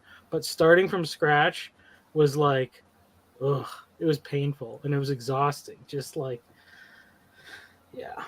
So, but yeah, once you know the people, it's not so bad. Yeah, I tend to agree with that. I think that's something like a format. Like we basically just had a meeting that had a format, right, an agenda, and those tend to work pretty well. But I take your point. Like you either, if you know the people, it's easier, especially if you've had time like in person and have built relationships in different contexts.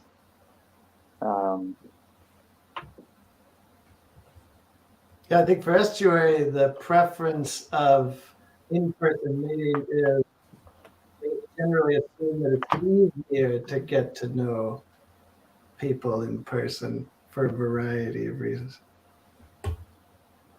So it's like, assuming this is a bunch of strangers responding to a meetup ad or something. It's just, there's something about the showing up face to face makes it more real, I guess. Richard, who's supposed to be studying, is here, and I am going to use my privileges and show you guys this clip I wanted to show. So if you want more details about Jesus fulfilling the law and how it impacts Gentiles, a lot of that stuff's going to come later because his ministry was not to the Gentiles. And this is a point I want to bring up a few scriptures to make. This is huge.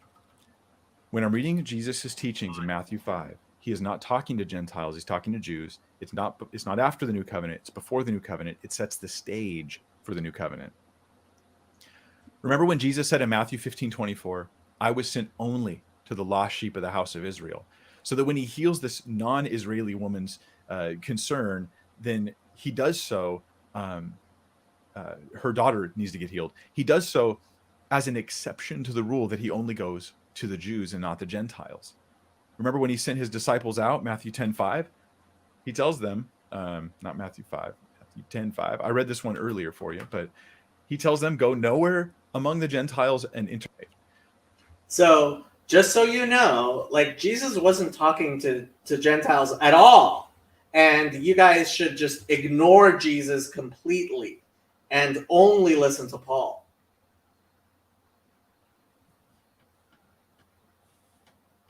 Paul Vanderklay?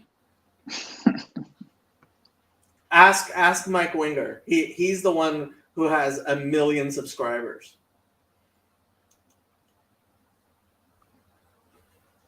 What's his what's the gist of his background? Who is this guy? Okay, he only has 500,000 subscribers. I'm sorry. He's a youth pastor. Yeah, but like he's a popular Los Angeles Protestant dispensationalist Protestant.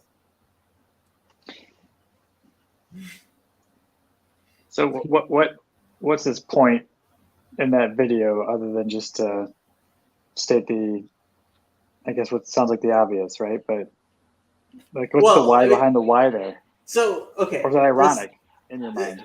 It's not ironic. This is not what. No, go ahead.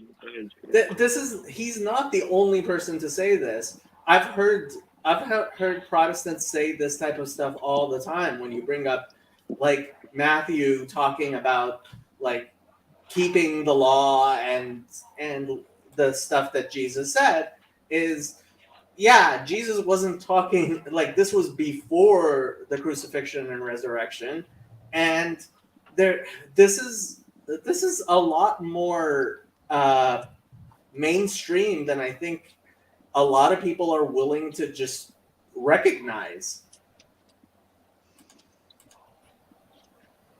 Yeah, I mean, it's always been there. So if you read Marsden, like he talks about the influence of kind of thought all the way back in the 19th century.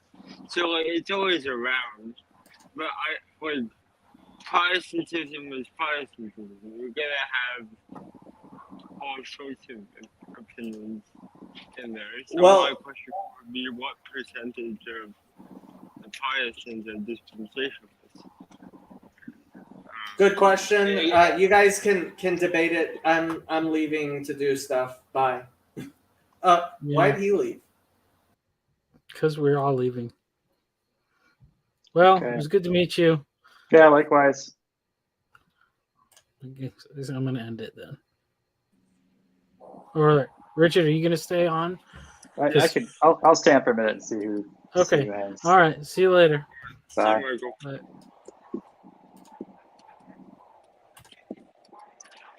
I don't have admin privileges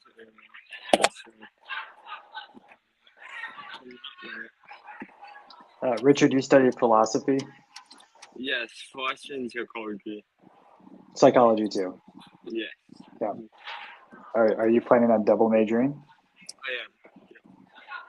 I am. I too double majored with philosophy. I did English literature, and I don't talk about that very often. I usually just say I study philosophy, but that's ambitious. What do you know? What philosophy you're going to focus on, if at all? I wanted to do something because, like, basically, I think the paradigmatic conversation for what I want to try and do is, have you seen Peugeot Imperfect's videos on angels? Yeah, I think I've seen one of them at least. Yeah, so I'd like to try and defend that in the philosophical arena, linking up the idea of hyperobjects and dynamical systems and all of these things, and even Peterson's idea of perception as narrative. I think he can also view perception is mediated by some sort of spirit, or spirits, plural. I'm pretty sure you can make that philosophically defensible. And so I'd like to try and do that in the field. Yeah, like that would eventually be your PhD dissertation. Yeah. Mm-hmm. Yeah. Where would you? Sorry, go ahead. Well, I was going to say, where would you aim to go to graduate school? Are you thinking that far ahead? I am trying to think that far ahead.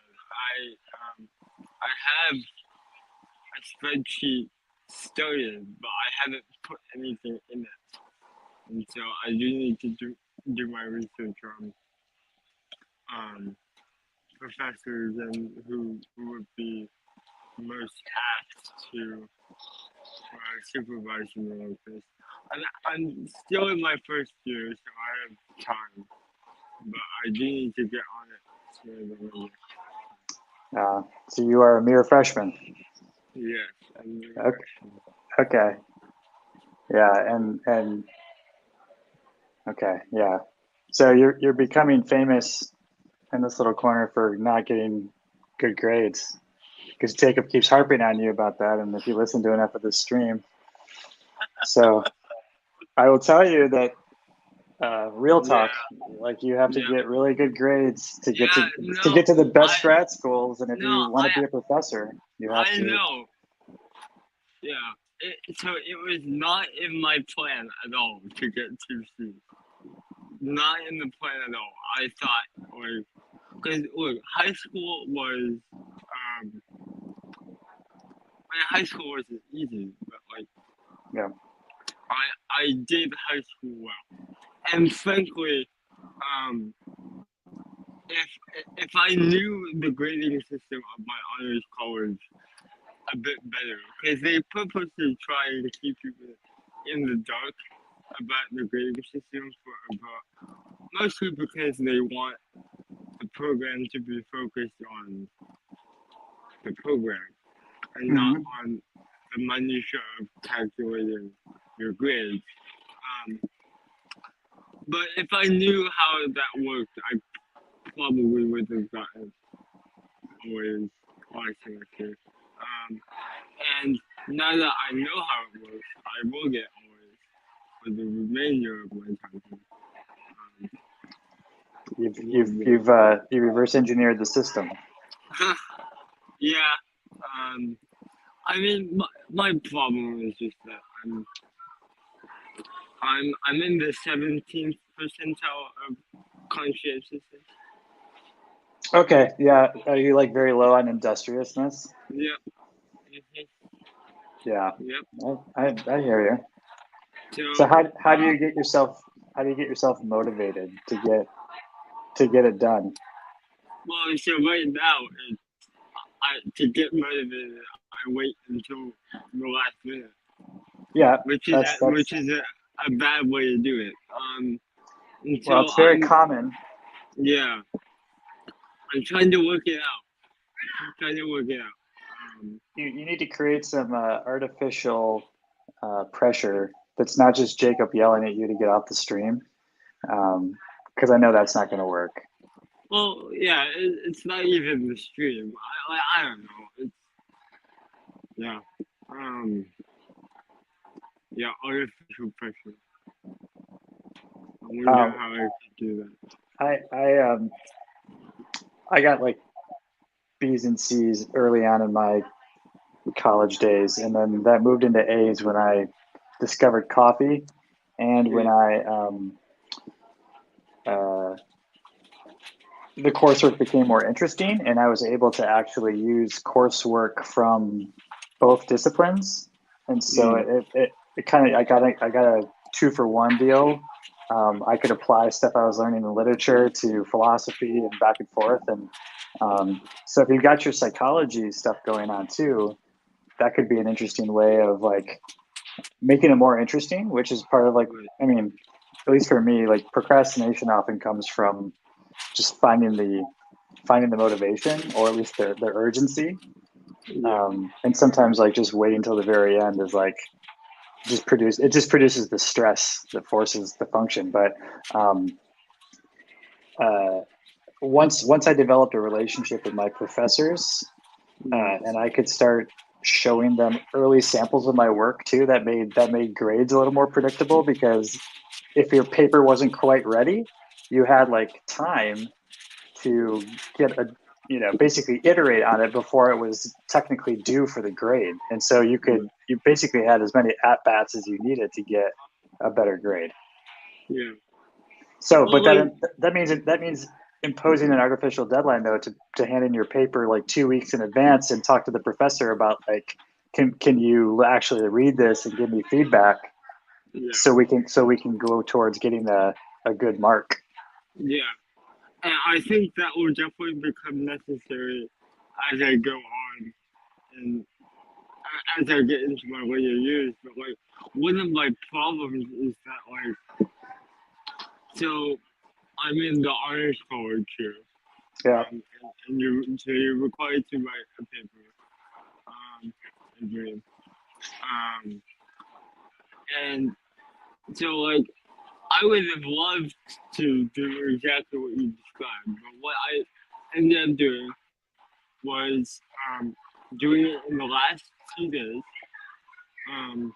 I finished the paper at 6 in the morning. The day of, I suppose. It was due at 10 in the morning. And he said that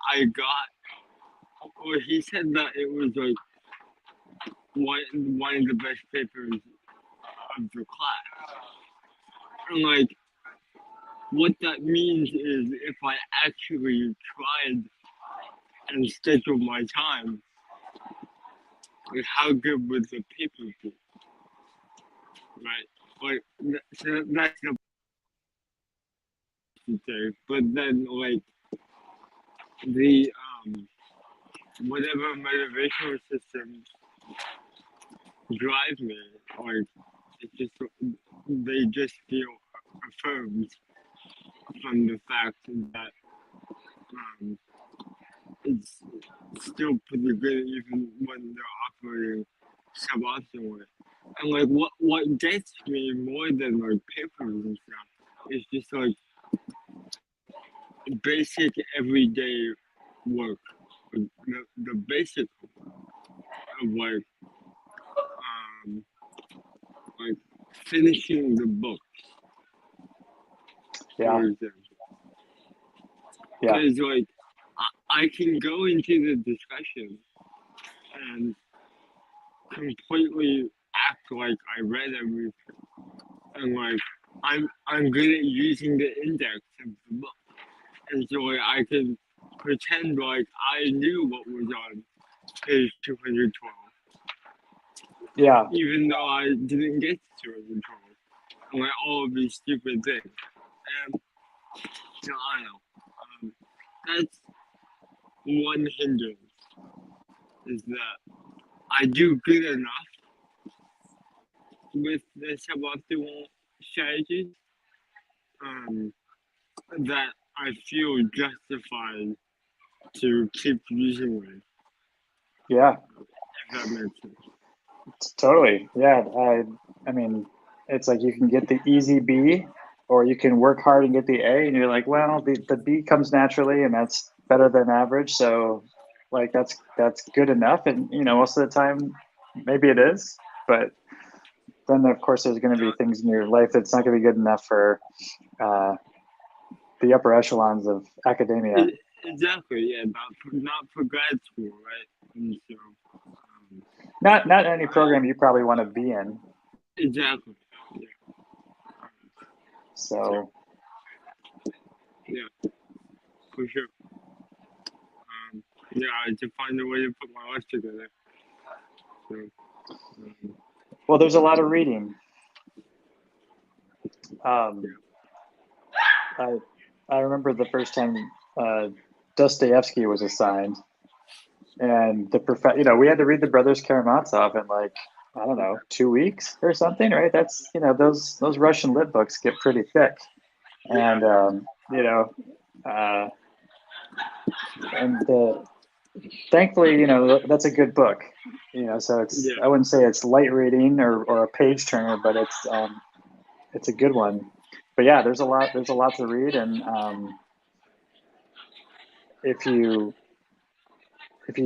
don't read it, but you can hold your own in class discussions, like you can get away with that. But I think when it comes to the papers, it's a lot harder to come up with a good thesis and defend it if you don't have you know, more of the works.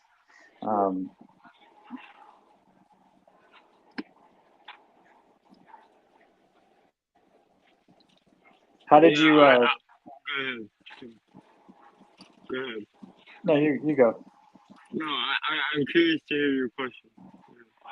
Oh, I was just gonna ask you to tell me and remind the listeners here how you stumbled into this corner. Yep. So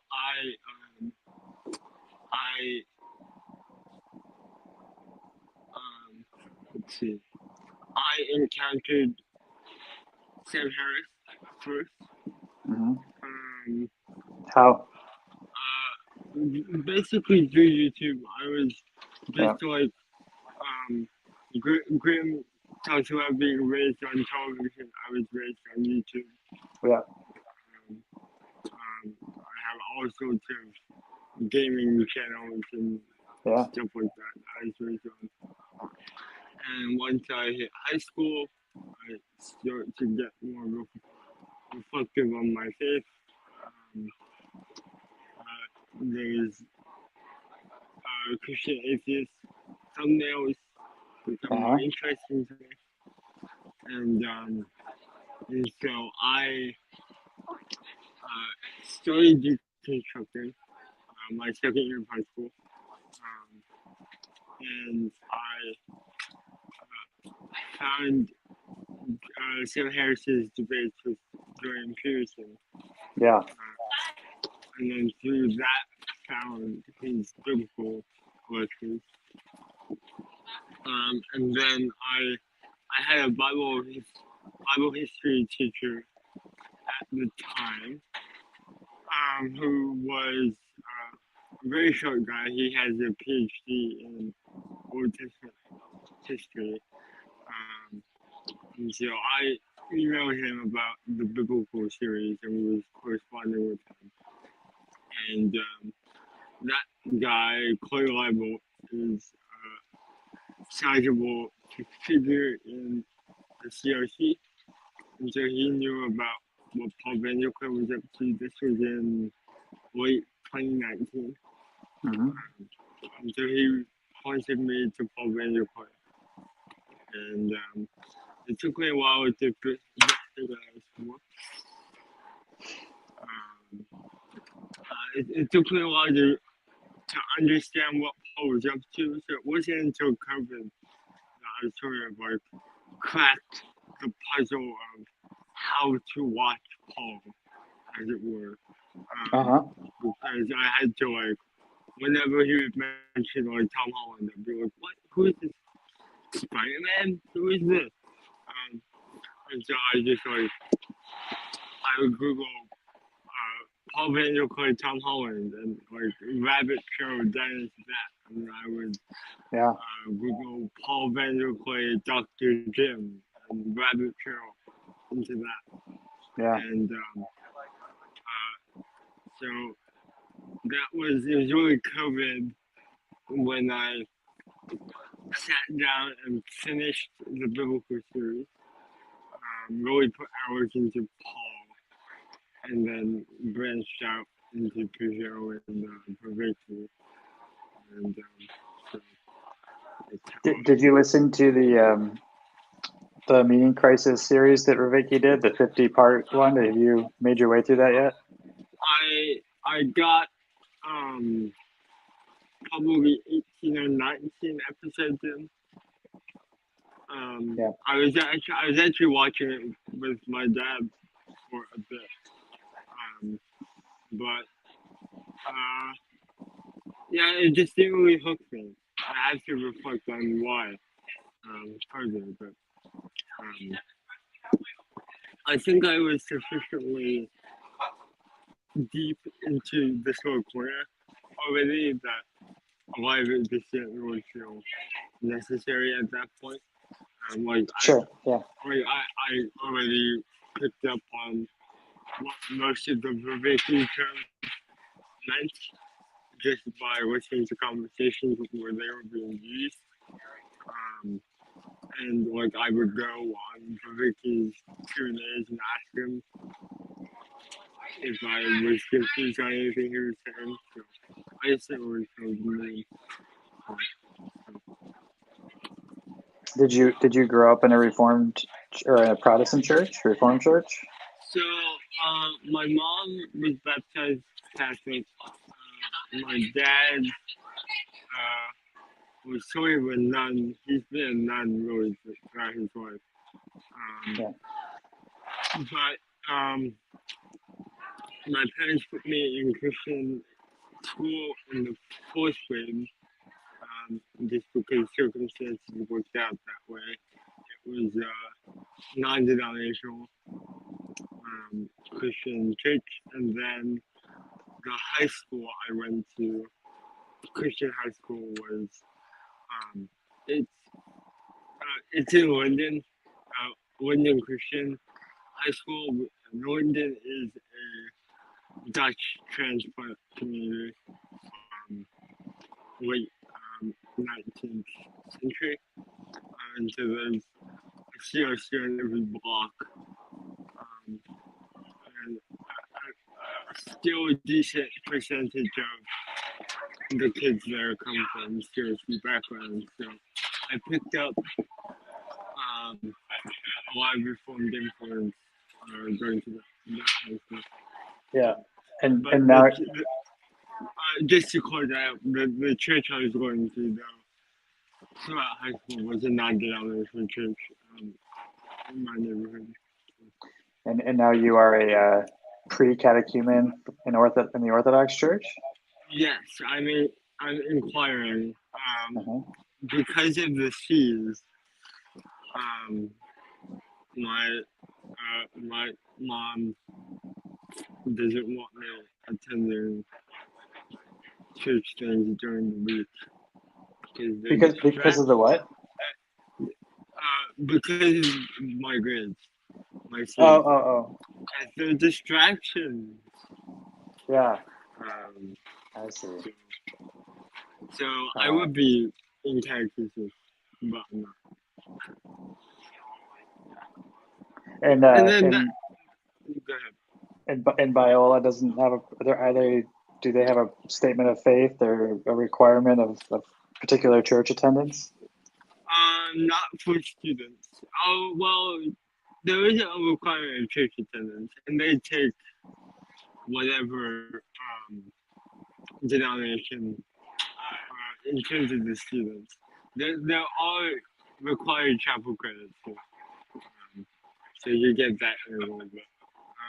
Students are encouraged to go to church. They're not required to go to church. Although on the faculty side, there is a bit of a history between Biola and Orthodoxy that makes it somewhat weird to be in Orthodoxy, but not really that weird. So, yeah.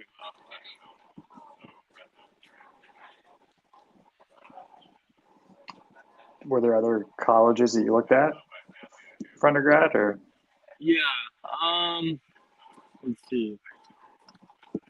So I had a short list. So I was looking at I'd say Hillsdale was my number 2.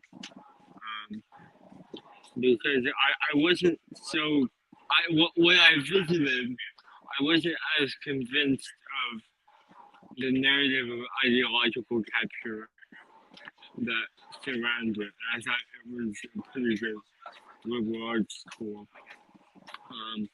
So Hillsdale was second, and then I guess the other big one was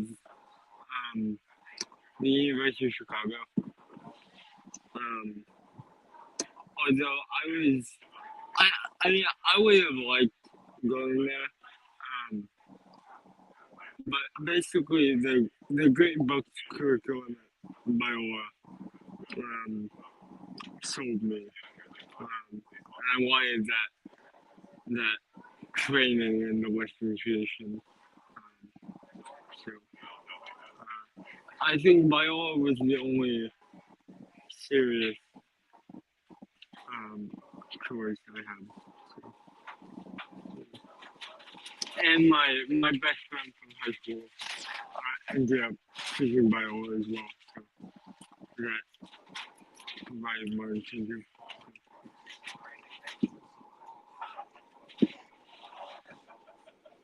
Well, is there anything else you want to talk about before we throw the switch?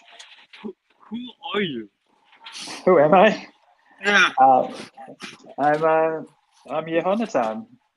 Okay. No, I share a similar story as you. I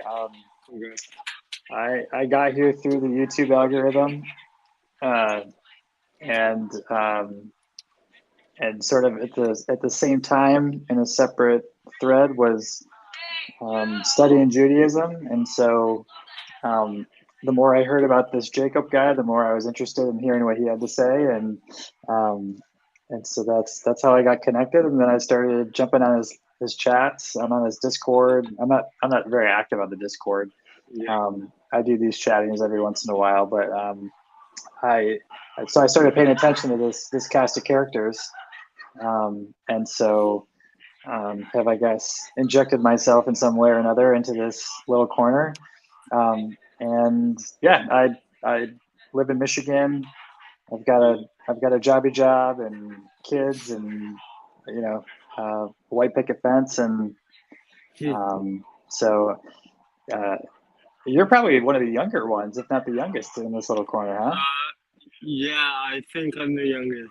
I know one other person, he's kind of dropped out because his wife got busy. I still keep in contact with him. His name was Colton Kirby. He had a channel for a while and was on Bridges of Venus. And we actually keep in contact quite frequently. Yeah, we should call you Little Richard. Yeah. Wait, so did I hear correctly that you were a Noahide, or was that another person? Nope, that's me. I don't have a certificate or anything, but yeah, I guess I identify as a Noahide. Although, like, I don't know that I love. I mean, it's a term. It's a real thing, but it's also kind of a unaffiliated. I don't know. It's like the status of that is somewhat in question, but I guess I kind of arrived there through deconstructing my Christianity to the point where I kind of went all the way down to a I guess a de facto atheist position, although I never really held that very strongly. And then it kind of reemerged as I don't know, I kind of started from the bottom up and never left the Tanakh, the Old Testament phase. So I don't know. Yeah, that's I have been Catholic. I have inquired about Orthodoxy, not officially, but so I've done a lot of Christian laps and much more conversant and familiar with Christianity and Christian theology. So Judaism, Hebrew, all that kind of stuff is much more new to me, although I had a lot of exposure as a Christian, of course. And I grew up in the Reformed tradition, and there's a lot of Bible reading there and a lot of Bible literacy. And so I'm grateful for that, because even though I'm having to sort of unlearn things or come at it from a Jewish perspective, which is sometimes shockingly different than Christian perspectives, or at least Protestant perspectives. I have a lot of the familiarity with at least the outline, the skeleton.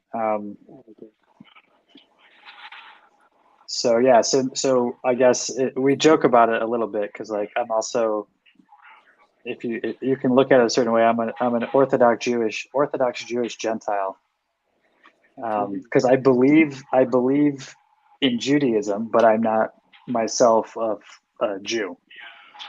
But that's what the Noahide is. Although I guess I don't know. Like I don't know how much a Noahide has to actually like. You're sort of a Jew by virtue, or you believe in Judaism by virtue of doing what the Jews think that Gentiles should do, which is to follow the laws of Noah. But I'm but I'm a long ways off from getting my my Noahide rabbinical ordination. So we'll see. It was so interesting finding Jacob because once I heard him talk for a while, it's like if I wanted to, I could deconstruct again, which is kind of annoying, honestly. It's like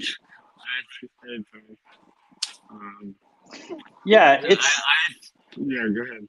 It's exhausting to deconstruct and reconstruct, and eventually, I think there's some wisdom in just settling down and just picking a thing and going with it. So I sometimes wonder about myself, like with feels like my churn in terms of propositional beliefs, but because there's still a thread of spiritual development that still happens, right? So that part kind of persists even though you change your clothes, right? It's still the same body.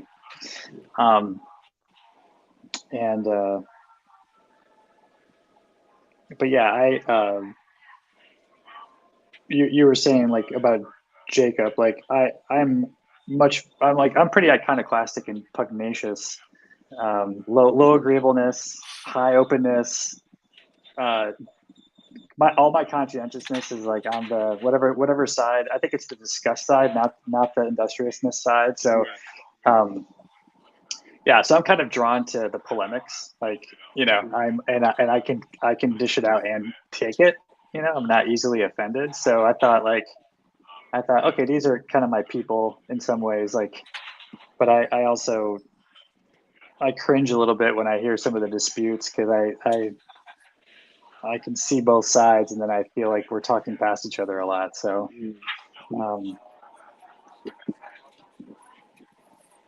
so we shall see. But